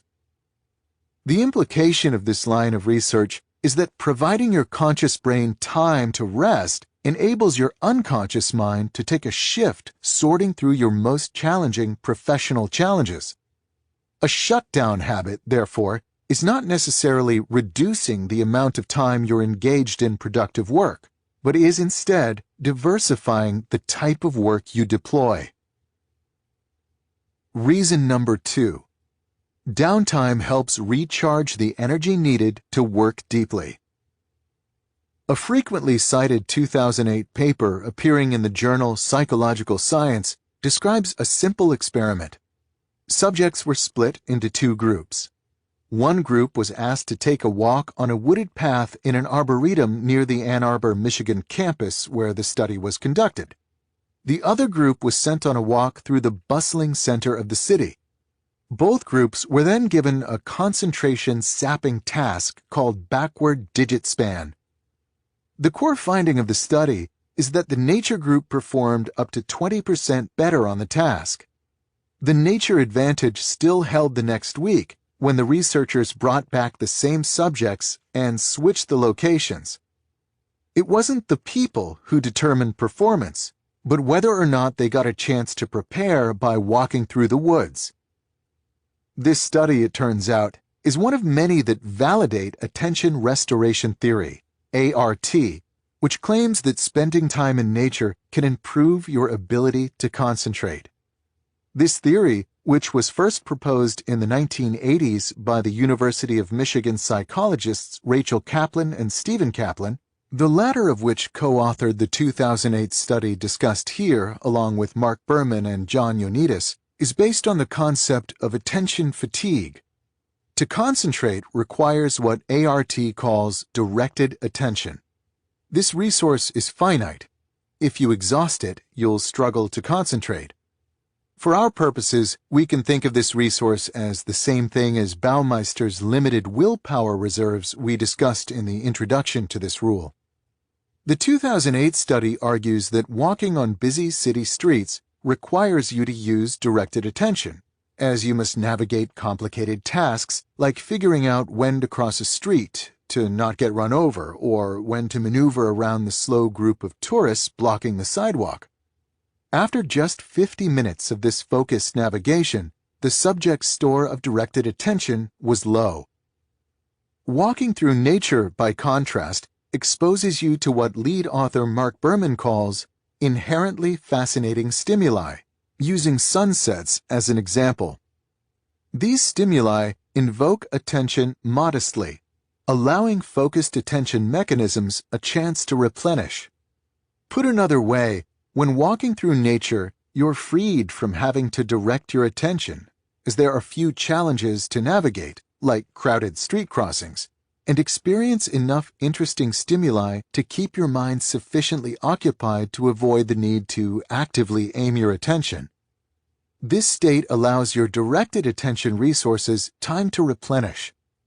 After 50 minutes of such replenishment, the subjects enjoyed a boost in their concentration. You might, of course, argue that perhaps being outside watching a sunset puts people in a good mood, and being in a good mood is what really helps performance on these tasks. But in a sadistic twist, the researchers debunked that hypothesis by repeating the experiment in the harsh Ann Arbor winter. Walking outside in brutal, cold conditions didn't put the subjects in a good mood, but they still ended up doing better on concentration tasks. What's important to our purpose is observing that the implications of ART expand beyond the benefits of nature. The core mechanism of this theory is the idea that you can restore your ability to direct your attention if you give this activity a rest. Walking in nature provides such a mental respite, but so too can any number of relaxing activities, so long as they provide similar, inherently fascinating stimuli and freedom from directed concentration. Having a casual conversation with a friend, listening to music while making dinner, playing a game with your kids, going for a run.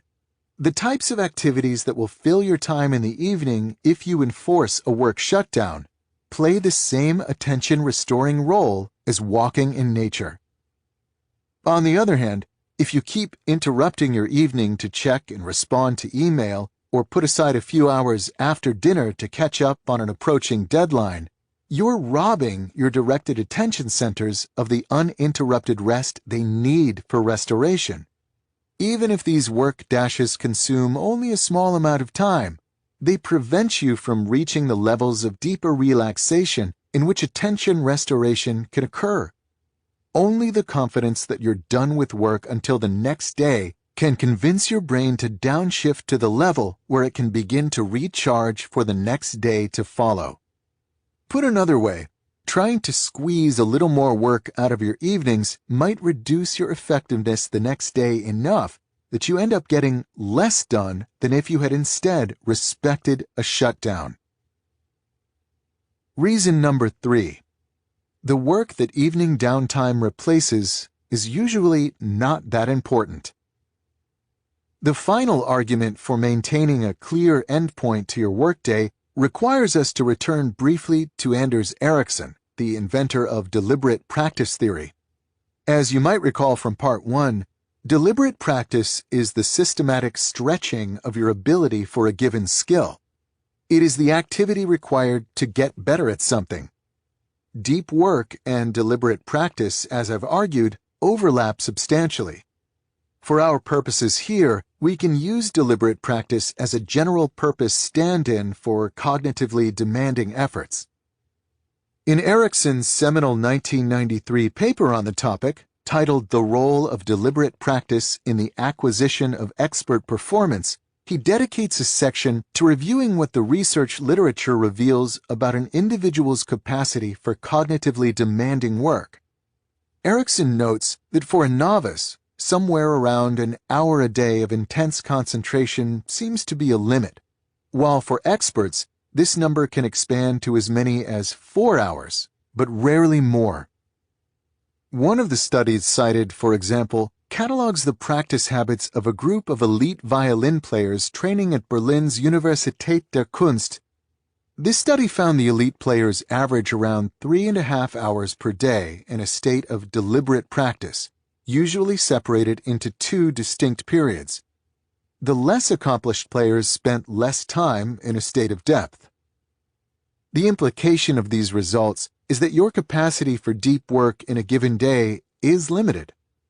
If you're careful about your schedule, using, for example, the type of productivity strategies described in rule number 4, you should hit your daily deep work capacity during your workday. It follows, therefore, that by evening, you're beyond the point where you can continue to effectively work deeply. Any work you do fit into the night, therefore, won't be the type of high-value activities that really advance your career. Your efforts will instead likely be confined to low-value, shallow tasks, executed at a slow, low-energy pace.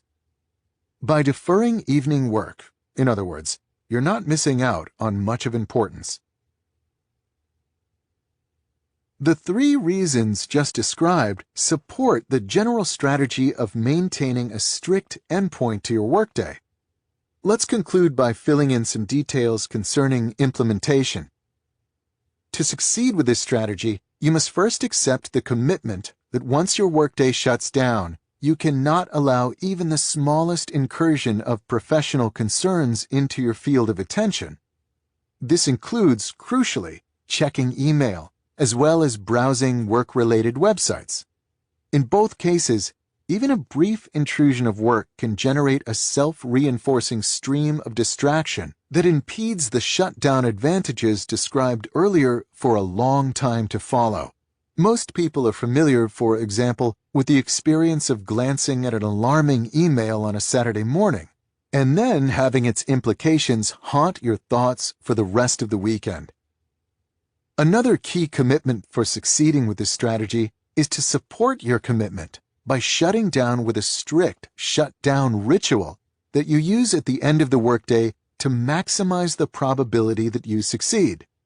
In more detail, this ritual should ensure that every incomplete task, goal, or project has been reviewed, and that for each you have confirmed that either 1. You have a plan you trust for its completion, or 2. It's captured in a place where it will be revisited when the time is right. The process should be an algorithm, a series of steps you always conduct one after another. When you're done, have a set phrase you say that indicates completion. To end my own ritual, I say, "Shutdown complete." This final step sounds cheesy, but it provides a simple cue to your mind that it's safe to release work-related thoughts for the rest of the day. To make this suggestion more concrete, let me walk through the steps of my own shutdown ritual, which I first developed around the time I was writing my doctoral dissertation and have deployed in one form or another ever since. The first thing I do is take a final look at my email inbox to ensure that there's nothing requiring an urgent response before the day ends. The next thing I do is transfer any new tasks that are on my mind or were scribbled down earlier in the day into my official task lists. I use Google Docs for storing my task lists as I like the ability to access them from any computer, but the technology here isn't really relevant. Once I have these task lists open, I quickly skim every task in every list and then look at the next few days on my calendar. These 2 actions ensure that there's nothing urgent I'm forgetting or any important deadlines or appointments sneaking up on me. I have, at this point, reviewed everything that's on my professional plate. To end the ritual, I use this information to make a rough plan for the next day. Once the plan is created, I say, "Shutdown complete," and my work thoughts are done for the day. The concept of a shutdown ritual might at first seem extreme, but there's a good reason for it. The Zeigarnik effect. This effect, which is named for the experimental work of the early 20th century psychologist Bluma Zeigarnik, describes the ability of incomplete tasks to dominate our attention. It tells us that if you simply stop whatever you're doing at 5 p.m. and declare, "I'm done with work until tomorrow," you'll likely struggle to keep your mind clear of professional issues, as the many obligations left unresolved in your mind will, as in Bluma Zeigarnik's experiments, keep battling for your attention throughout the evening, a battle that they'll often win. At first, this challenge might seem unresolvable, As any busy knowledge worker can attest, there are always tasks left incomplete. The idea that you can ever reach a point where all your obligations are handled is a fantasy. Fortunately, we don't need to complete a task to get it off our minds. Riding to our rescue in this matter is our friend from earlier in the rule, the psychologist Roy Baumeister, who wrote a paper with E.J. Masacampo playfully titled, "Consider It Done." In this study, the two researchers began by replicating the Zeigarnik effect in their subjects. In this case, the researchers assigned a task and then cruelly engineered interruptions, but then found that they could significantly reduce the effect's impact by asking the subjects soon after the interruption to make a plan for how they would later complete the incomplete task. To quote the paper, committing to a specific plan for a goal may therefore not only facilitate attainment of the goal, but may also free cognitive resources for other pursuits. The shutdown ritual described earlier leverages this tactic to battle the Zeigarnik effect. While it doesn't force you to explicitly identify a plan for every single task in your task list, a burdensome requirement, it does force you to capture every task in a common list, and then review these tasks before making a plan for the next day. This ritual ensures that no task will be forgotten. Each will be reviewed daily and tackled when the time is appropriate. Your mind, in other words, is released from its duty to keep track of these obligations at every moment. Your shutdown ritual has taken over that responsibility. Shutdown rituals can become annoying, as they add an extra 10 to 15 minutes to the end of your workday, and sometimes even more, but they're necessary for reaping the rewards of systematic idleness summarized previously. From my experience, it should take a week or two before the shutdown habit sticks. That is, until your mind trusts your ritual enough to actually begin to release work-related thoughts in the evening. But once it does stick, the ritual will become a permanent fixture in your life, to the point that skipping the routine will fill you with a sense of unease. Decades of work from multiple different subfields within psychology all point toward the conclusion that regularly resting your brain improves the quality of your deep work. When you work, work hard. When you're done, be done. Your average email response time might suffer some, but you'll more than make up for this with the sheer volume of truly important work produced during the day by your refreshed ability to dive deeper than your exhausted peers. Rule number 2. Embrace boredom. To better understand how one masters the art of deep work, I suggest visiting the Knesset Yisroel Synagogue in Spring Valley, New York at 6 a.m. on a weekday morning. If you do, you'll likely find at least 20 cars in the parking lot. Inside, you'll encounter a couple dozen members of the congregation working over texts. Some might be reading silently, mouthing the words of an ancient language, while others are paired together, debating. At one end of the room, a rabbi will be leading a larger group in a discussion. This early morning gathering in Spring Valley represents just a small fraction of the hundreds of thousands of Orthodox Jews who will wake up early that morning, as they do every weekday morning, to practice a central tenet of their faith: to spend time every day studying the complex written traditions of Rabbinic Judaism.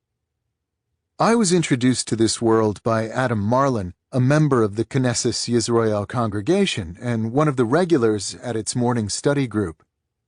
As Marlin explained to me, his goal with this practice is to decipher one Talmud page each day, though he sometimes fails to make it even this far, often working with a Shavruta, study partner, to push his understanding closer to his cognitive limit. What interests me about Marlin is not his knowledge of ancient texts, but instead the type of effort required to gain this knowledge. When I interviewed him, he emphasized the mental intensity of his morning ritual. It's an extreme and serious discipline, consisting mostly of the deep work stuff you write about, he explained.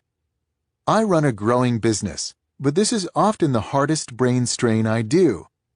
This strain is not unique to Marlon, but is instead ingrained in the practice. As his rabbi once explained to him, "You cannot consider yourself as fulfilling this daily obligation unless you have stretched to the reaches of your mental capacity." Unlike many Orthodox Jews, Marlon came late to his faith, not starting his rigorous Talmud training until his 20s. This bit of trivia proves useful to our purposes because it allows Marlon a clear before and after comparison concerning the impact of these mental calisthenics, and the results surprised him. Though Marlon was exceptionally well educated when he began the practice, he holds 3 different Ivy League degrees, he soon met fellow adherents who had only ever attended small religious schools but could still dance intellectual circles around him. A number of these people are highly successful professionally, he explained to me, but it wasn't some fancy school that pushed their intellect higher. It became clear it was instead their daily study that started as early as the 5th grade. After a while, Marlon began to notice positive changes in his own ability to think deeply. "I've recently been making more highly creative insights in my business life," he told me. "I'm convinced it's related to this daily mental practice. This consistent strain has built my mental muscle over years and years. This was not the goal when I started, but it is the effect." Adam Marlin's experience underscores an important reality about deep work. The ability to concentrate intensely is a skill that must be trained. This idea might sound obvious once it's pointed out, but it represents a departure from how most people understand such matters. In my experience, it's common to treat undistracted concentration as a habit, like flossing, something that you know how to do and know is good for you, but that you've been neglecting due to a lack of motivation. This mindset is appealing because it implies you can transform your working life from distracted to focused overnight if you can simply muster enough motivation. But this understanding ignores the difficulty of focus and the hours of practice necessary to strengthen your mental muscle. The creative insights that Adam Marlin now experiences in his professional life, in other words, have little to do with a one-time decision to think deeper, and much to do with a commitment to training this ability early every morning. There is, however, an important corollary to this idea. Efforts to deepen your focus will struggle if you don't simultaneously wean your mind from a dependence on distraction. Much in the same way that athletes must take care of their bodies outside of their training sessions, you'll struggle to achieve the deepest levels of concentration if you spend the rest of your time fleeing the slightest hint of boredom. We can find evidence for this claim in the research of Clifford Nass, the late Stanford communications professor who was well known for his study of behavior in the digital age. Among other insights, Nass's research revealed that constant attention switching online has a lasting negative effect on your brain. Here's Nass summarizing these findings in a 2010 interview with NPR's Ira Flatow. "So we have scales that allow us to divide up people into people who multitask all the time and people who rarely do, and the differences are remarkable. People who multitask all the time can't filter out irrelevancy. They can't manage a working memory. They're chronically distracted. They initiate much larger parts of their brain that are irrelevant to the task at hand. They're pretty much mental wrecks." At this point, Flatow asks Nass whether the chronically distracted recognize this rewiring of their brain. "The people we talk with continually said, 'Look, when I really have to concentrate, I turn off everything and I am laser focused.' And unfortunately, they've developed habits of mind that make it impossible for them to be laser-focused. They're suckers for irrelevancy. They just can't keep on task." Once your brain has become accustomed to on-demand distraction, Nass discovered, it's hard to shake the addiction, even when you want to concentrate.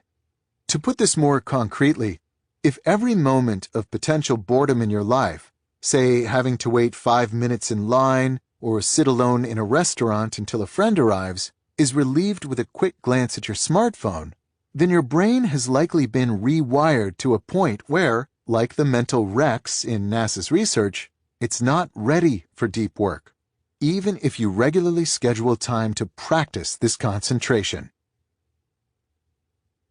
Rule number 1 taught you how to integrate deep work into your schedule and support it with routines and rituals designed to help you consistently reach the current limit of your concentration ability. Rule number 2 will help you significantly improve this limit. The strategies that follow are motivated by the key idea that getting the most out of your deep work habit requires training. And as clarified previously, this training must address 2 goals: improving your ability to concentrate intensely and overcoming your desire for distraction. These strategies cover a variety of approaches, from quarantining distraction to mastering a special form of meditation that combine to provide a practical roadmap for your journey from a mind wrecked by constant distraction and unfamiliar with concentration to an instrument that truly does deliver laser-like focus. Don't take breaks from distraction. Instead, take breaks from focus. Many assume that they can switch between a state of distraction and one of concentration as needed. But as I just argued, this assumption is optimistic. Once you're wired for distraction, you crave it. Motivated by this reality, this strategy is designed to help you rewire your brain to a configuration better suited to staying on task. Before diving into the details, let's start by considering a popular suggestion for distraction addiction that doesn't quite solve our problem: the Internet Sabbath, sometimes called a digital detox. In its basic form, this ritual asks you to put aside regular time, typically 1 day a week, where you refrain from network technology. In the same way that the Sabbath in the Hebrew Bible induces a period of quiet and reflection well suited to appreciate God and His works, the Internet Sabbath is meant to remind you of what you miss when you are glued to a screen. It's unclear who first introduced the Internet Sabbath concept, but credit for popularizing the idea often goes to the journalist William Powers, who promoted the practice in his 2010 reflection on technology and human happiness, Hamlet's BlackBerry. As Powers later summarizes in an interview, "Do what Thoreau did, which is learn to have a little disconnectedness within the connected world. Don't run away." A lot of advice for the problem of distraction follows this general template of finding occasional time to get away from the clatter. Some put aside 1 or 2 months a year to escape these tethers. Others follow Powers' 1 day a week advice, while others put aside an hour or 2 every day for the same purpose. All forms of this advice provide some benefit, but once we see the distraction problem in terms of brain wiring, it becomes clear that an Internet Sabbath cannot by itself cure a distracted brain. If you eat healthy just 1 day a week, you're unlikely to lose weight, as the majority of your time is still spent gorging. Similarly, if you spend just 1 day a week resisting distraction, you're unlikely to diminish your brain's craving for these stimuli, as most of your time is still spent giving into it. I propose an alternative to the Internet Sabbath. Instead of scheduling the occasional break from distraction so you can focus, you should instead schedule the occasional break from focus to give in to distraction. To make this suggestion more concrete, let's make the simplifying assumption that Internet use is synonymous with seeking distracting stimuli. You can, of course, use the Internet in a way that's focused and deep, but for a distraction addict, this is a difficult task. Similarly, let's consider working in the absence of the Internet to be synonymous with more focused work. You can, of course, find ways to be distracted without a network connection, but these tend to be easier to resist. With these rough categorizations established, the strategy works as follows. Schedule in advance when you'll use the Internet, and then avoid it altogether outside these times. I suggest that you keep a notepad near your computer at work. On this pad, record the next time you're allowed to use the internet. Until you arrive at that time, absolutely no network connectivity is allowed, no matter how tempting. The idea motivating this strategy is that the use of a distracting service does not, by itself, reduce your brain's ability to focus.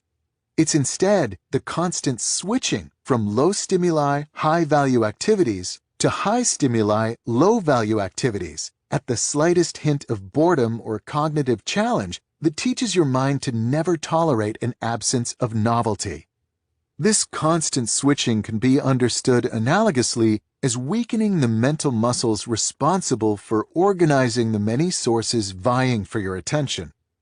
By segregating internet use, and therefore segregating distractions, you're minimizing the number of times you give in to distraction, and by doing so, you let these attention-selecting muscles strengthen.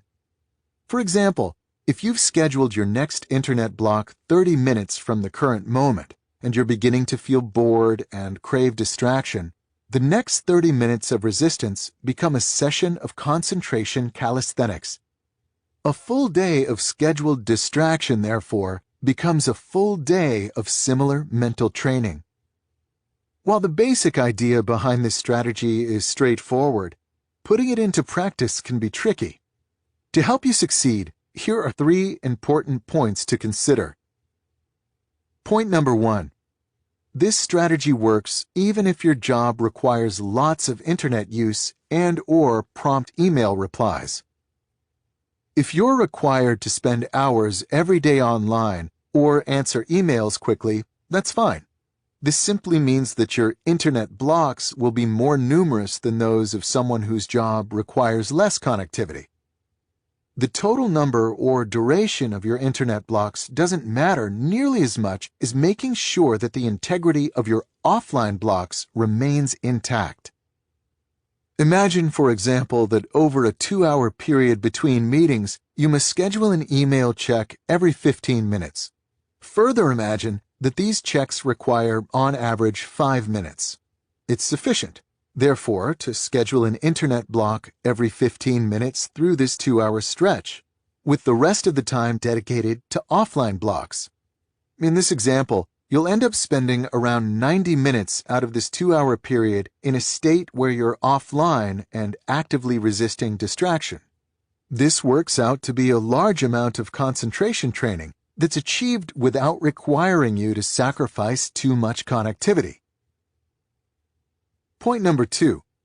Regardless of how you schedule your internet blocks, you must keep the time outside these blocks absolutely free from internet use. This objective is easy to state in principle, but quickly becomes tricky in the messy reality of the standard workday.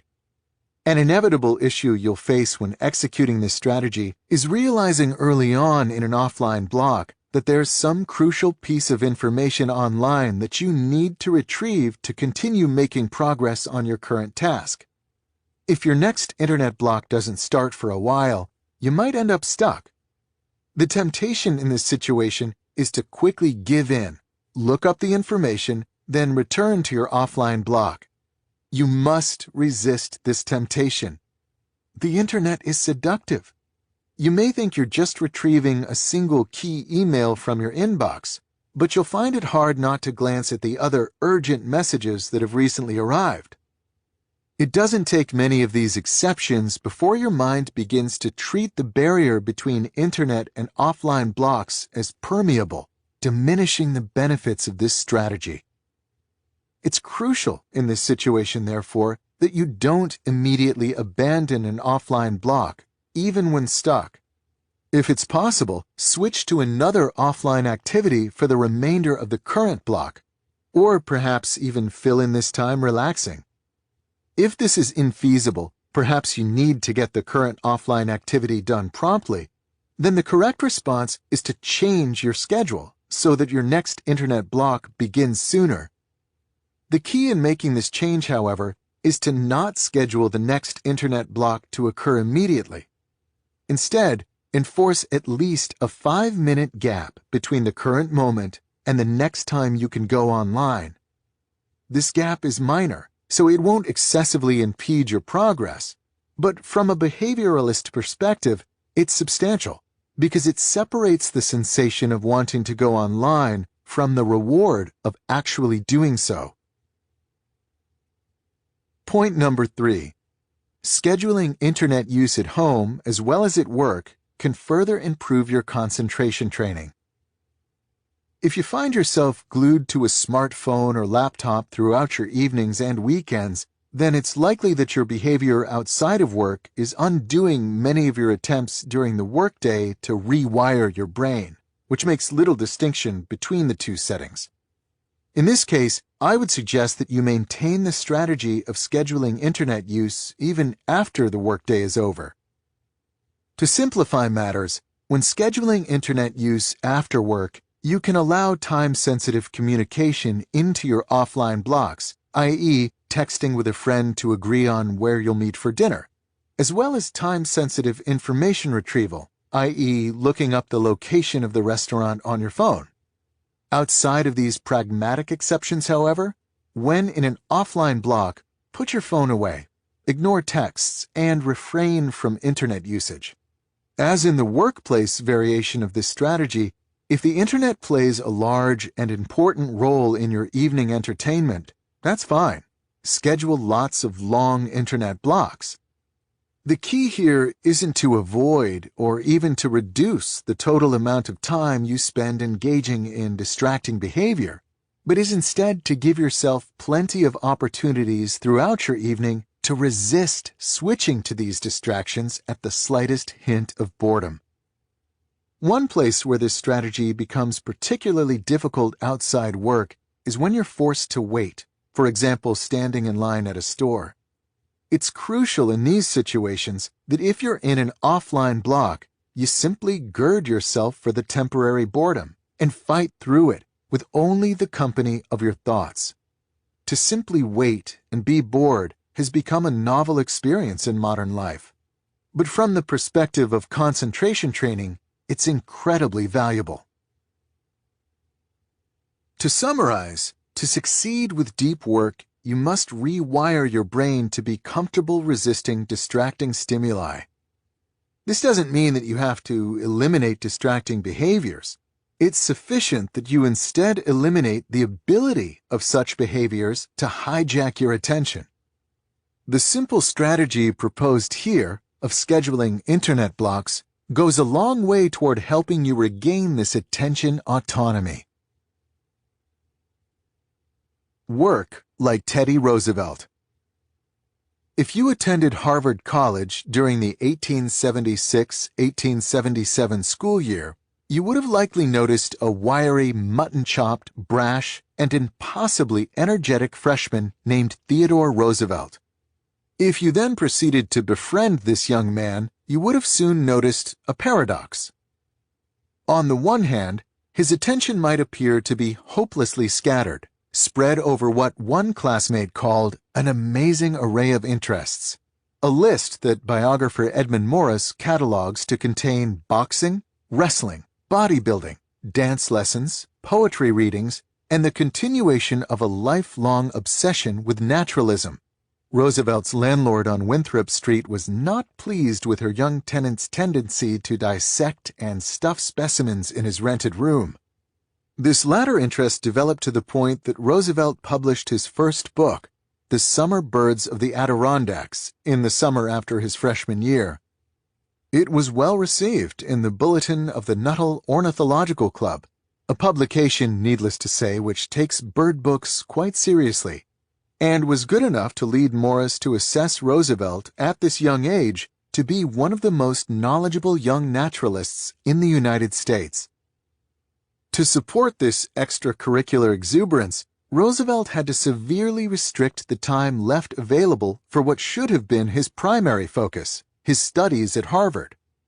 Morris used Roosevelt's diary and letters from this period to estimate that the future president was spending no more than a quarter of the typical day studying. One might expect, therefore, that Roosevelt's grades would crater, but they didn't. He wasn't the top student in his class, But he certainly didn't struggle either. In his freshman year, he earned honor grades in 5 out of his 7 courses. The explanation for this Roosevelt paradox turns out to be his unique approach to tackling this schoolwork. Roosevelt would begin his scheduling by considering the 8 hours from 8:30 a.m. to 4:30 p.m. He would then remove the time spent in recitation and classes, his athletic training, which was once a day, and lunch. The fragments that remained were then considered time dedicated exclusively to studying. As noted, these fragments didn't usually add up to a large number of total hours, but he would get the most out of them by working only on schoolwork during these periods, and doing so with a blistering intensity. The amount of time he spent at his desk was comparatively small, explained Morris, but his concentration was so intense and his reading so rapid that he could afford more time off from schoolwork than most. This strategy asks you to inject the occasional dash of Rooseveltian intensity into your own workday. In particular, identify a deep task, that is, something that requires deep work to complete, that's high on your priority list. Estimate how long you'd normally put aside for an obligation of this type. Then, give yourself a hard deadline that drastically reduces this time. If possible, commit publicly to the deadline. For example, by telling the person expecting the finished project when they should expect it. If this isn't possible, or if it puts your job in jeopardy, then motivate yourself by setting a countdown timer on your phone and propping it up where you can't avoid seeing it as you work. At this point, there should be only one possible way to get the deep task done in time: working with great intensity. No email breaks, no daydreaming, no Facebook browsing, no repeated trips to the coffee machine. Like Roosevelt at Harvard, attack the task with every free neuron until it gives way under your unwavering barrage of concentration. Try this experiment no more than once a week at first, giving your brain practice with intensity, but also giving it and your stress levels time to rest in between. Once you feel confident in your ability to trade concentration for completion time, increase the frequency of these Roosevelt dashes. Remember, however, to always keep your self-imposed deadlines right at the edge of feasibility. You should be able to consistently beat the buzzer, or at least be close, but to do so should require teeth-gritting concentration. The main motivation for this strategy is straightforward. Deep work requires levels of concentration well beyond where most knowledge workers are comfortable. Roosevelt dashes leverage artificial deadlines to help you systematically increase the level you can regularly achieve, providing in some sense interval training for the attention centers of your brain. An additional benefit is that these dashes are incompatible with distraction. There's no way you can give in to distraction and still make your deadlines. Therefore, every completed dash provides a session in which you're potentially bored and really want to seek more novel stimuli, but you resist. As argued in the previous strategy, the more you practice resisting such urges, the easier such resistance becomes. After a few months of deploying this strategy, your understanding of what it means to focus will likely be transformed as you reach levels of intensity stronger than anything you've experienced before. And if you're anything like a young Roosevelt, you can then repurpose the extra free time it generates toward the finer pleasures in life, like trying to impress the always discerning members of the Nuttall Ornithological Club. Meditate productively. During the 2 years I spent as a postdoctoral associate at MIT, my wife and I lived in a small but charming apartment on Pinckney Street in historic Beacon Hill. Though I lived in Boston and worked in Cambridge, the two locations were close, only a mile apart, sitting on opposite banks of the Charles River. Intent on staying fit, even during the long and dark New England winter, I decided to take advantage of this proximity by traveling between home and work to the greatest extent possible, on foot. My routine had me walk to campus in the morning, crossing the Longfellow Bridge in all weather. The city, it turns out to my dismay, is often slow to shovel the pedestrian path after snowstorms. Around lunch, I would change into running gear and run back home on a longer path that followed the banks of the Charles, crossing at the Massachusetts Avenue Bridge. After a quick lunch and shower at home, I would typically take the subway across the river on the way back to campus, saving perhaps a third of a mile on the trek, and then walk home when the workday was done. In other words, I spent a lot of time on my feet during this period. It was this reality that led me to develop the practice that I'll now suggest you adopt in your own deep work training: productive meditation.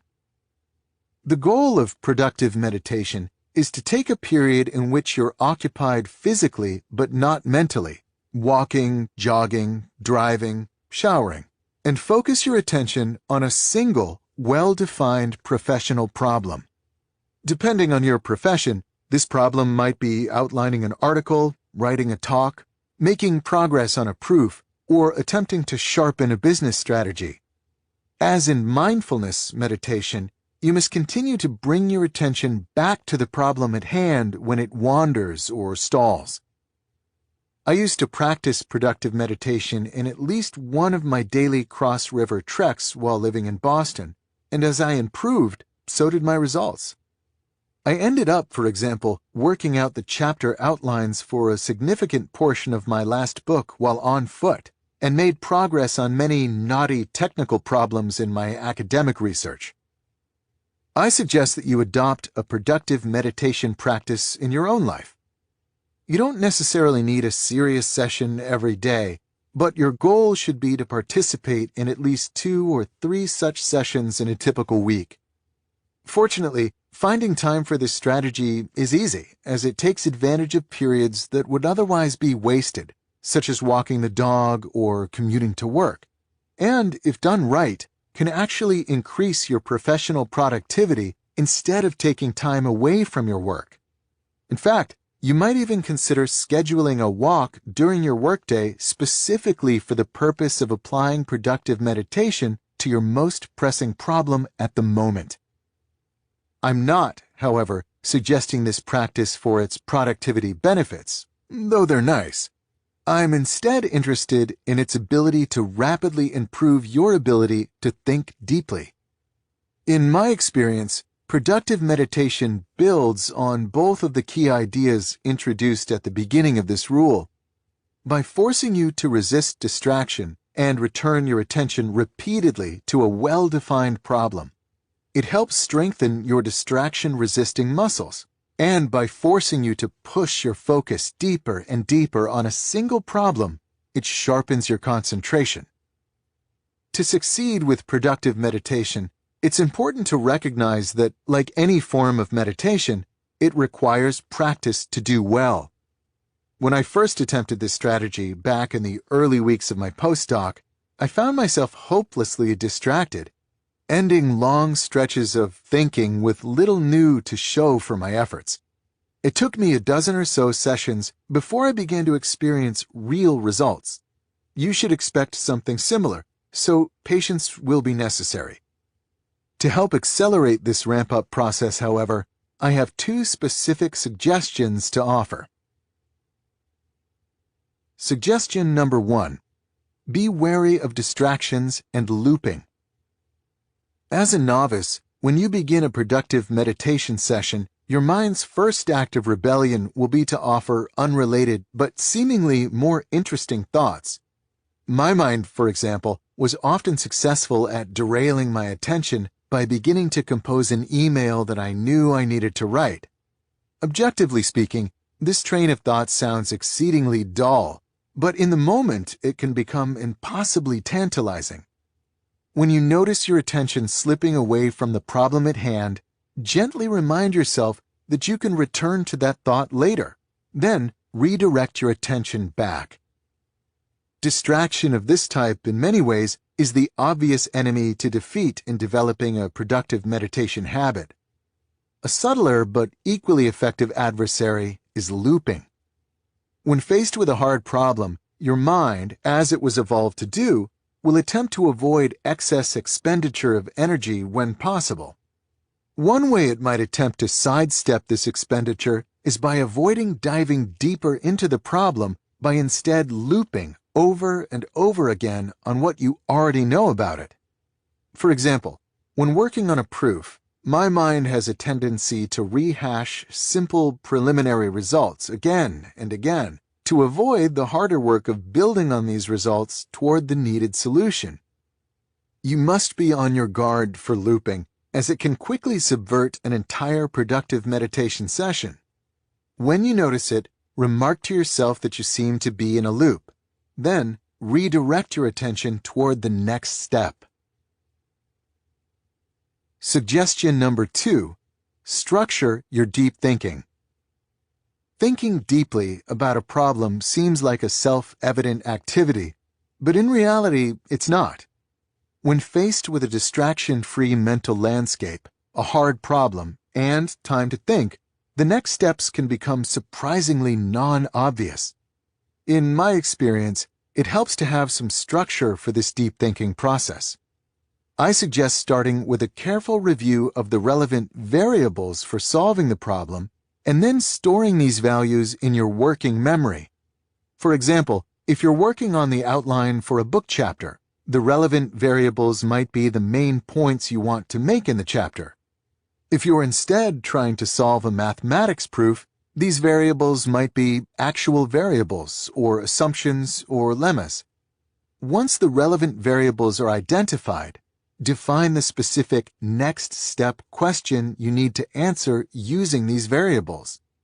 In the book chapter example, this next step question might be, how am I going to effectively open this chapter? And for a proof, it might be, what can go wrong if I don't assume this property holds? With the relevant variables stored and the next step question identified, you now have a specific target for your attention. Assuming you're able to solve your next step question, the final step of this structured approach to deep thinking is to consolidate your gains by reviewing clearly the answer you identified. At this point, you can push yourself to the next level of depth by starting the process over.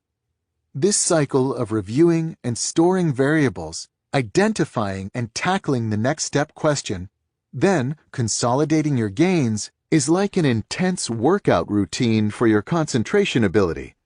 It will help you get more out of your productive meditation sessions and accelerate the pace at which you improve your ability to go deep. Memorize a deck of cards. Given just 5 minutes, Daniel Kilov can memorize any of the following: a shuffled deck of cards, a string of 100 random digits, or 115 abstract shapes, this last feat establishing an Australian national record. It shouldn't be surprising, therefore, that Kilov recently won back-to-back silver medals in the Australian Memory Championships. What is perhaps surprising, given Kilov's history, is that he ended up a mental athlete at all. I wasn't born with an exceptional memory, Kilov told me. Indeed, during high school, he considered himself forgetful and disorganized. He also struggled academically and was eventually diagnosed with attention deficit disorder. It was after a chance encounter with Tansal Ali, one of the country's most successful and visible memory champions, that Kilov began to seriously train his memory. By the time he earned his college degree, he had won his first national competition medal. This transformation into a world-class mental athlete was rapid, but not unprecedented. In 2006, the American science writer Joshua Foer won the USA Memory Championship after only a year of intense training, a journey he chronicled in his 2011 bestseller, Moonwalking with Einstein. But what's important to us about Kilov's story is what happened to his academic performance during this period of intensive memory development. While training his brain, he went from a struggling student with attention deficit disorder to graduating from a demanding Australian university with first-class honors. He was soon accepted into the PhD program at one of the country's top universities, where he currently studies under a renowned philosopher. One explanation for this transformation comes from research led by Henry Roediger, who runs the Memory Lab at the University of Washington at St. Louis. In 2014, Roediger and his collaborators sent a team equipped with a battery of cognitive tests to the Extreme Memory Tournament held in San Diego. They wanted to understand what differentiated these elite memorizers from the population at large. We found that one of the biggest differences between memory athletes and the rest of us is in a cognitive ability that's not a direct measure of memory at all, but of attention, explained Roediger in a New York Times blog post. The ability in question is called attentional control, and it measures the subject's ability to maintain their focus on essential information. A side effect of memory training, in other words, is an improvement in your general ability to concentrate. This ability can then be fruitfully applied to any task demanding deep work. Daniel Kilov, we can therefore conjecture, didn't become a star student because of his award-winning memory. It was instead his quest to improve this memory that, incidentally, gave him the deep work edge needed to thrive academically. The strategy described here asks you to replicate a key piece of Kilov's training, and therefore gain some of the same improvements to your concentration. In particular, it asks you to learn a standard but quite impressive skill in the repertoire of most mental athletes: the ability to memorize a shuffled deck of cards. The technique for card memorization I'll teach you comes from someone who knows quite a bit about this particular challenge: Ron White, a former USA memory champion and world record holder in card memorization. The first thing White emphasizes is that professional memory athletes never attempt rote memorization.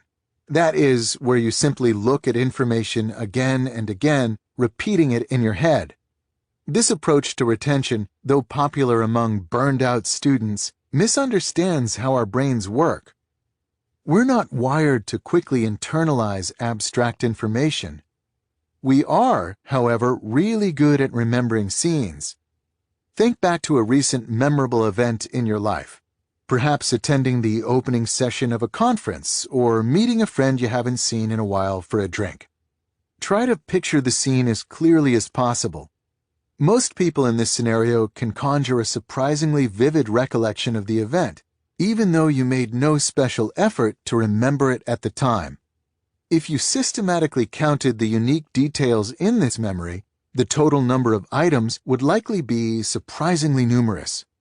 Your mind, in other words, can quickly retain lots of detailed information if it's stored in the right way. Ron White's card memorization technique builds on this insight. To prepare for this high-volume memorization task, White recommends that you begin by cementing in your mind the mental image of walking through 5 rooms in your home. Perhaps you come in the door, walk through your front hallway, then turn into the downstairs bathroom, walk out the door and enter the guest bedroom, walk into the kitchen, and then head down the stairs into your basement. In each room, conjure a clear image of what you see. Once you can easily recall this mental walkthrough of a well-known location, fix in your mind a collection of 10 items in each of these rooms. White recommends that these items be large and therefore more memorable, like a desk, not a pencil. Next, establish an order in which you look at each of these items in each room. For example, in the front hallway, you might look at the entry mat, then shoes on the floor by the mat, then the bench above the shoes, and so on. Combined, this is only 50 items, so add 2 more items, perhaps in your backyard, to get to the full 52 items you'll later need when connecting these images to all the cards in a standard deck. Practice this mental exercise of walking through the rooms and looking at items in each room in a set order. You should find that this type of memorization because it's based on visual images of familiar places and things, will be much easier than the rote memorizing you might remember from your school days. The second step in preparing to memorize a deck of cards is to associate a memorable person or thing with each of the 52 possible cards. To make this process easier, try to maintain some logical association between the card and the corresponding image. White provides the example of associating Donald Trump with the King of Diamonds, as diamonds signify wealth. Practice these associations until you can pull a card randomly from the deck and immediately recall the associated image. As before, the use of memorable visual images and associations will simplify the task of forming these connections. The two steps mentioned previously are advanced steps, things you do just once and can then leverage again and again in memorizing specific decks. Once these steps are done, you're ready for the main event, memorizing as quickly as possible the order of 52 cards in a freshly shuffled deck. The method here is straightforward. Begin your mental walkthrough of your house. As you encounter each item, look at the next card from the shuffled deck and imagine the corresponding memorable person or thing doing something memorable near that item. For example, if the first item in location is the mat in your front entry and the first card is the King of Diamonds, you might picture Donald Trump wiping mud off of his expensive loafers on the entry mat in your front hallway. Proceed carefully through the rooms, associating the proper mental images with objects in the proper order. After you complete a room, you might want to walk through it a few times in a row to lock in the imagery. Once you're done, you're ready to hand the deck to a friend and amaze him by rattling off the cards in order without peeking. To do so, of course, simply requires that you perform the mental walkthrough one more time, connecting each memorable person or thing to its corresponding card as you turn your attention to it. If you practice this technique, you'll discover, like many mental athletes who came before you, that you can eventually internalize a whole deck in just minutes. More important than your ability to impress friends, of course, is the training such activities provide your mind. Proceeding through the steps described earlier requires that you focus your attention again and again on a clear target. Like a muscle responding to weights, this will strengthen your general ability to concentrate, allowing you to go deeper with more ease. It's worth emphasizing, however, the obvious point that there's nothing special about card memorization.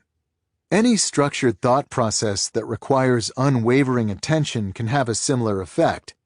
Be it studying the Talmud, like Adam Marlin from Rule Number 2's introduction, or practicing productive meditation, or trying to learn the guitar part of a song by ear, a past favorite of mine. If card memorization seems weird to you, in other words, then choose a replacement that makes similar cognitive requirements. The key to this strategy is not the specifics, but instead the motivating idea that your ability to concentrate is only as strong as your commitment to train it. Rule number 3. Quit social media. In 2013, author and digital media consultant Baratunde Thurston launched an experiment. He decided to disconnect from his online life for 25 days. No Facebook, no Twitter, no Foursquare, a service that awarded him Mayor of the Year in 2011. Not even email. He needed the break. Thurston, who is described by friends as the most connected man in the world, had, by his own count, participated in more than 59,000 Gmail conversations and posted 1,500 times on his Facebook wall in the year leading up to his experiment. "I was burnt out, fried, done, toast," he explained. We know about Thurston's experiment because he wrote about it in a cover article for Fast Company magazine, ironically titled #Unplug. As Thurston reveals in the article, it didn't take long to adjust to a disconnected life. By the end of that first week, the quiet rhythm of my days seemed far less strange, he said. I was less stressed about not knowing new things. I felt that I still existed despite not having shared documentary evidence of said existence on the internet. Thurston struck up conversations with strangers. He enjoyed food without Instagramming the experience. He bought a bike. Turns out it's easier to ride the thing when you're not trying to simultaneously check your Twitter. The end came too soon, Thurston lamented. But he had startups to run and books to market. So after the 25 days passed, he reluctantly reactivated his online presence. Baratunde Thurston's experiment neatly summarizes two important points about our culture's current relationship with social networks like Facebook, Twitter, and Instagram, and infotainment sites like Business Insider and BuzzFeed, two categories of online distraction that I will collectively call network tools in the sections ahead. The first point is that we increasingly recognize that these tools fragment our time and reduce our ability to concentrate. This reality no longer generates much debate. We all feel it. This is a real problem for many different people, but the problem is especially dire if you're attempting to improve your ability to work deeply. In the preceding rule, for example, I described several strategies to help you sharpen your focus. These efforts will become significantly more difficult if you simultaneously behave like a pre-experiment Baratunde Thurston, allowing your life outside such training to remain a distracted blur of apps and browser tabs. Willpower is limited, and therefore, the more enticing tools you have pulling at your attention, the harder it'll be to maintain focus on something important. To master the art of deep work, therefore, you must take back control of your time and attention from the many diversions that attempt to steal them. Before we begin fighting back against these distractions, however, we must better understand the battlefield. This brings me to the second important point summarized by Baratunde Thurston's story: the impotence with which knowledge workers currently discuss this problem of network tools and attention.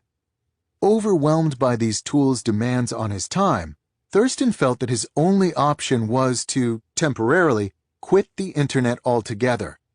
This idea that a drastic internet sabbatical is the only alternative to the distraction generated by social media and infotainment has increasingly pervaded our cultural conversation. The problem with this binary response to this issue is that these two choices are much too crude to be useful. The notion that you would quit the internet is, of course, an overstuffed straw man, infeasible for most, unless you're a journalist writing a piece about distraction. No one is meant to actually follow Baratunde Thurston's lead, and this reality provides justification for remaining with the only offered alternative: accepting our current distracted state as inevitable.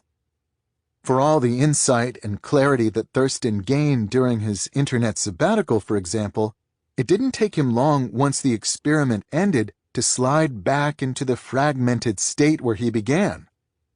On the day when I first started writing this chapter, which fell only 6 months after Thurston's article originally appeared in Fast Company, the Reformed Connector had already sent a dozen tweets in the few hours since he woke up.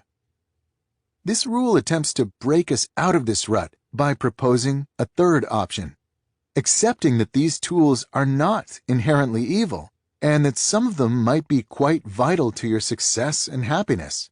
But, at the same time, also accepting that the threshold for allowing a site regular access to your time and attention, not to mention personal data, should be much more stringent, and that most people should therefore be using many fewer such tools.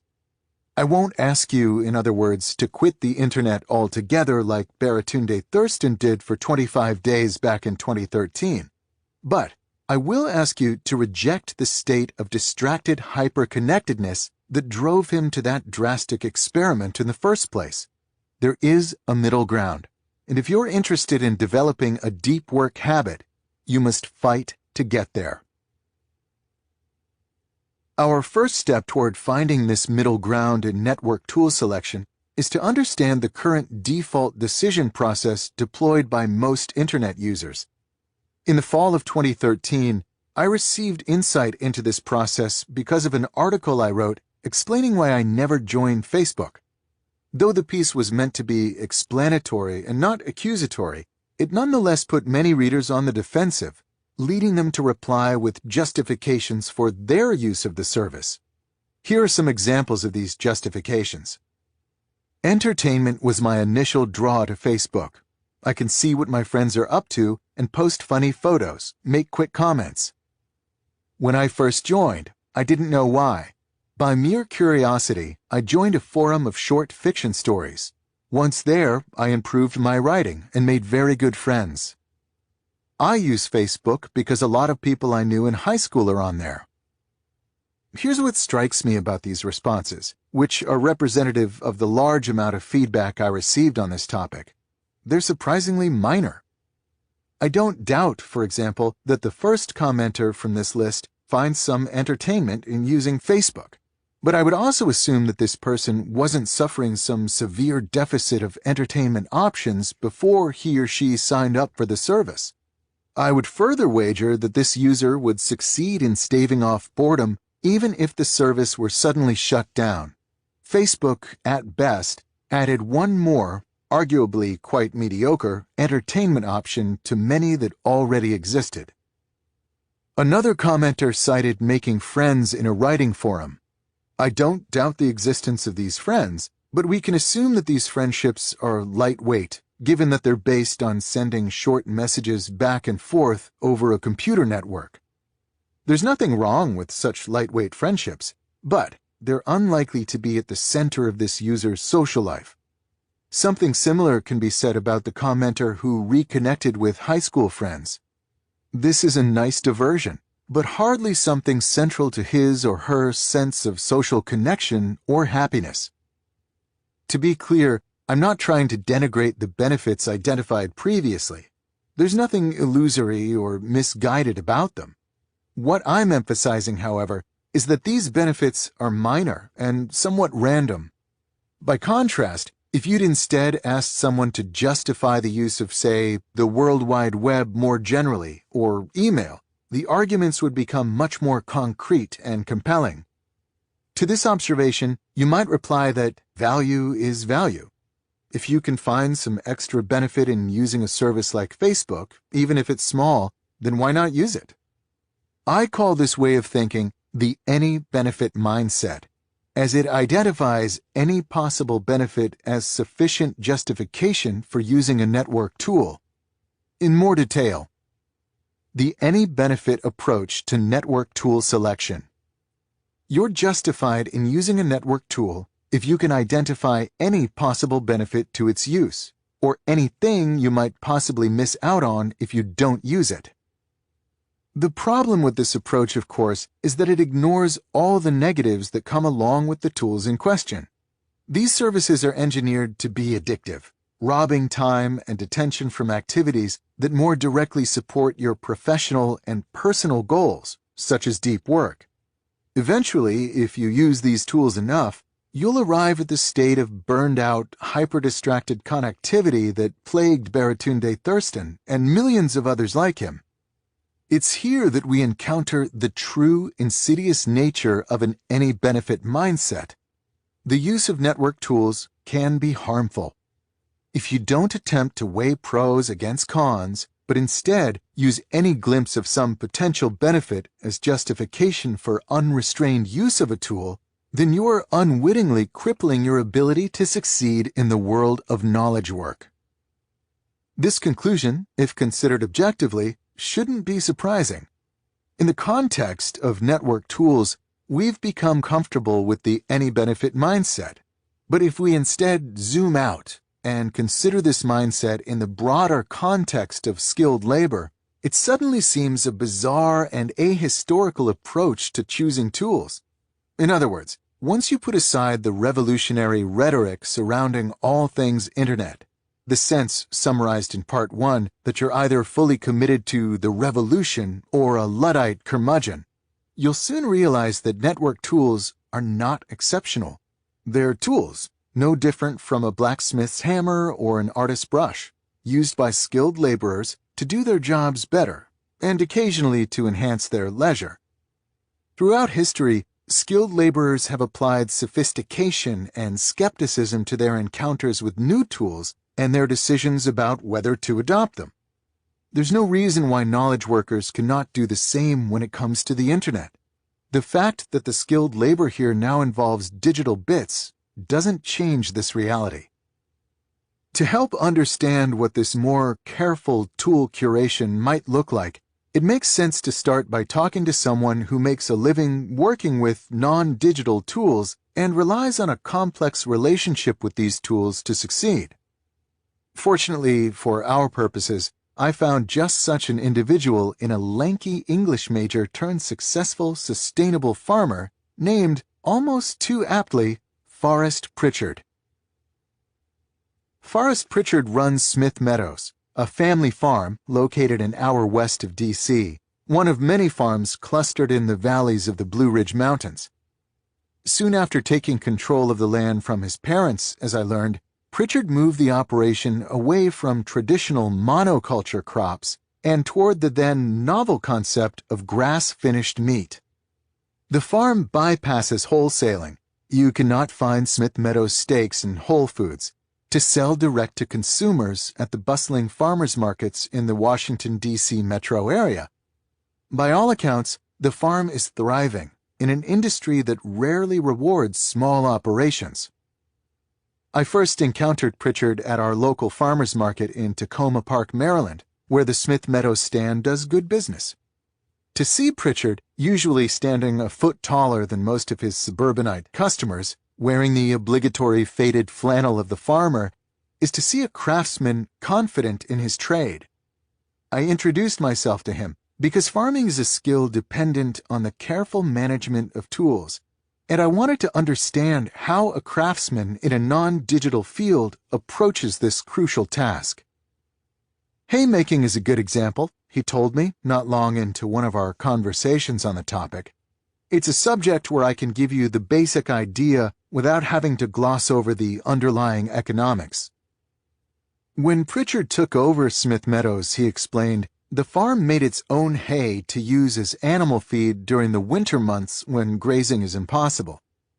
Haymaking is done with a piece of equipment called a hay baler, a device you pull behind a tractor that compresses and binds dried grass into bales. If you raise animals on the East Coast, there's an obvious reason to own and operate a hay baler. Your animals need hay. Why spend money to buy in feed when you have perfectly good grass growing for free right in your own soil? If a farmer subscribed to the any benefit approach used by knowledge workers, therefore, he would definitely buy a hay baler. But, as Pritchard explained to me after preemptively apologizing for a moment of snark, if a farmer actually adopted such a simplistic mindset, I'd be counting the days until the forced sale goes up on the property. Pritchard, like most practitioners of his trade, instead deploys a more sophisticated thought process when assessing tools. And after applying this process to the hay baler, Pritchard was quick to sell it. Smith Meadows now purchases all the hay it uses. Here's why. Let's start by exploring the costs of making hay, Pritchard said. First, there's the actual cost of fuel and repairs and the shed to keep the baler. You also have to pay taxes on it. These directly measurable costs, however, were the easy part of his decision. It was instead the opportunity costs that required more attention.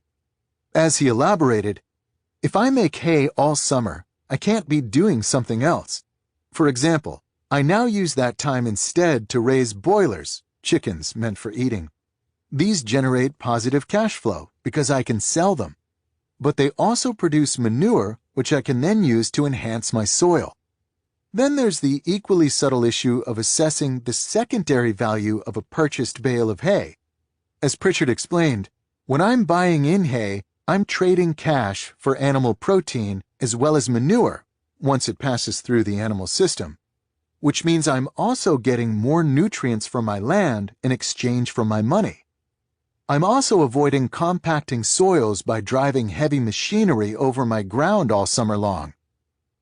When making his final decision on the baler, Pritchard moved past the direct monetary costs, which were essentially a wash, and instead shifted his attention to the more nuanced issue of the long-term health of his fields. For the reasons described previously, Pritchard concluded that buying in hay results in healthier fields, and as he summarized, soil fertility is my baseline. By this calculation, the baler had to go. Notice the complexity of Pritchard's tool decision. This complexity underscores an important reality: the notion that identifying some benefit is sufficient to invest money, time, and attention in a tool is near laughable to people in his trade. Of course, a hay baler offers benefits.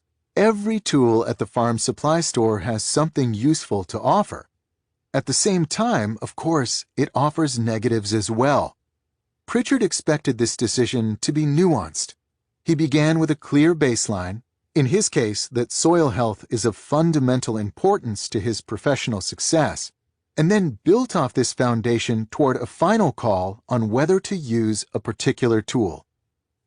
I propose that if you're a knowledge worker, especially one interested in cultivating a deep work habit, you should treat your tool selection with the same level of care as other skilled workers, such as farmers.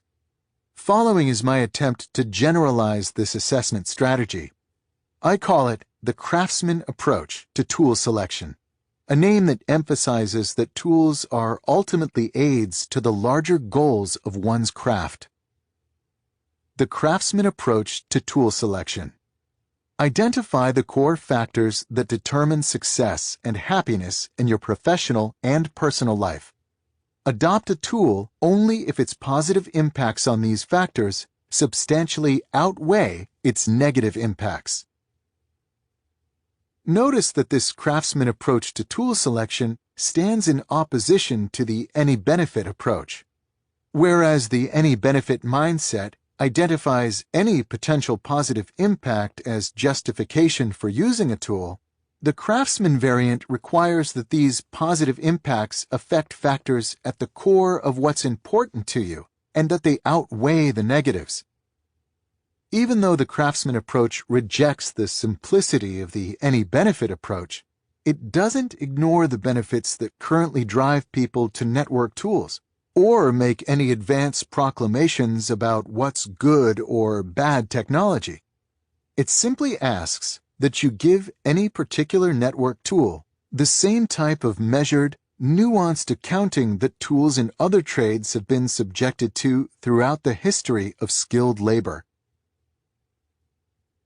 The three strategies that follow in this rule are designed to grow your comfort with abandoning the any benefit mindset, and instead applying the more thoughtful craftsman philosophy in curating the tools that lay claim to your time and attention. This guidance is important because the craftsman approach is not cut and dry.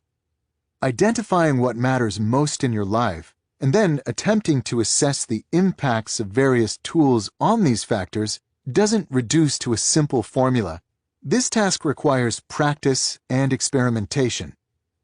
The strategies that follow provide some structure for this practice and experimentation by forcing you to reconsider your network tools from many different angles.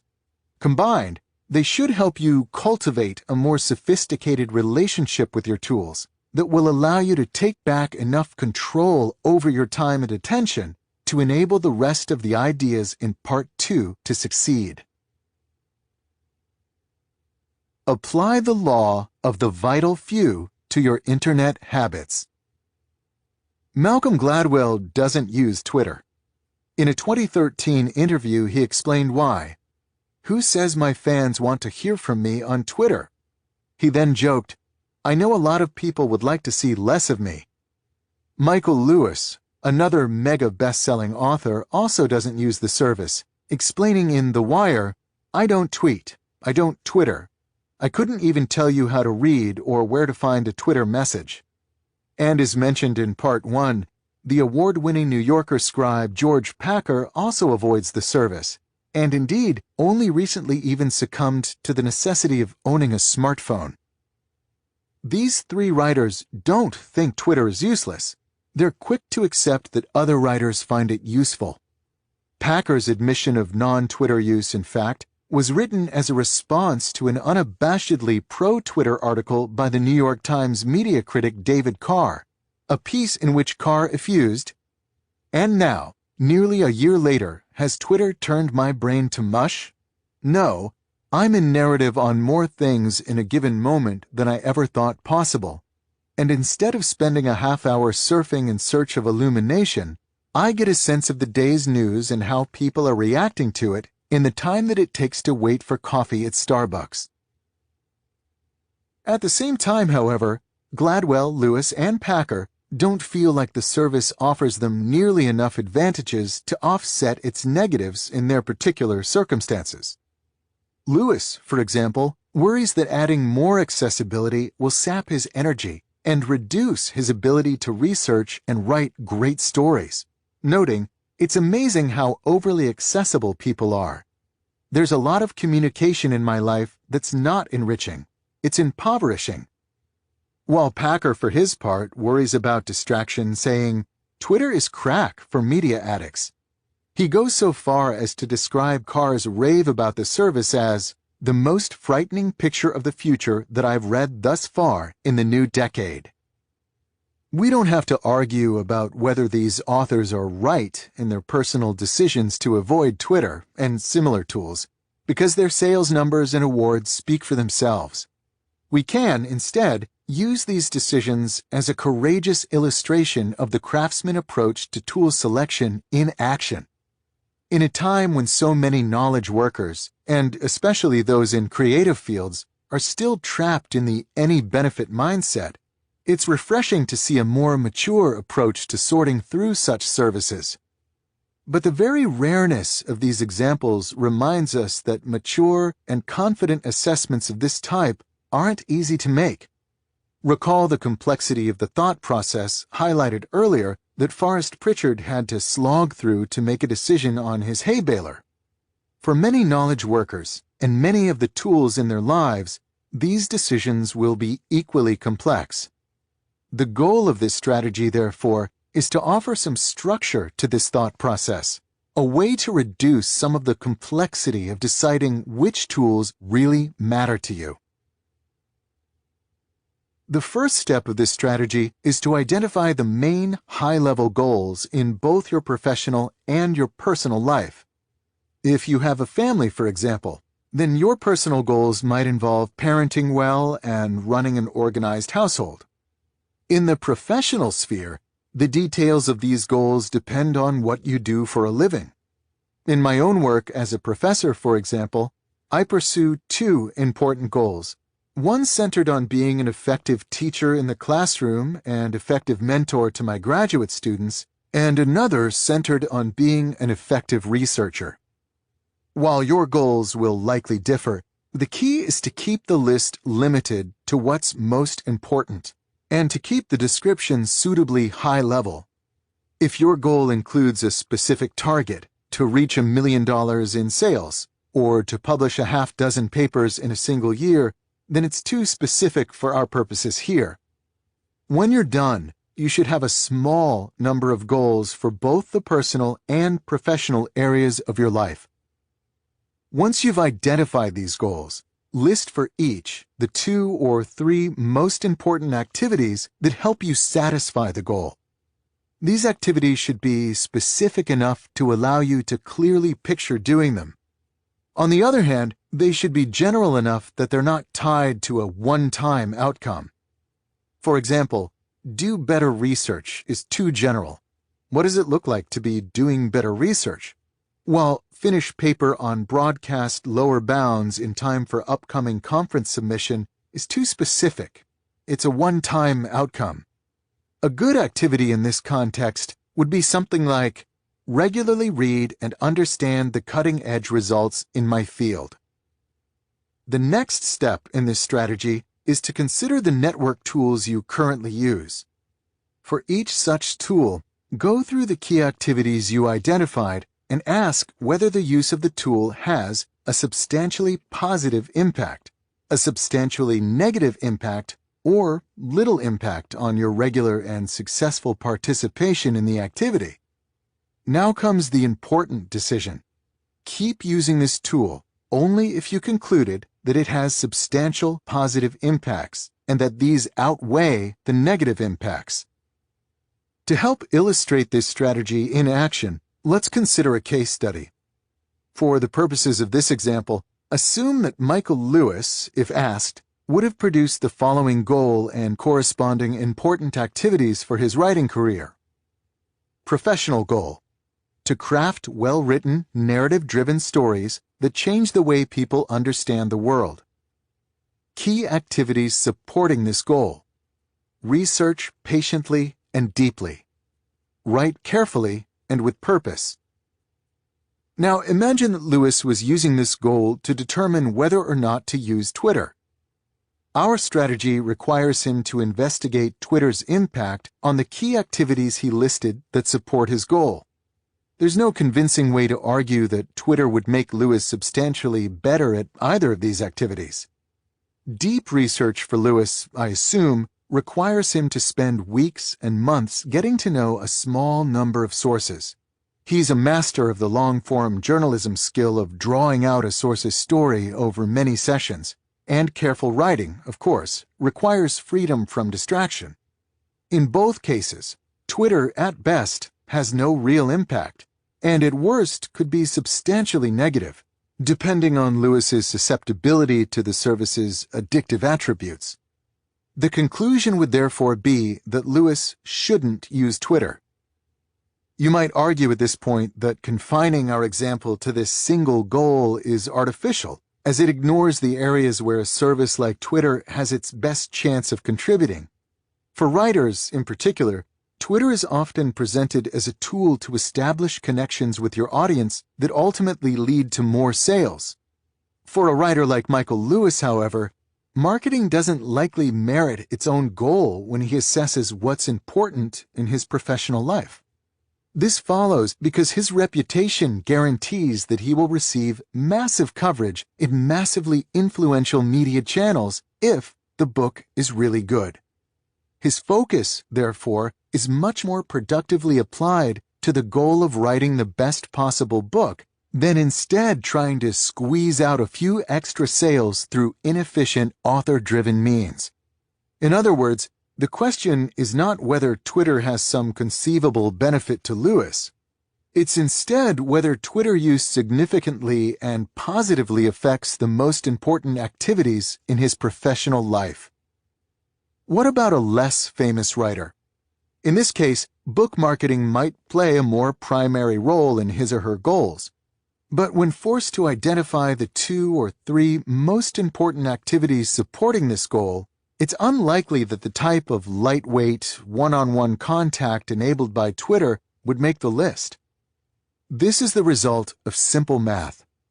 Imagine that our hypothetical author diligently sends 10 individualized tweets a day, 5 days a week, each of which connects one-on-one with a new potential reader.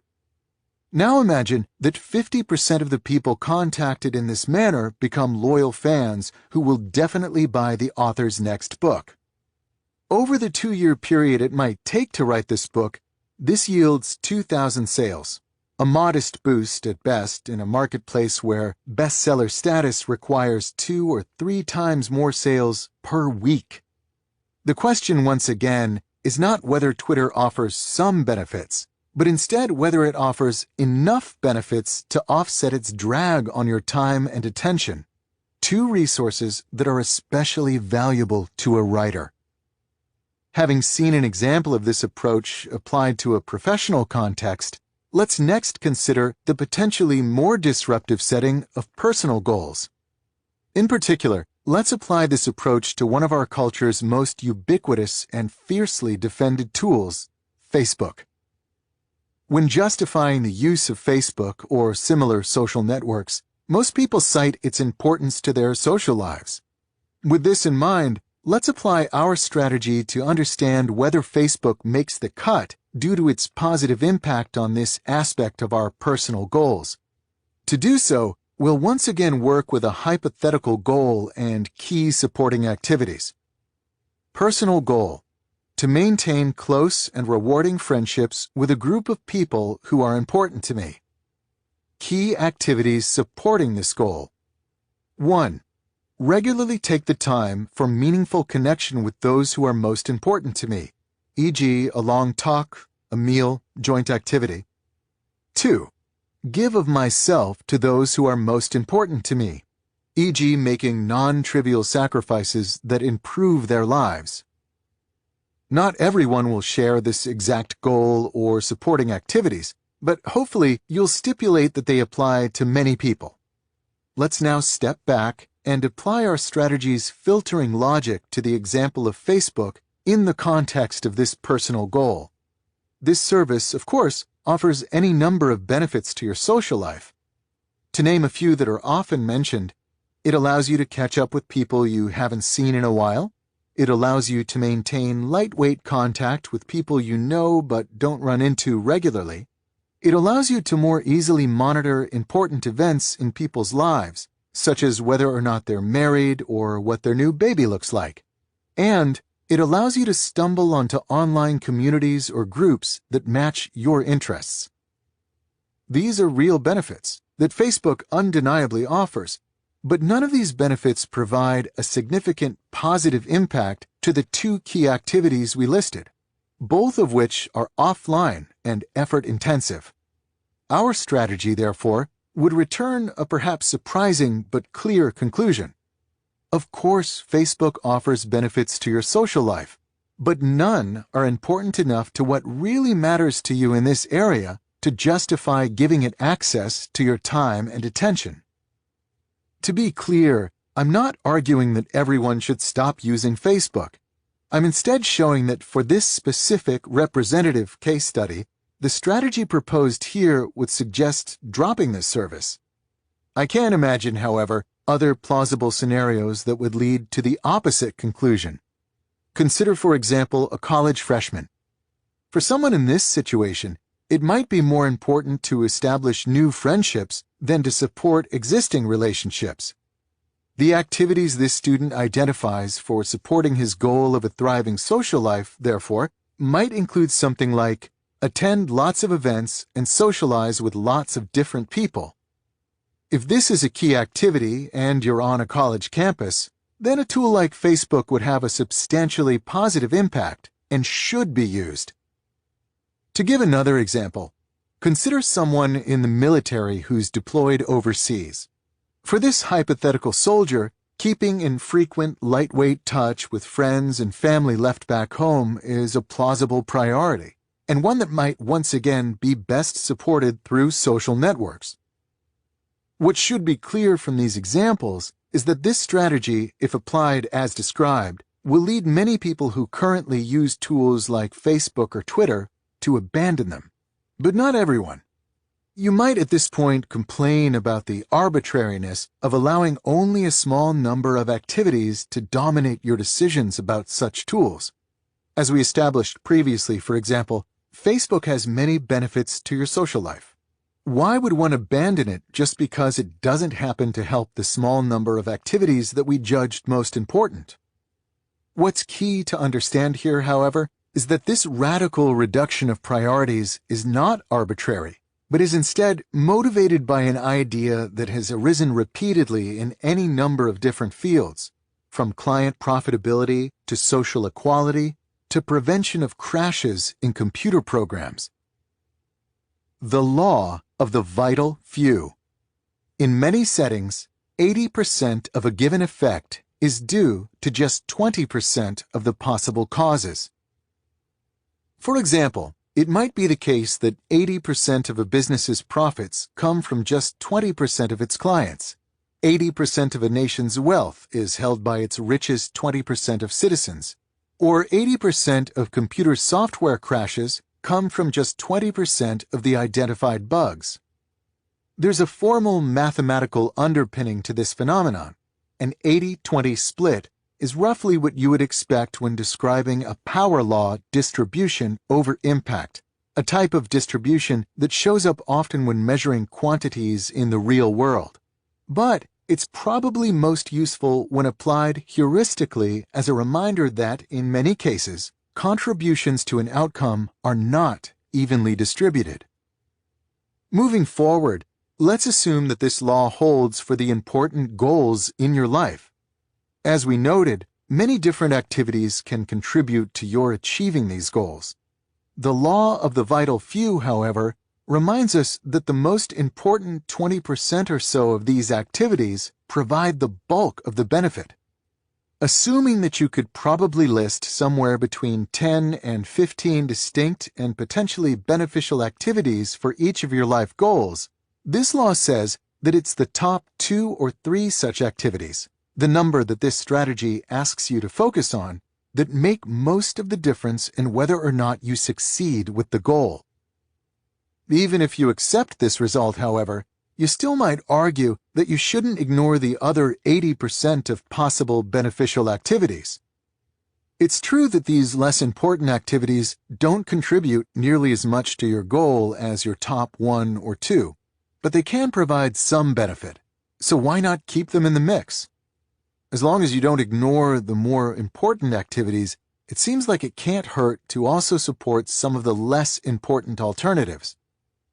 This argument, however, misses the key point that all activities, regardless of their importance, consume your same limited store of time and attention.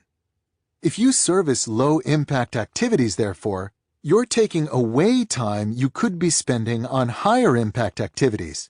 It's a zero-sum game. And because your time returns substantially more rewards when invested in high-impact activities than when invested in low-impact activities, the more of it you shift to the latter, the lower your overall benefit. The business world understands this math. This is why it's not uncommon to see a company fire unproductive clients. If 80% of their profits come from 20% of their clients, then they make more money by redirecting the energy from low-revenue clients to better service the small number of lucrative contracts. Each hour spent on the latter returns more revenue than each hour spent on the former. The same holds true for your professional and personal goals. By taking the time consumed by low-impact activities, like finding old friends on Facebook, and reinvesting it in high-impact activities, like taking a good friend out to lunch, you end up more successful in your goal. To abandon a network tool using this logic, therefore, is not to miss out on its potential small benefits, but is instead to get more out of the activities you already know to yield large benefits. To return to where we started, for Malcolm Gladwell, Michael Lewis, and George Packer, Twitter doesn't support the 20% of activities that generate the bulk of the success in their writing careers. Even though in isolation, this service might return some minor benefits when their careers are viewed as a whole, they're likely more successful not using Twitter and redirecting that time to more fruitful activities than if they added it into their schedule as one more thing to manage. You should take the same care in deciding which tools you allow to claim your own limited time and attention. Quit social media. When Ryan Nicodemus decided to simplify his life, one of his first targets was his possessions. At the time, Ryan lived alone in a spacious 3-bedroom condo. For years, driven by a consumerist impulse, he had been trying his best to fill this ample space. Now, it was time to reclaim his life from his stuff. The strategy he deployed was simple to describe, but radical in concept. He spent an afternoon packing everything he owned into cardboard boxes, as if he was about to move. In order to transform what he described as a difficult undertaking into something less onerous, he called it a packing party, explaining, "Everything's more exciting when it's a party, right?" Once the packing was done, Nicodemus then spent the next week going through his normal routine. If he needed something that was packed, he would unpack it and put it back where it used to go. At the end of the week, he noticed that the vast majority of his stuff remained untouched in its boxes, so he got rid of it. Stuff accumulates in people's lives, in part because when faced with a specific act of elimination, it's easy to worry. What if I need this one day? And then use this worry as an excuse to keep the item in question sitting around. Nicodemus's packing party provided him with definitive evidence that most of his stuff was not something he needed, and it therefore supported his quest to simplify. The last strategy provided a systematic method to help you begin sorting through the network tools that currently lay claim to your time and attention. This strategy offers you a different but complementary approach to these same issues, and it's inspired by Ryan Nicodemus's approach to getting rid of his useless stuff. In more detail, this strategy asks that you perform the equivalent of a packing party on the social media services that you currently use.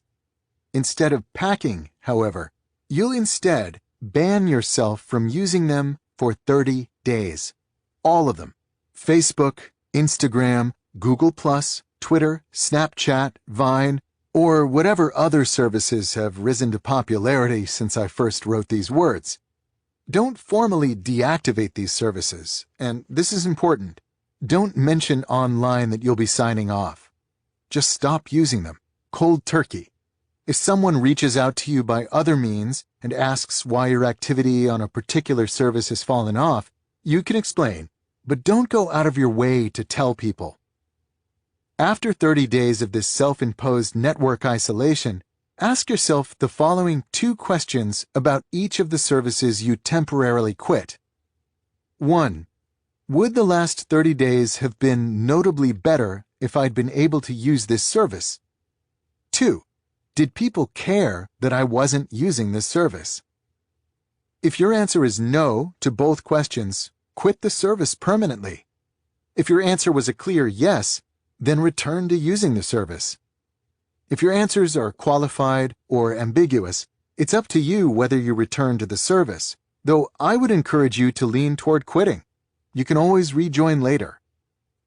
This strategy picks specifically on social media because among the different network tools that can claim your time and attention, these services, if used without limit, can be particularly devastating to your quest to work deeper. They offer personalized information arriving on an unpredictable, intermittent schedule, making them massively addictive, and therefore capable of severely damaging your attempts to schedule and succeed with any act of concentration. Given these dangers, you might expect that more knowledge workers would avoid these tools altogether, especially those like computer programmers or writers whose livelihood explicitly depends on the outcome of deep work. But part of what makes social media insidious is that the companies that profit from your attention have succeeded with a masterful marketing coup, convincing our culture that if you don't use their products, you might miss out. This fear that you might miss out has obvious parallels to Nicodemus's fear that the voluminous stuff in his closets might one day prove useful, which is why I'm suggesting a corrective strategy that parallels his packing party. By spending a month without these services, you can replace your fear that you might miss out on events, on conversations, on shared cultural experience with a dose of reality. For most people, this reality will confirm something that seems obvious only once you've done the hard work of freeing yourself from the marketing messages surrounding these tools. They're not really all that important in your life. The reason why I ask you to not announce your 30-day experiment is because, for some people, another part of the delusion that binds them to social media is the idea that people want to hear what you have to say, and that they might be disappointed if you suddenly leave them bereft of your commentary. I'm being somewhat facetious here in my wording, but this underlying sentiment is nonetheless common and important to tackle. As of this writing, for example, the average number of followers for a Twitter user is 208. When you know that more than 200 people volunteered to hear what you have to say, it's easy to begin to believe that your activities on these services are important. Speaking from experience, as someone who makes a living trying to sell my ideas to people, this is a powerfully addictive feeling. But here's the reality of audiences in a social media era. Before these services existed, building an audience of any size beyond your immediate friends and family required hard, competitive work. In the early 2000s, for example, anyone could start a blog, but to gain even just a handful of unique visitors per month required that you actually put in the work to deliver information that's valuable enough to capture someone's attention. I know this difficulty well. My first blog was started in the fall of 2003. It was called, cleverly enough, Inspiring Moniker. I used it to muse on my life as a 21-year-old college student. There were, I'm embarrassed to admit, long stretches where no one read it, a term I'm using literally. As I learned in the decade that followed, a period in which I patiently and painstakingly built an audience for my current blog, Study Hacks, from a handful of readers to hundreds of thousands per month, is that earning people's attention online is hard work. Except now it's not. Part of what fueled social media's rapid ascent, I contend, is its ability to short-circuit this connection between the hard work of producing real value and the positive reward of having people pay attention to you. It has instead replaced this timeless capitalist exchange with a shallow collectivist alternative. I'll pay attention to what you say if you pay attention to what I say, regardless of its value. A blog or magazine or television program that contain the content that typically populates a Facebook wall or Twitter feed, for example, would attract, on average, no audience. But when captured within the social conventions of these services, that same content will attract attention in the form of likes and comments. The implicit agreement motivating this behavior is that in return for receiving, for the most part, undeserved attention from your friends and followers, you'll return the favor by lavishing, similarly undeserved, attention on them. You like my status update, and I'll like yours. This agreement gives everyone a simulacrum of importance without requiring much effort in return. By dropping off these services without notice, you can test the reality of your status as a content producer. For most people and most services, the news might be sobering. No one outside your closest friends and family will likely even notice you've signed off. I recognize that I come across as curmudgeonly when talking about this issue. Is there any other way to tackle it? But it's important to discuss, because this quest for self-importance plays an important role in convincing people to continue to thoughtlessly fragment their time and attention. For some people, of course, this 30-day experiment will be difficult and generate lots of issues.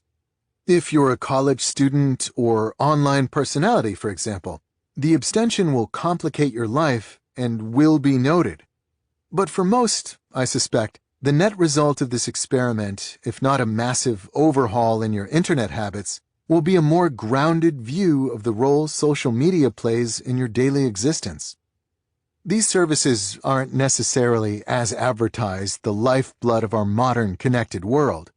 They're just products developed by private companies, funded lavishly, marketed carefully, and designed ultimately to capture, then sell your personal information and attention to advertisers. They can be fun, but in the scheme of your life and what you want to accomplish, they're a lightweight whimsy, one unimportant distraction among many threatening to derail you from something deeper. Or maybe social media tools are at the core of your existence. You won't know either way until you sample life without them. Don't use the internet to entertain yourself. Arnold Bennett was an English writer born near the turn of the 20th century, a tumultuous time for his home country's economy. The Industrial Revolution, which had been roaring for decades by this point, had wrenched enough surplus capital from the empire's resources to generate a new class, the white-collar worker. It was now possible to have a job in which you spent a set number of hours a week in an office, and in exchange received a steady salary sufficient to support a household. Such a lifestyle is blandly familiar in our current age, but to Bennett and his contemporaries, it was novel and in many ways distressing. Chief among Bennett's concerns was that members of this new class were missing out on the opportunities it presented to live a full life. Take the case of a Londoner who works in an office, whose office hours are from 10 to 6, and who spends 50 minutes morning and night in traveling between his house door and his office door, Bennett writes in his 1910 self-help classic, How to Live on 24 Hours a Day. This hypothetical London salaryman, he notes, has a little more than 16 hours left in the day beyond these work-related hours. To Bennett, this is a lot of time, but most people in this situation tragically don't realize its potential.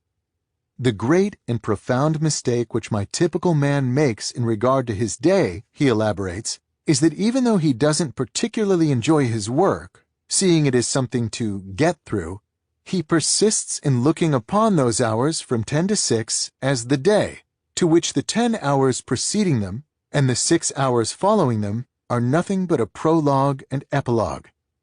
This is an attitude that Bennett condemns as utterly illogical and unhealthy. What's the alternative to this state of affairs?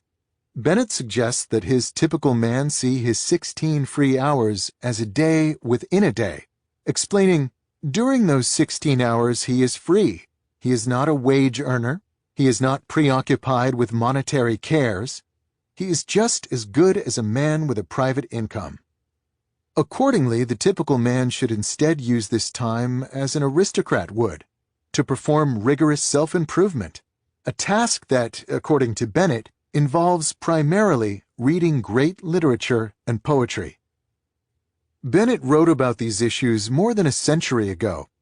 You might expect that in the intervening decades, a period in which this middle class exploded in size worldwide, our thinking about leisure time would have evolved, but it has not.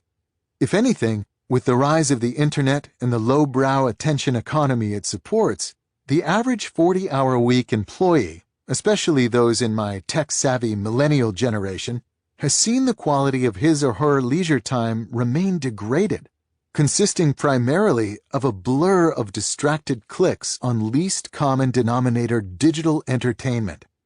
If Bennett were brought back to life today, he'd likely fall into despair at the lack of progress in this area of human development. To be clear, I'm indifferent to the moral underpinnings behind Bennett's suggestions. His vision of elevating the souls and minds of the middle class by reading poetry and great books feels somewhat antiquated and classist. But the logical foundation of his proposal, that you both should and can make deliberate use of your time outside work, remains relevant today, especially with respect to the goal of this rule, which is to reduce the impact of network tools on your ability to perform deep work. In more detail, in the strategies discussed so far in this rule, we haven't spent much time yet on a class of network tools that are particularly relevant to the fight for depth. Entertainment-focused websites designed to capture and hold your attention for as long as possible. At the time of this writing, the most popular examples of such sites include the Huffington Post, BuzzFeed, Business Insider, and Reddit. This list will undoubtedly continue to evolve, but what this general category of sites shares is the use of carefully crafted titles and easily digestible content, often honed by algorithms to be maximally attention-catching. Once you've landed on one article in one of these sites, links on the side or bottom of the page beckon you to click on another, then another. Every available trick of human psychology, from listing titles as popular or trending to the use of arresting photos, is used to keep you engaged. At this particular moment, for example, some of the most popular articles on BuzzFeed include 17 words that mean something totally different when spelled backward. And 33 dogs winning at everything.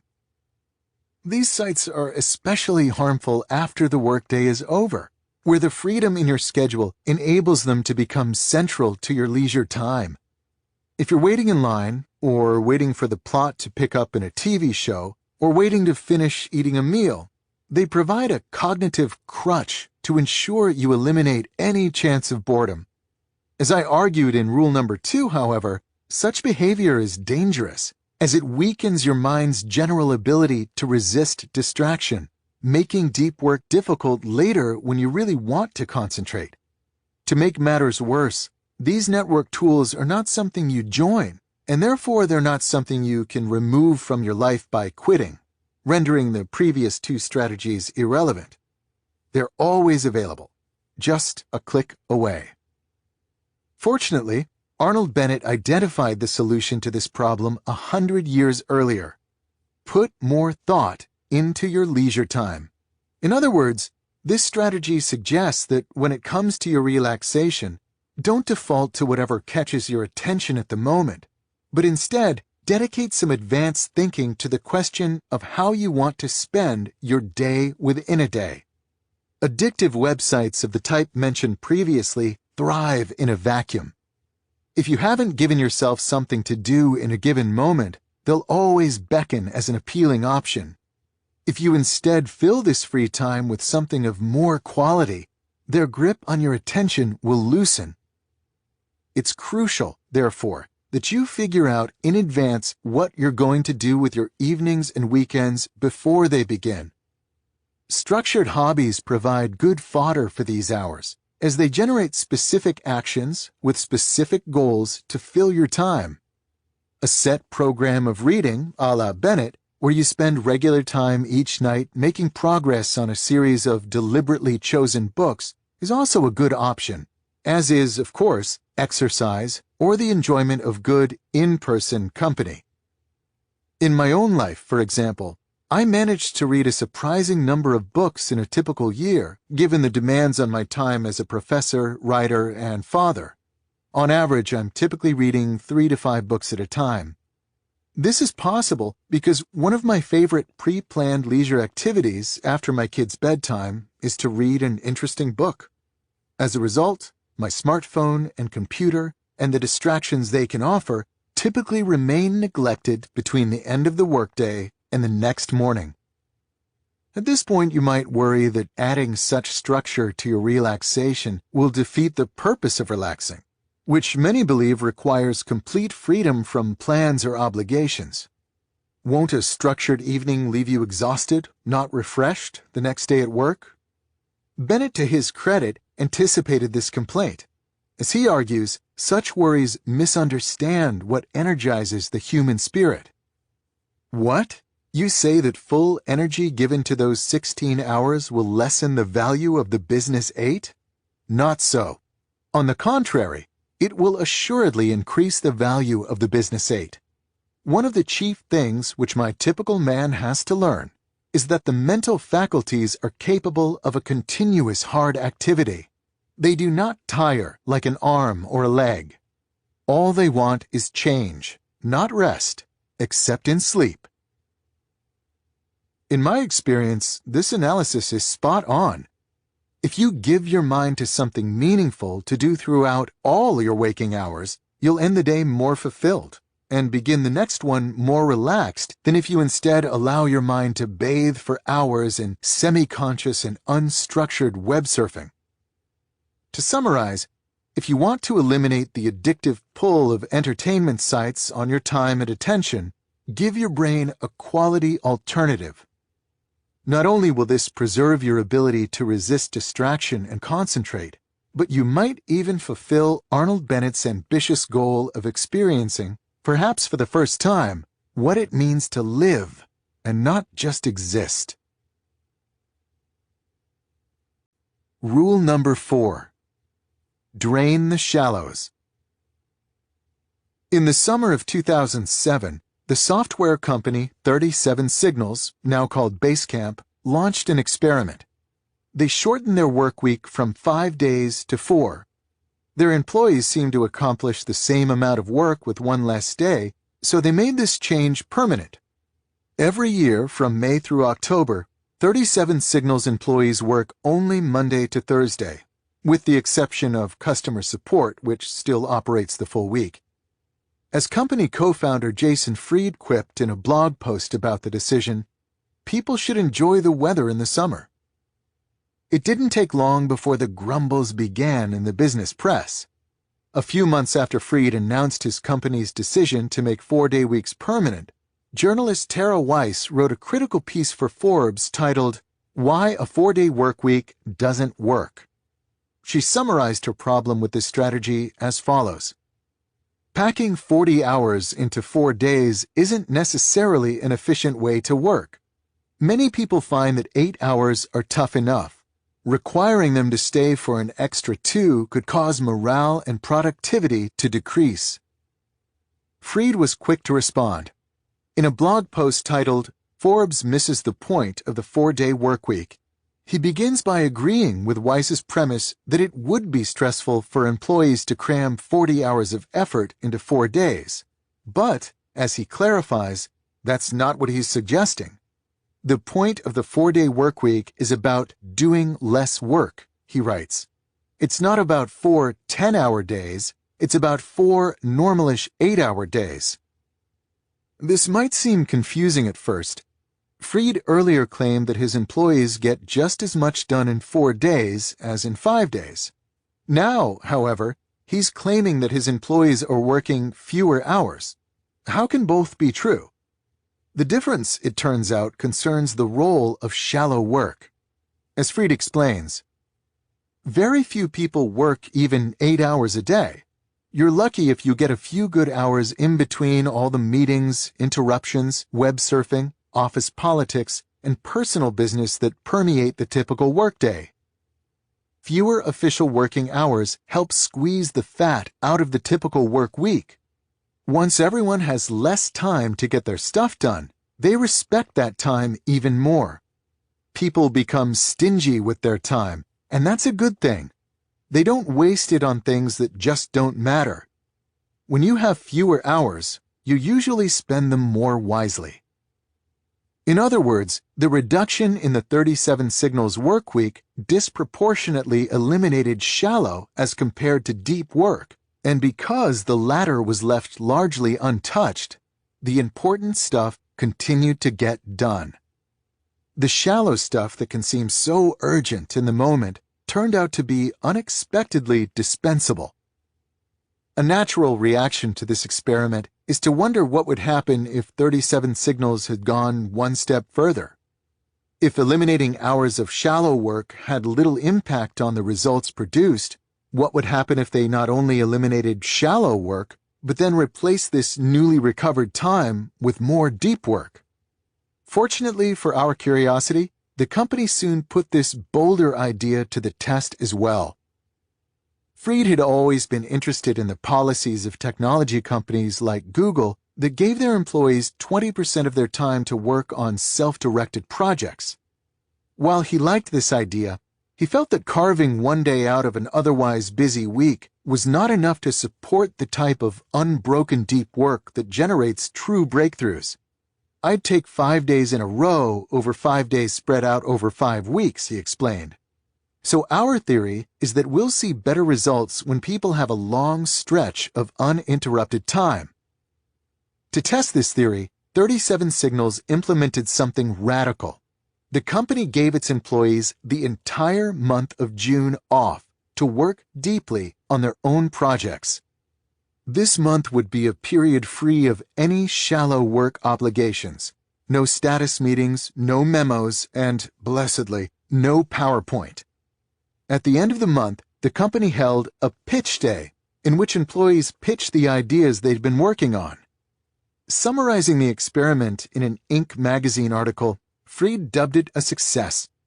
The pitch day produced 2 projects that were soon put into production: a better suite of tools for handling customer support, and a data visualization system that helps the company understand how their customers use their products.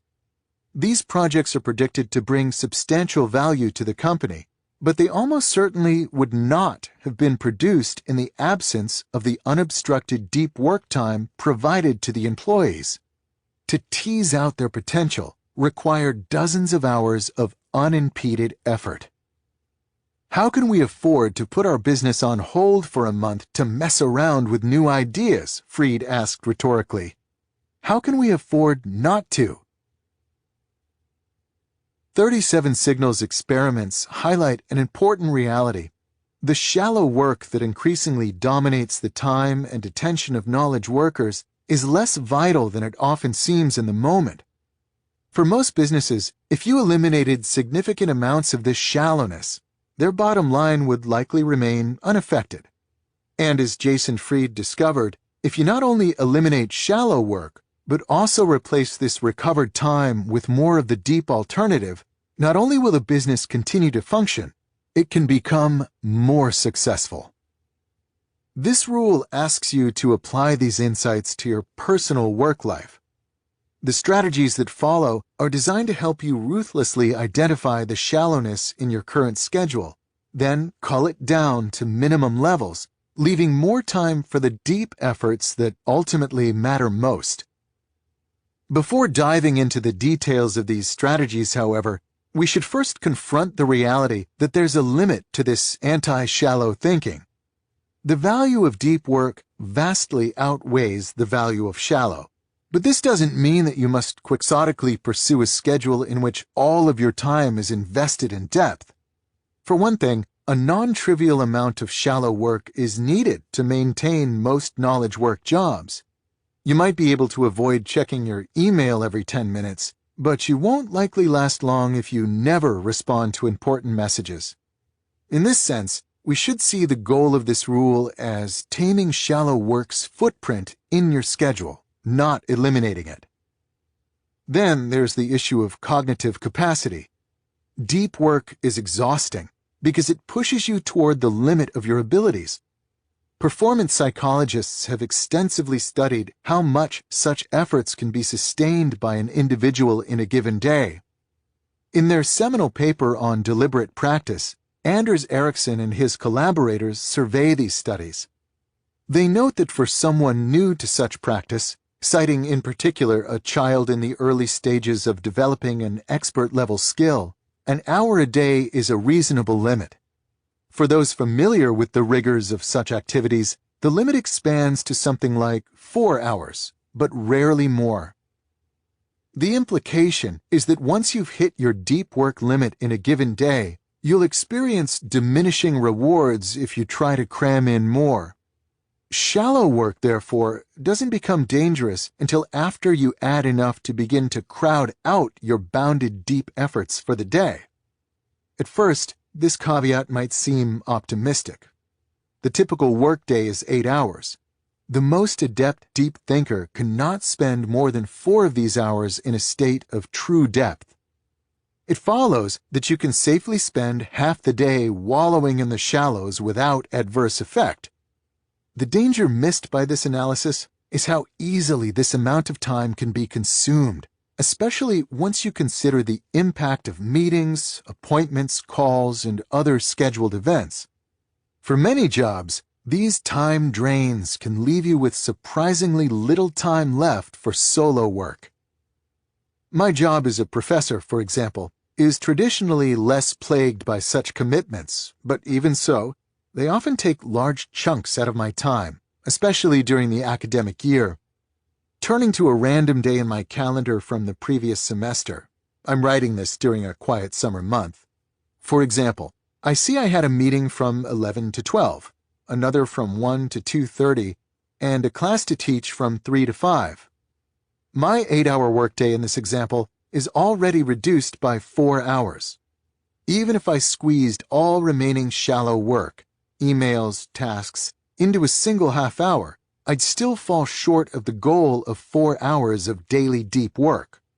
Put another way, even though we're not capable of spending a full day in a state of blissful depth, this reality shouldn't reduce the urgency of reducing shallow work.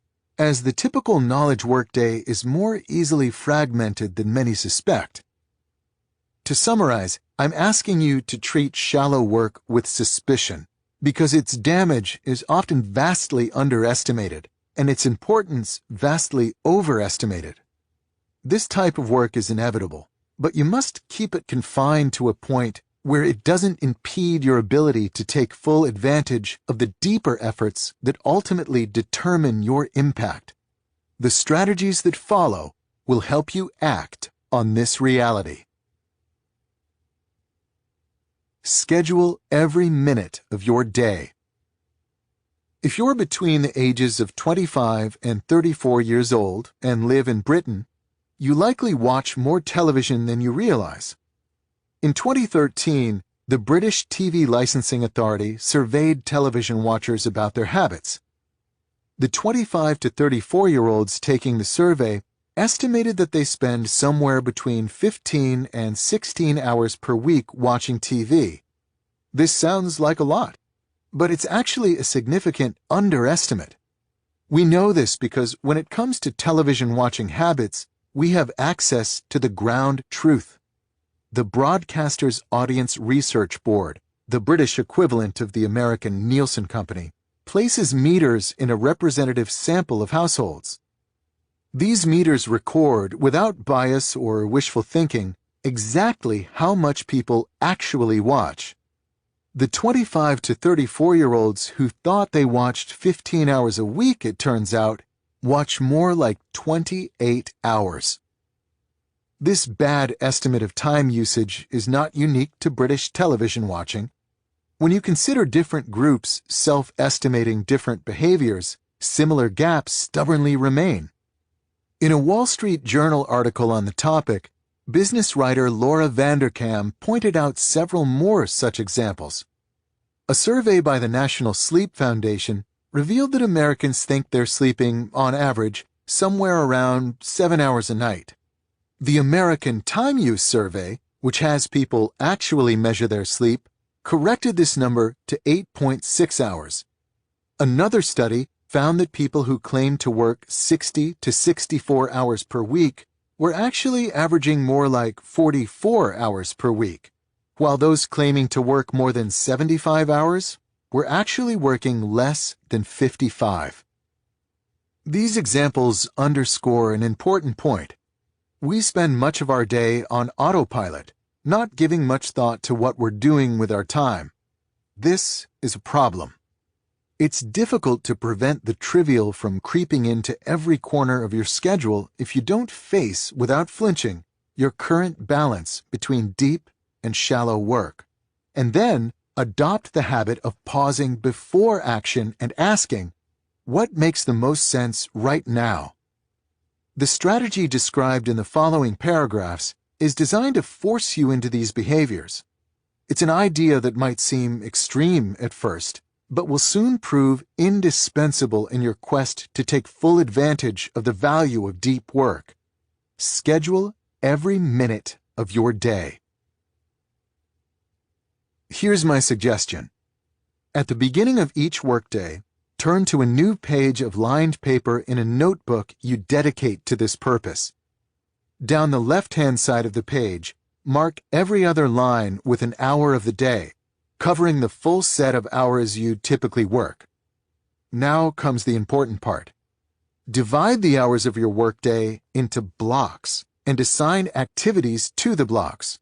For example, you might block off 9 a.m. to 11 a.m. for writing a client's press release. To do so, actually draw a box that covers the lines corresponding to these hours. Then, write press release inside the box. Not every block need be dedicated to a work task. There might be time blocks for lunch or relaxation breaks. To keep things reasonably clean, the minimum length of a block should be 30 minutes, i.e., one line on your page. This means, for example, that instead of having a unique small box for each small task on your plate for the day, respond to boss's email, submit reimbursement form, ask Carl about report. You can batch similar things into more generic task blocks. You might find it useful in this case to draw a line from a task block to the open right-hand side of the page where you can list out the full set of small tasks you plan to accomplish in that block. When you're done scheduling your day, every minute should be part of a block. You have, in effect, given every minute of your workday a job. Now, as you go through your day, use this schedule to guide you. It's here, of course, that most people will begin to run into trouble. Two things can and likely will go wrong with your schedule once the day progresses. The first is that your estimates will prove wrong. You might put aside 2 hours for writing a press release, for example, and in reality, it takes 2.5 hours. The second problem is that you'll be interrupted, and new obligations will unexpectedly appear on your plate. These events will also break your schedule. This is okay.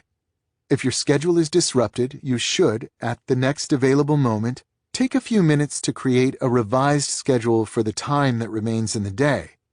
You can turn to a new page, you can erase and redraw blocks, or do as I do, cross out the blocks for the remainder of the day and create new blocks to the right of the old ones on the page. I draw my blocks skinny so I have room for several revisions. On some days, you might rewrite your schedule 6 times. Don't despair if this happens. Your goal is not to stick to a given schedule at all costs. It's instead to maintain at all times a thoughtful say in what you're doing with your time going forward, even if these decisions are reworked again and again as the day unfolds. If you find that schedule revisions become overwhelming in their frequency, there are a few tactics that can inject some more stability.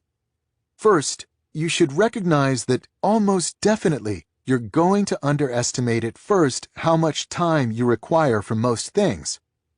When people are new to this habit, they tend to use their schedule as an incarnation of wishful thinking, a best-case scenario for their day. Over time, you should make an effort to accurately, if not somewhat conservatively, predict the time tasks will require. The second tactic that helps is the use of overflow conditional blocks. If you're not sure how long a given activity might take, block off the expected time, then follow this with an additional block that has a split purpose. If you need more time for the preceding activity, use this additional block to keep working on it.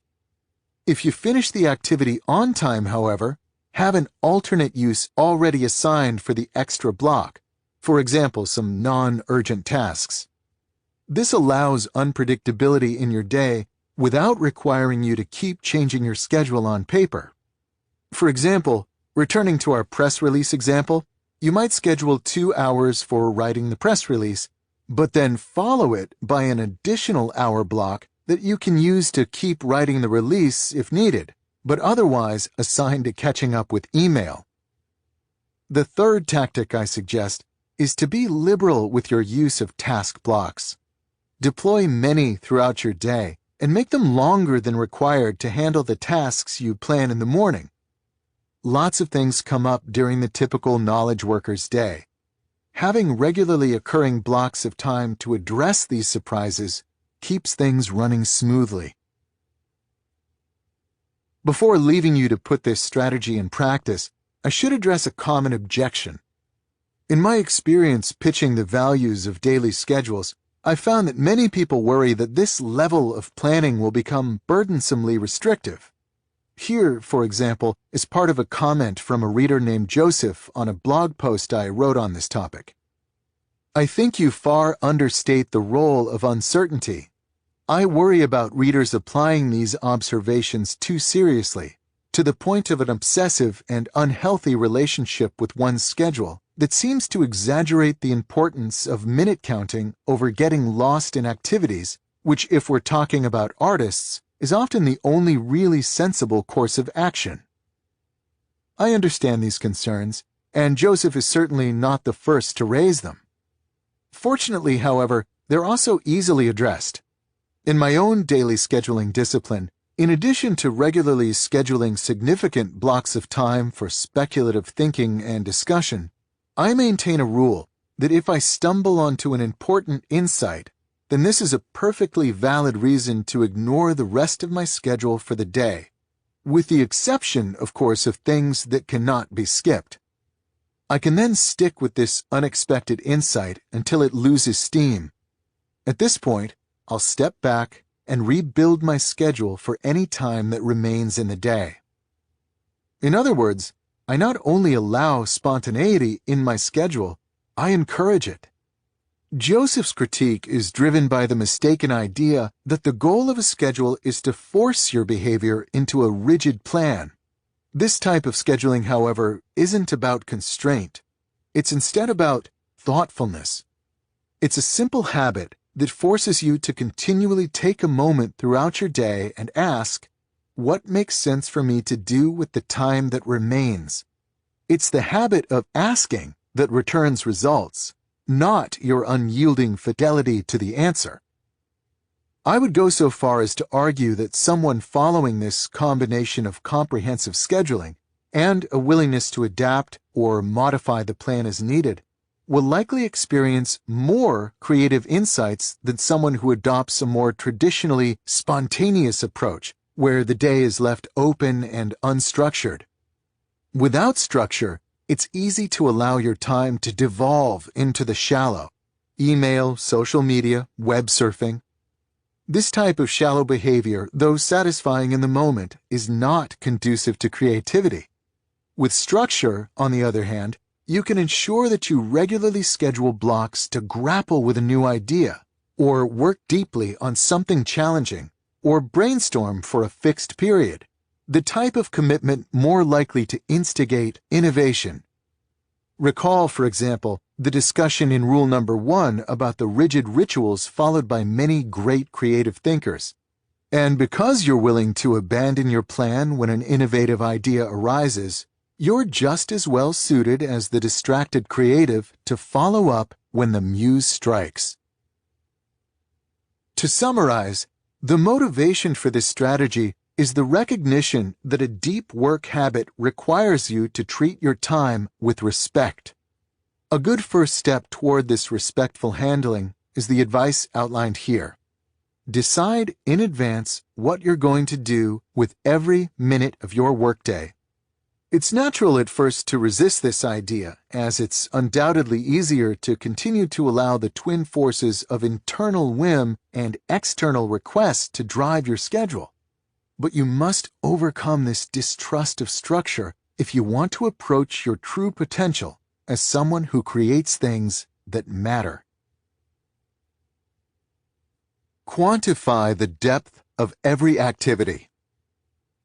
An advantage of scheduling your day is that you can determine how much time you're actually spending in shallow activities. Extracting this insight from your schedules, however, can become tricky in practice, as it's not always clear exactly how shallow you should consider a given task. To expand on this challenge, let's start by reminding ourselves of the formal definition of shallow work that I introduced in the introduction. Shallow work, non-cognitively demanding, logistical-style tasks, often performed while distracted. These efforts tend not to create much new value in the world and are easy to replicate.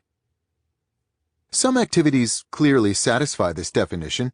Checking email, for example, or scheduling a conference call is unquestionably shallow in nature. But the classification of other activities can be more ambiguous. Consider the following tasks. Example number 1. Editing a draft of an academic article that you and a collaborator will soon submit to a journal. Example number 2. Building a PowerPoint presentation about this quarter's sales figures. Example number 3. Attending a meeting to discuss the current status of an important project and to agree on the next steps. It's not obvious at first how to categorize these examples.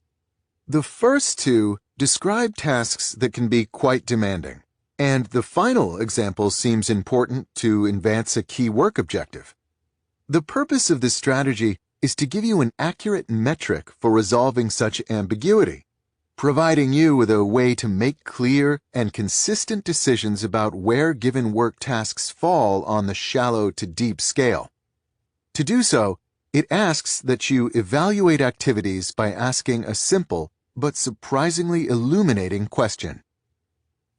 How long would it take, in months, to train a smart, recent college graduate with no specialized training in my field to complete this task? To illustrate this approach, let's apply this question to our examples of ambiguous tasks. Analyzing example number 1. To properly edit an academic paper requires that you understand the nuances of the work, so you can make sure it's being described precisely, and the nuances of the broader literature, so you can make sure it's being cited properly. These requirements require cutting-edge knowledge of an academic field, a task that in the age of specialization takes years of diligent study at the graduate level and beyond. When it comes to this example, the answer to our question would therefore be quite large, perhaps on the scale of 50 to 75 months. Analyzing example number 2. The second example doesn't fare so well by this analysis. To create a PowerPoint presentation that describes your quarterly sales requires 3 things. First, knowledge of how to make a PowerPoint presentation. Second, an understanding of the standard format of these quarterly performance presentations within your organization. And third, an understanding of what sales metrics your organization tracks and how to convert them into the right graphs. The hypothetical college graduate imagined by our question, we can assume, would already know how to use PowerPoint. And learning the standard format for your organization's presentations shouldn't require more than a week. The real question, therefore, is how long it takes a bright college graduate to understand the metrics you track, where to find the results, and how to clean those up and translate them into graphs and charts that are appropriate for a slide presentation. This isn't a trivial task, but for a bright college grad, it wouldn't require more than an additional month or so of training, so we can use 2 months as our conservative answer. Analyzing example number 3. Meetings can be tricky to analyze. They can seem tedious at times, but they're often also presented as playing a key role in your organization's most important activities. The method presented here helps cut through this veneer. How long would it take to train a bright, recent college graduate to take your place in a planning meeting? He or she would have to understand the project well enough to know its milestones and the skills of its participants. Our hypothetical grad might also need some insight into the interpersonal dynamics and the reality of how such projects are executed at the organization. At this point, you might wonder if this college grad would also need a deep expertise in the topic tackled by the project. For a planning meeting, probably not. Such meetings rarely dive into substantive content and tend to feature a lot of small talk and posturing, in which participants try to make it seem like they're committing to a lot without actually having to commit. Give a bright recent graduate 3 months to learn the ropes, and he or she could take your place without issue in such a gabfest. So we'll use 3 months as our answer. This question is meant as a thought experiment. I'm not going to ask you to actually hire a recent college graduate to take over tasks that score low. But the answers it provides will help you objectively quantify the shallowness or depth of various activities. If our hypothetical college graduate requires many months of training to replicate a task, then this indicates that the task leverages hard-won expertise. As argued earlier, tasks that leverage your expertise tend to be deep tasks, and they can therefore provide a double benefit. They return more value per time spent, and they stretch your abilities, leading to improvement. On the other hand, a task that our hypothetical college graduate can pick up quickly is one that does not leverage expertise, and therefore it can be understood as shallow. What should you do with this strategy? Once you know where your activities fall on the deep to shallow scale, Bias your time toward the former. When we consider our case studies, for example, we see that the first task is something that you would want to prioritize as a good use of time, while the second and third are activities of a type that should be minimized. They might feel productive, but their return on time investment is measly. Of course, how one biases away from shallow and toward depth is not always obvious, even after you know how to accurately label your commitments. This brings us to the strategies that follow, which will provide specific guidance on how to accomplish this tricky goal. Ask your boss for a shallow work budget. Here's an important question that's rarely asked. What percentage of my time should be spent on shallow work? This strategy suggests that you ask it. If you have a boss, in other words, have a conversation about this question. You'll probably have to first define for him or her what shallow and deep work means. If you work for yourself, ask yourself this question. In both cases, settle on a specific answer. Then, and this is the important part, try to stick to this budget. The strategies that precede and follow this one will help you achieve this goal. For most people in most non-entry-level knowledge work jobs, the answer to the question will be somewhere in the 30 to 50% range. There's a psychological distaste surrounding the idea of spending the majority of your time on unskilled tasks, so 50% is a natural upper limit, while at the same time, most bosses will begin to worry that if this percentage gets too much lower than 30%, you'll be reduced to a knowledge work hermit who thinks big thoughts but never responds to emails. Obeying this budget will likely require changes to your behavior. You'll almost certainly end up forced into saying no to projects that seem infused with shallowness, while also more aggressively reducing the amount of shallowness in your existing projects. This budget might lead you to drop the need for a weekly status meeting in preference for results-driven reporting. Let me know when you've made significant progress, then we'll talk. It might also lead you to start spending more mornings in communication isolation, or decide it's not as important as you once thought to respond quickly and in detail to every CC'd email that crosses your inbox. These changes are all positive for your quest to make deep work central to your working life. On the one hand, they don't ask you to abandon your core shallow obligations, a move that would cause problems and resentment, as you're still spending a lot of time on such efforts. On the other hand, they do force you to place a hard limit on the amount of less urgent obligations you allow to slip insidiously into your schedule. This limit frees up space for significant amounts of deep effort on a consistent basis. The reason why these decisions should start with a conversation with your boss is that this agreement establishes implicit support from your workplace. If you work for someone else, this strategy provides cover when you turn down an obligation or restructure a project to minimize shallowness. You can justify the move because it's necessary for you to hit your prescribed target mix of work types. As I discussed in Chapter 2, part of the reason shallow work persists in large quantities in knowledge work is that we rarely see the total impact of such efforts on our schedules. We instead tend to evaluate these behaviors one by one in the moment, a perspective from which each task can seem quite reasonable and convenient.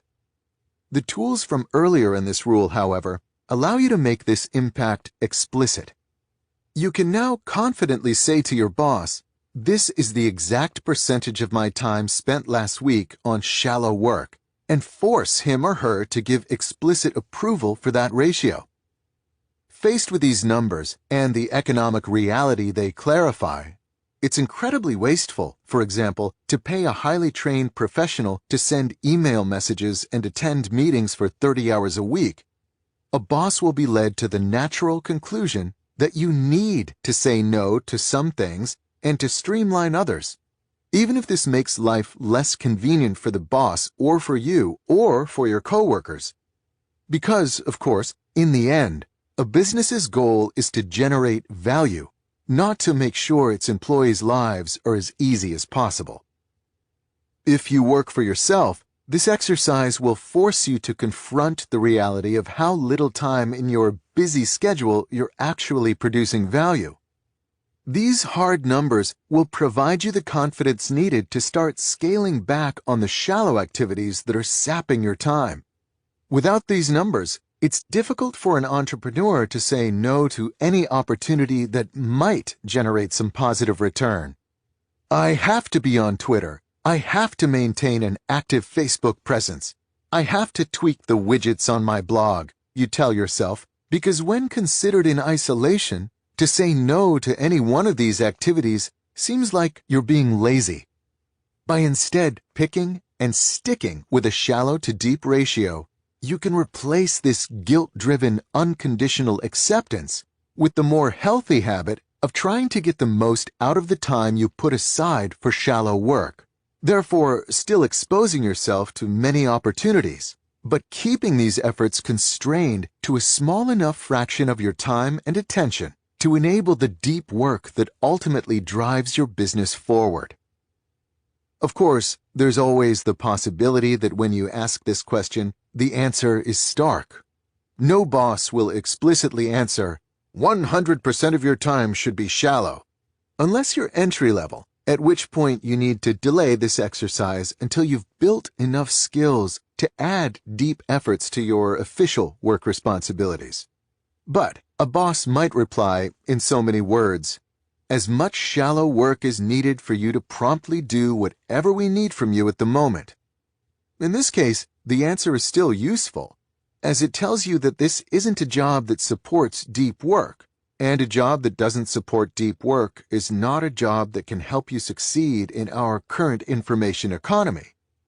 You should, in this case, thank the boss for the feedback and then promptly start planning how you can transition into a new position that values depth. Finish your work by 5:30. In the 7 days preceding my first writing these words, I participated in 65 different email conversations. Among these 65 conversations, I sent exactly 5 emails after 5:30 p.m. The immediate story told by these statistics is that, with few exceptions, I don't send emails after 5:30. But given how intertwined email has become with work in general, there's a more surprising reality hinted by this behavior. I don't work after 5:30 p.m. I call this commitment fixed schedule productivity, as I fix the firm goal of not working past a certain time, then work backward to find productivity strategies that allow me to satisfy this declaration. I've practiced fixed schedule productivity happily for more than half a decade now, and it's been crucial to my efforts to build a productive professional life centered on deep work. In the sections ahead, I will try to convince you to adopt this strategy as well. Let me start my pitch for fixed schedule productivity by first noting that, according to conventional wisdom, in the academic world I inhabit, this tactic should fail. Professors, especially junior professors, are notorious for adopting grueling schedules that extend into the night and through weekends. Consider, for example, a blog post published by a young computer science professor whom I'll call Tom. In this post, which Tom wrote in the winter of 2014, he replicates his schedule for a recent day in which he spent 12 hours at his office. This schedule includes 5 different meetings and 3 hours of administrative tasks, which he describes as tending to bushels of emails, filling out bureaucratic forms, organizing meeting notes, planning future meetings. By his estimation, he spent only 1.5 out of 12 total hours sitting in his office tackling real work, which he defines as efforts that make progress toward a research deliverable. It's no wonder that Tom feels coerced into working well beyond the standard workday. I've already accepted the reality that I'll be working on weekends, he concludes in another post. Very few junior faculty can avoid such a fate. And yet, I have. Even though I don't work at night and rarely work on weekends, between arriving at Georgetown in the fall of 2011 and beginning work on this chapter in the fall of 2014, I've published somewhere around 20 peer-reviewed articles. I also won 2 competitive grants, published 1 non-academic book, and have almost finished writing another, which you're listening to at the moment, all while avoiding the grueling schedules deemed necessary by the Toms of the world. What explains this paradox?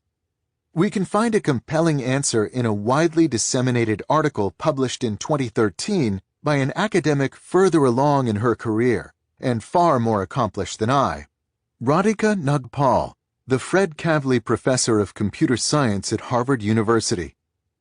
Nagpal opens the article by claiming that much of the stress suffered by tenure-track professors is self-imposed. Scary myths and scary data abound about life as a tenure-track faculty at an R1 research-focused university, she begins, before continuing to explain how she finally decided to disregard the conventional wisdom and instead deliberately do specific things to preserve my happiness. This deliberate effort led Nagpal to enjoy her pre-tenure time tremendously. Nagpal goes on to detail several examples of these efforts, but there's one tactic in particular that should sound familiar. As Nagpal admits, early in her academic career, she found herself trying to cram work into every free hour between 7 a.m. and midnight. Because she has kids, this time, especially in the evening, was often severely fractured. It didn't take long before she decided this strategy was unsustainable. So, she set a limit of 50 hours a week and worked backward to determine what rules and habits were needed to satisfy this constraint. Nagpal, in other words, deployed fixed schedule productivity.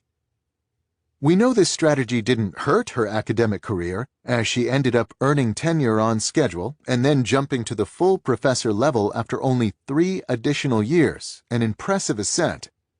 How did she pull this off? According to her article, one of the main techniques for respecting her hour limit was to set drastic quotas on the major sources of shallow endeavors in her academic life.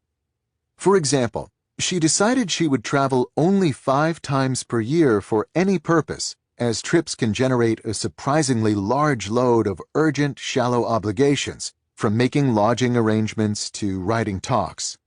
5 trips a year may still sound like a lot, but for an academic, it's light. To emphasize this point, note that Matt Welsh, a former colleague of Nagpal in the Harvard Computer Science Department, he now works for Google, once wrote a blog post in which he claimed it was typical for junior faculty to travel 12 to 24 times a year. Imagine the shallow efforts Nagpal avoided in sidestepping an extra 10 to 15 trips. The travel quota is just one of several tactics that Nagpal used to control her workday. She also, for example, placed limits on the number of papers she would review per year. But what all her tactics shared was a commitment to ruthlessly capping the shallow while protecting the deep efforts, that is, original research, that ultimately determined her professional fate. Returning to my own example, it's a similar commitment that enables me to succeed with fixed scheduling. I, too, am incredibly cautious about my use of the most dangerous word in one's productivity vocabulary: yes. It takes a lot to convince me to agree to something that yields shallow work. If you ask for my involvement in university business that's not absolutely necessary, I might respond with a defense I learned from the department chair who hired me. Talk to me after tenure. Another tactic that works well for me is to be clear in my refusal, but ambiguous in my explanation for the refusal.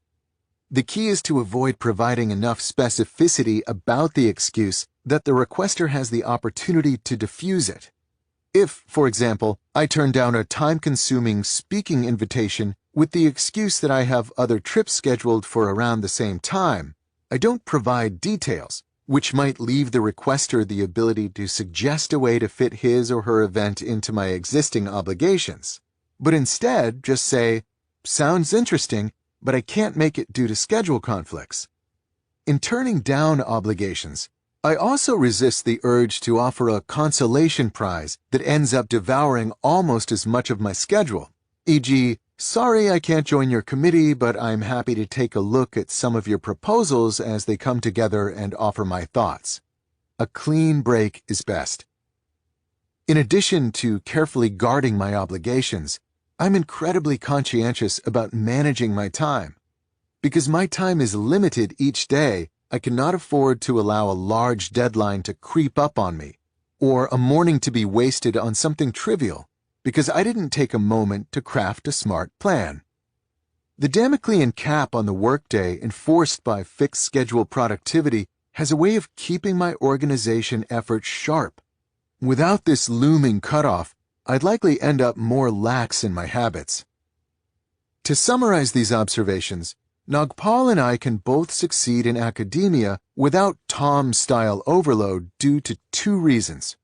First, we're asymmetric in the culling forced by our fixed schedule commitment. By ruthlessly reducing the shallow while preserving the depth, this strategy frees up our time without diminishing the amount of new value we generate.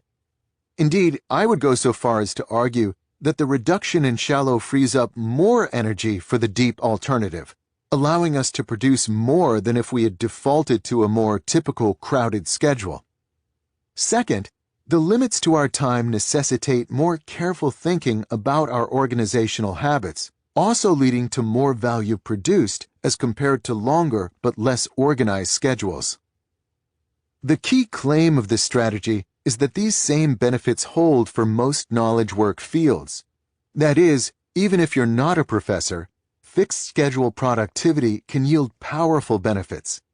In most knowledge work jobs, it can be difficult in the moment to turn down a shallow commitment that seems harmless in isolation, be it accepting an invitation to get coffee or agreeing to jump on a call.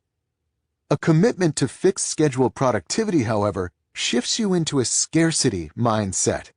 Suddenly, an obligation beyond your deepest efforts is suspect and seen as potentially disruptive. Your default answer becomes no. The bar for gaining access to your time and attention rises precipitously, and you begin to organize the efforts that pass these obstacles with a ruthless efficiency. It might also lead you to test assumptions about your company's work culture that you thought were ironclad but turn out to be malleable. It's common, for example, to receive emails from your boss after hours. Fixed schedule productivity would have you ignore these messages until the next morning. Many suspect that this would cause problems, as such responses are expected.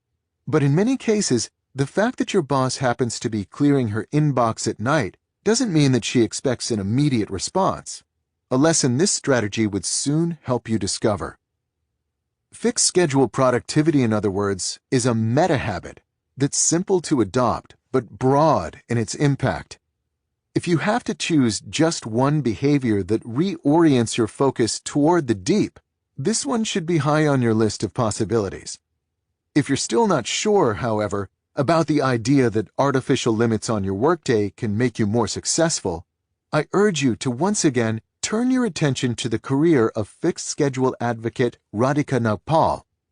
In a satisfying coincidence, at almost the exact same time that Tom was lamenting online about his unavoidably intense workload as a young professor, Nagpal was celebrating the latest of the many professional triumphs she has experienced despite her fixed schedule.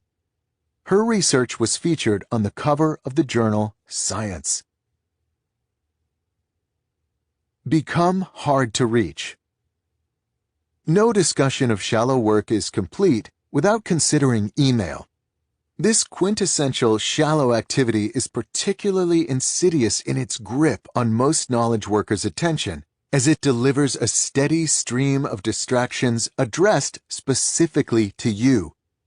Ubiquitous email access has become so ingrained in our professional habits that we're beginning to lose the sense that we have any say in its role in our life.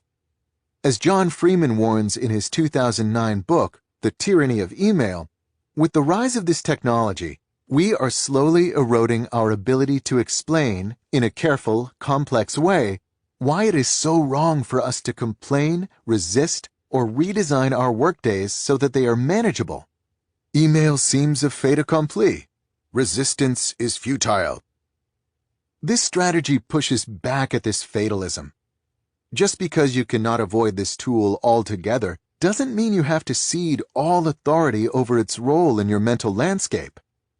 In the following sections, I describe 3 tips that will help you regain authority over how this technology accesses your time and attention, and arrest the erosion of autonomy identified by Freeman. Resistance is not futile. You have more control over your electronic communication than you might at first assume. Tip number 1. Make people who send you email do more work. Most nonfiction authors are easy to reach. They include an email address on their author websites, along with an open invitation to send them any request or suggestion that comes to mind. Many even encourage this feedback as a necessary commitment to the elusive but much touted importance of community building among their readers. But here's the thing, I don't buy it. If you visit the contact page on my author website, there's no general-purpose email address. Instead, I list different individuals you can contact for specific purposes. My literary agent for rights requests, for example, or my speaking agent for speaking requests. If you want to reach me, I offer only a special-purpose email address that comes with conditions and a lowered expectation that I'll respond. If you have an offer, opportunity, or introduction that might make my life more interesting, email me at interesting@calnewport.com. For the reasons stated above, I'll only respond to those proposals that are a good match for my schedule and interests. I call this approach a sender filter, as I'm asking my correspondents to filter themselves before attempting to contact me. This filter has significantly reduced the time I spend in my inbox. Before I began using a sender filter, I had a standard general-purpose email address listed on my website. Not surprisingly, I used to receive a large volume of long emails asking for advice on specific and often quite complicated student or career questions. I like to help individuals, but these requests became overwhelming. They didn't take the senders long to craft, but they would require a lot of explanation and writing on my part to respond. My sender filter has eliminated most such communication, and in doing so, has drastically reduced the number of messages I encounter in my writing inbox. As for my own interest in helping my readers, I now redirect this energy towards settings I carefully choose to maximize impact. Instead of allowing any student in the world to send me a question, for example, I now work closely with a small number of student groups where I'm quite accessible and can offer more substantial and effective mentoring. Another benefit of a sender filter is that it resets expectations. The most crucial line in my description is the following: I'll only respond to those proposals that are a good match for my schedule and interests. This seems minor, but it makes a substantial difference in how my correspondents think about their messages to me. The default social convention surrounding email is that unless you're famous, if someone sends you something, you owe him or her a response. For most, therefore, an inbox full of messages generates a major sense of obligation. By instead resetting your correspondent's expectations to the reality that you'll probably not respond, the experience is transformed. The inbox is now a collection of opportunities that you can glance at when you have the free time, seeking out those that make sense for you to engage. But the pile of unread messages no longer generates a sense of obligation. You could, if you wanted to, ignore them all, and nothing bad would happen. Psychologically, this can be freeing. I worried when I first began using a sender filter that it would seem pretentious, as if my time was more valuable than that of my readers, and that it would upset people. But this fear wasn't realized. Most people easily accept the idea that you have a right to control your own incoming communication, as they would like to enjoy this same right. More important, people appreciate clarity. Most are okay to not receive a response if they don't expect one. In general, those with a minor public presence, such as authors, overestimate how much people really care about your replies to their messages. In some cases, this expectation reset might even earn you more credit when you do respond. For example, an editor of an online publication once sent me a guest post opportunity with the assumption, set by my filter, that I would likely not respond. When I did, it proved a happy surprise. Here's her summary of the interaction. So when I emailed Cal to ask if he wanted to contribute to the publication, my expectations were set. He didn't have anything on his sender filter about wanting to guest blog, so there wouldn't have been any hard feelings if I'd never heard a peep. Then when he did respond, I was thrilled. My particular sender filter is just one example of this general strategy. Consider consultant Clay Herbert, who is an expert in running crowdfunding campaigns for technology startups, a specialty that attracts a lot of correspondents hoping to glean some helpful advice.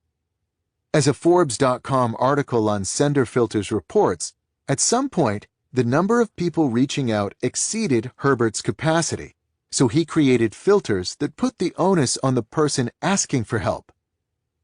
Though he started from a similar motivation as me, Herbert's filters ended up taking a different form. To contact him, you must first consult an FAQ to make sure your question has not already been answered, which was the case for a lot of the messages Herbert was processing before his filters were in place. If you make it through this FAQ sieve, he then asks you to fill out a survey that allows him to further screen for connections that seem particularly relevant to his expertise. For those who make it past this step, Herbert enforces a small fee you must pay before communicating with him. This fee is not about making extra money, but is instead about selecting individuals who are serious about receiving and acting on advice. Herbert's filters still enable him to help people and encounter interesting opportunities, but at the same time, they have reduced his incoming communication to a level he can easily handle. To give another example, consider Antonio Centeno, who runs the popular Real Man Style blog. Centeno's sender filter lays out a two-step process. If you have a question, he diverts you to a public location to post it. Centeno thinks it's wasteful to answer the same questions again and again in private one-on-one conversations. If you make it past this step, he then makes you commit to, by clicking checkboxes, the following 3 promises. I am not asking Antonio a style question I could find searching Google for 10 minutes. I am not spamming Antonio with a cut and pasting generic request to promote my unrelated business. I will do a good deed for some random stranger if Antonio responds within 23 hours. The message box in which you can type your message doesn't appear on the contact page until after you've clicked the box by all 3 promises. To summarize, the technologies underlying email are transformative, but the current social conventions guiding how we apply this technology are underdeveloped. The notion that all messages, regardless of purpose or sender, arrive in the same undifferentiated inbox, and that there's an expectation that every message deserves a timely response, is absurdly unproductive. The sender filter is a small but useful step toward a better state of affairs, and is an idea whose time has come, at least for the increasing number of entrepreneurs and freelancers who both receive a lot of incoming communication and have the ability to dictate their accessibility. I'd also love to see similar rules become ubiquitous for intra-office communication in large organizations, but for the reasons argued in Chapter 2, we're probably a long way from that reality. If you're in a position to do so, consider sender filters as a way of reclaiming some control over your time and attention. Tip number 2. Do more work when you send or reply to emails. Consider the following standard emails. Email number 1, "It was great to meet you last week. I'd love to follow up on some of those issues we discussed. Do you want to grab coffee?" Email number 2, "We should get back to the research problem we discussed during my last visit. Remind me where we are with that?" Email number 3, "I took a stab at that article we discussed. It's attached. Thoughts?" These 3 examples should be familiar to most knowledge workers, as they're representative of many of the messages that fill their inboxes. They're also potential productivity landmines. How you respond to them will have a significant impact on how much time and attention the resulting conversation ultimately consumes. In particular, interrogative emails like these generate an initial instinct to dash off the quickest possible response that will clear the message, temporarily, out of your inbox. A quick response will, in the short term, provide you with some minor relief because you're bouncing the responsibility implied by the message off your court and back onto the sender's. This relief, however, is short-lived, as this responsibility will continue to bounce back again and again, continually sapping your time and attention. I suggest, therefore, that the right strategy when faced with a question of this type is to pause a moment before replying and take the time to answer the following key prompt. What is the project represented by this message, and what is the most efficient in terms of messages generated process for bringing this project to a successful conclusion? Once you've answered this question for yourself, replace a quick response with one that takes the time to describe the process you identified, points out the current step, and emphasizes the step that comes next. I call this the process-centric approach to email, and it's designed to minimize both the number of emails you receive and the amount of mental clutter they generate. To better explain this process and why it works, consider the following process-centric responses to the sample emails from earlier. Process-centric response to email number 1. I'd love to grab coffee. Let's meet at the Starbucks on campus. Below, I listed 2 days next week when I'm free. For each day, I listed 3 times. If any of those day and time combinations work for you, let me know.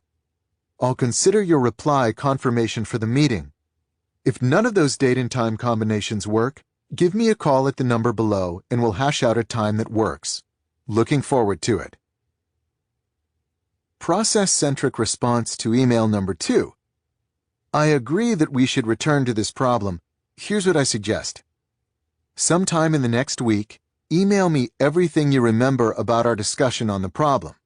Once I receive that message, I'll start a shared directory for the project and add it to a document that summarizes what you sent me, combined with my own memory of our past discussion.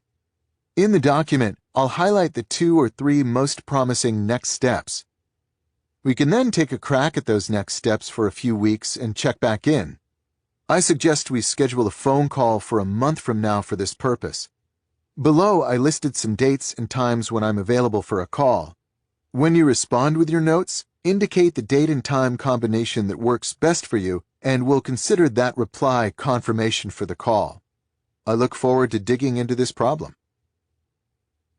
Process-centric response to email number 3. Thanks for getting back to me. I'm going to read this draft of the article and send you back an edited version annotated with comments on Friday, the 10th. In this version I send back, I'll edit what I can do myself and add comments to draw your attention to places where I think you're better suited to make the improvement.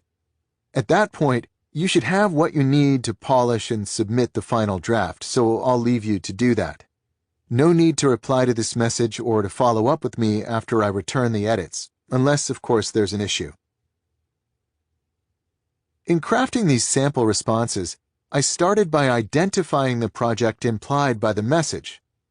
Notice the word project is used loosely here. It can cover things that are large and obviously projects, such as making progress on a research problem, example number 2, but it applies just as easily to small logistical challenges like setting up a coffee meeting, example number 1. I then took a minute or two to think through a process that gets us from the current state to a desired outcome with a minimum of messages required. The final step was to write a reply that clearly describes this process and where we stand. These examples centered on an email reply, but it should be clear that a similar approach also works when writing an email message from scratch. The process-centric approach to email can significantly mitigate the impact of this technology on your time and attention. There are two reasons for this effect. First, it reduces the number of emails in your inbox. Sometimes significantly, something as simple as scheduling a coffee meeting can easily spiral into a half a dozen or more messages over a period of many days if you're not careful about your replies. This, in turn, reduces the time you spend in your inbox and reduces the brain power you must expend when you do. Second, to steal terminology from David Allen, a good process-centric message immediately closes the loop with respect to the project at hand. When a project is initiated by an email that you send or receive, it squats in your mental landscape, becoming something that's on your plate in the sense that it has been brought to your attention and eventually needs to be addressed. This method closes this open loop as soon as it forms. By working through the whole process, adding to your task lists and calendar any relevant commitments on your part, and bringing the other party up to speed, your mind can reclaim the mental real estate the project once demanded. Less mental clutter means more mental resources available for deep thinking. Process-centric emails might not seem natural at first. For one thing, they require that you spend more time thinking about your messages before you compose them. In the moment, this might seem like you're spending more time on email, but the important point to remember is that the extra 2 to 3 minutes you spend at this point will save you many more minutes reading and responding to unnecessary extra messages later. The other issue is that process-centric messages can seem stilted and overly technical. The current social conventions surrounding email promote a conversational tone that clashes with the more systematic schedules or decision trees commonly used in process-centric communication. If this concerns you, I suggest that you add a longer conversational preamble to your messages. You can even separate the process-centric portion of the message from the conversational opening with a divider line, or label it Proposed Next Steps, so that its technical tone seems more appropriate in context. In the end, these minor hassles are worth it. By putting more thought up front into what's really being proposed by the email messages that flit in and out of your inbox, you'll greatly reduce the negative impact of this technology on your ability to do work that actually matters. Tip number 3, don't respond. As a graduate student at MIT, I had the opportunity to interact with famous academics. In doing so, I noticed that many shared a fascinating and somewhat rare approach to email. Their default behavior when receiving an email message is to not respond. Over time, I learned the philosophy driving this behavior. When it comes to email, they believed, it's the sender's responsibility to convince the receiver that a reply is worthwhile.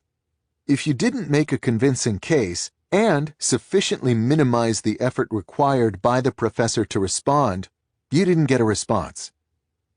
For example, the following email would likely not generate a reply with many of the famous names at the Institute.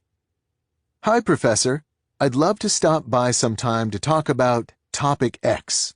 Are you available? Responding to this message requires too much work. Are you available is too vague to be answered quickly. Also, there's no attempt to argue that this chat is worth the professor's time. With these critiques in mind, here's a version of the same message that would be more likely to generate a reply. Hi, Professor. I'm working on a project similar to Topic X with my advisor, Professor Y. Is it okay if I stop by in the last 15 minutes of your office hours on Thursday to explain what we're up to in more detail and see if it might complement your current project? Unlike the first message, this one makes a clear case for why this meeting makes sense and minimizes the effort needed from the receiver to respond. This tip asks that you replicate, to the extent feasible in your professional context, this professional ambivalence to email. To help you in this effort, try applying the following 3 rules to sort through which messages require a response and which do not. Professorial email sorting. Do not reply to an email message if any of the following applies. It's ambiguous or otherwise makes it hard for you to generate a reasonable response. It's not a question or proposal that interests you. Nothing really good would happen if you did respond, and nothing really bad would happen if you didn't. In all cases, there are many obvious exceptions. If an ambiguous message about a project you don't care about comes from your company's CEO, for example, you'll respond. But looking beyond these exceptions, this professorial approach asks you to become way more ruthless when deciding whether or not to click reply. This tip can be uncomfortable at first because it will cause you to break a key convention currently surrounding email. Replies are assumed, regardless of the relevance or appropriateness of the message. There's also no way to avoid that some bad things will happen if you take this approach. At the minimum, some people might get confused or upset, especially if they've never seen standard email conventions questioned or ignored. Here's the thing. This is okay. As the author Tim Ferriss once wrote, "Develop the habit of letting small bad things happen. If you don't, you'll never find time for the life-changing big things." It should comfort you to realize that, as the professors at MIT discovered, people are quick to adjust their expectations to the specifics of your communication habits. The fact that you didn't respond to their hastily scribed messages is probably not a central event in their lives. Once you get past the discomfort of this approach, you'll begin to experience its rewards. There are 2 common tropes bandied around when people discuss solutions to email overload. One says that sending emails generates more emails, while the other says that wrestling with ambiguous or irrelevant emails is a major source of inbox-related stress. The approach suggested here responds aggressively to both issues. You send fewer emails and ignore those that aren't easy to process, and by doing so, will significantly weaken the grip your inbox maintains over your time and attention. Conclusion.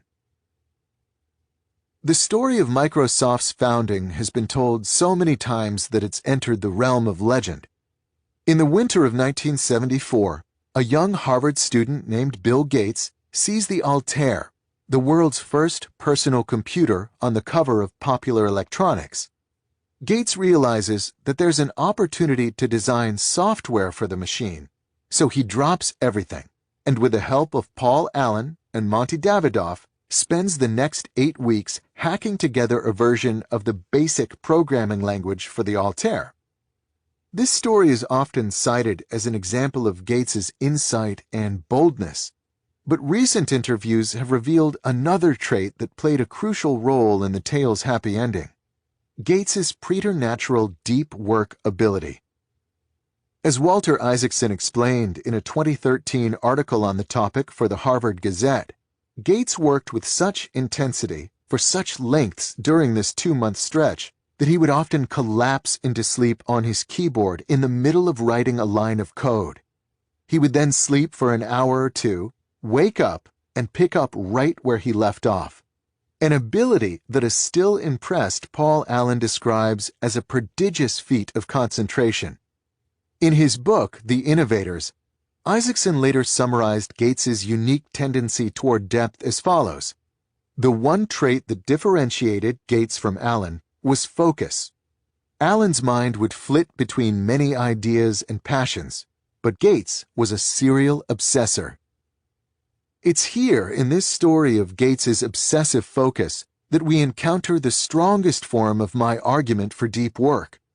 It's easy, amid the turbulence of a rapidly evolving information age, to default to dialectical grumbling.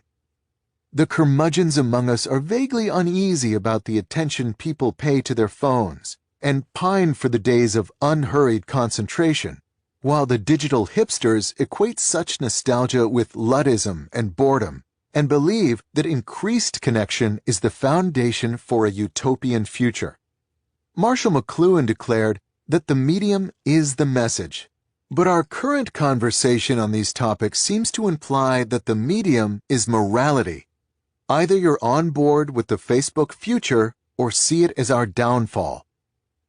As I emphasized in this book's introduction, I have no interest in this debate.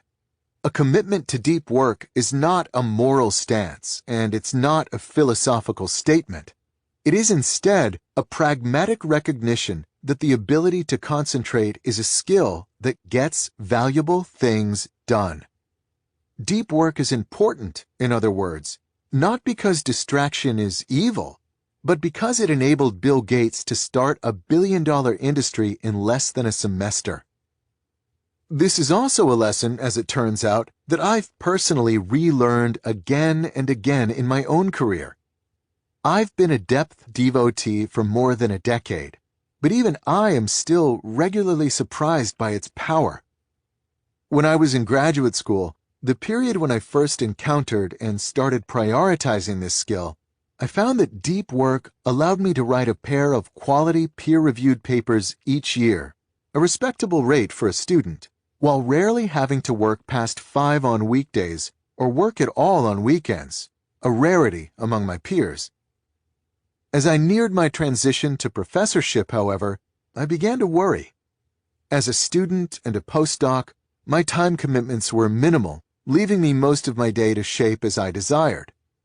I knew I would lose this luxury in the next phase of my career, and I wasn't confident in my ability to integrate enough deep work into this more demanding schedule to maintain my productivity.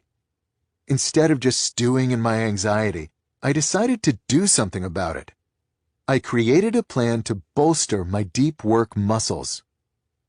These training efforts were deployed during my last 2 years at MIT, while I was a postdoc starting to look for professor positions. My main tactic was to introduce artificial constraints on my schedule so as to better approximate the more limited free time I expected as a professor.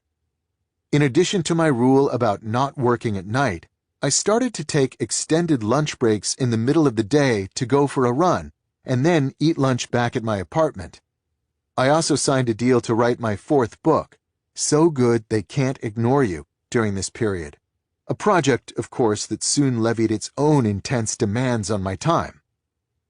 To compensate for these new constraints, I refined my ability to work deeply. Among other methods, I began to more carefully block out deep work hours and preserve them against incursion. I also developed an ability to carefully work through thoughts during the many hours I spent on foot each week, a boon to my productivity, and became obsessive about finding disconnected locations conducive to focus. During the summer, for example, I would often work under the dome in Barker Engineering Library, a pleasingly cavernous location that becomes too crowded when class is in session, and during the winter, I sought more obscure locations for some silence, eventually developing a preference for the small but well-appointed Lewis Music Library. At some point, I even bought a $50 high-end grid-lined lab notebook to work on mathematical proofs, believing that its expense would induce more care in my thinking. I ended up surprised by how well this recommitment to depth ended up working. After I'd taken a job as a computer science professor at Georgetown University in the fall of 2011, my obligations did, in fact, drastically increase. But I had been training for this moment. Not only did I preserve my research productivity, it actually improved. My previous rate of 2 good papers a year, which I maintained as an unencumbered graduate student, leapt to 4 good papers a year on average once I became a much more encumbered professor. Impressive as this was to me, however, I was soon to learn that I had not yet reached the limits of what deep work could produce. This lesson would come during my 3rd year as a professor. During my 3rd year at Georgetown, which spanned the fall of 2013 through the summer of 2014, I turned my attention back to my deep work habits, searching for more opportunities to improve. A big reason for this recommitment to depth is the book you're currently listening to, most of which was written during this period. Writing a 70,000-word book manuscript, of course, placed a sudden new constraint on my already busy schedule, and I wanted to make sure my academic productivity didn't take a corresponding hit. Another reason I turned back to depth was the looming tenure process. I had a year or 2 of publications left before my tenure case was submitted. This was the time, in other words, to make a statement about my abilities, especially given that my wife and I were planning on growing our family with a 2nd child in the final year before tenure. The final reason I turned back to depth was more personal and admittedly a touch petulant. I had applied and been rejected for a well-respected grant that many of my colleagues were receiving. I was upset and embarrassed, so I decided that instead of just complaining or wallowing in self-doubt, I would compensate for losing the grant by increasing the rate and impressiveness of my publications, allowing them to declare on my behalf that I actually did know what I was doing, even if this one particular grant application didn't go my way. I was already an adept deep worker, but these 3 forces drove me to push this habit to an extreme. I became ruthless in turning down time-consuming commitments and began to work more in isolated locations outside my office.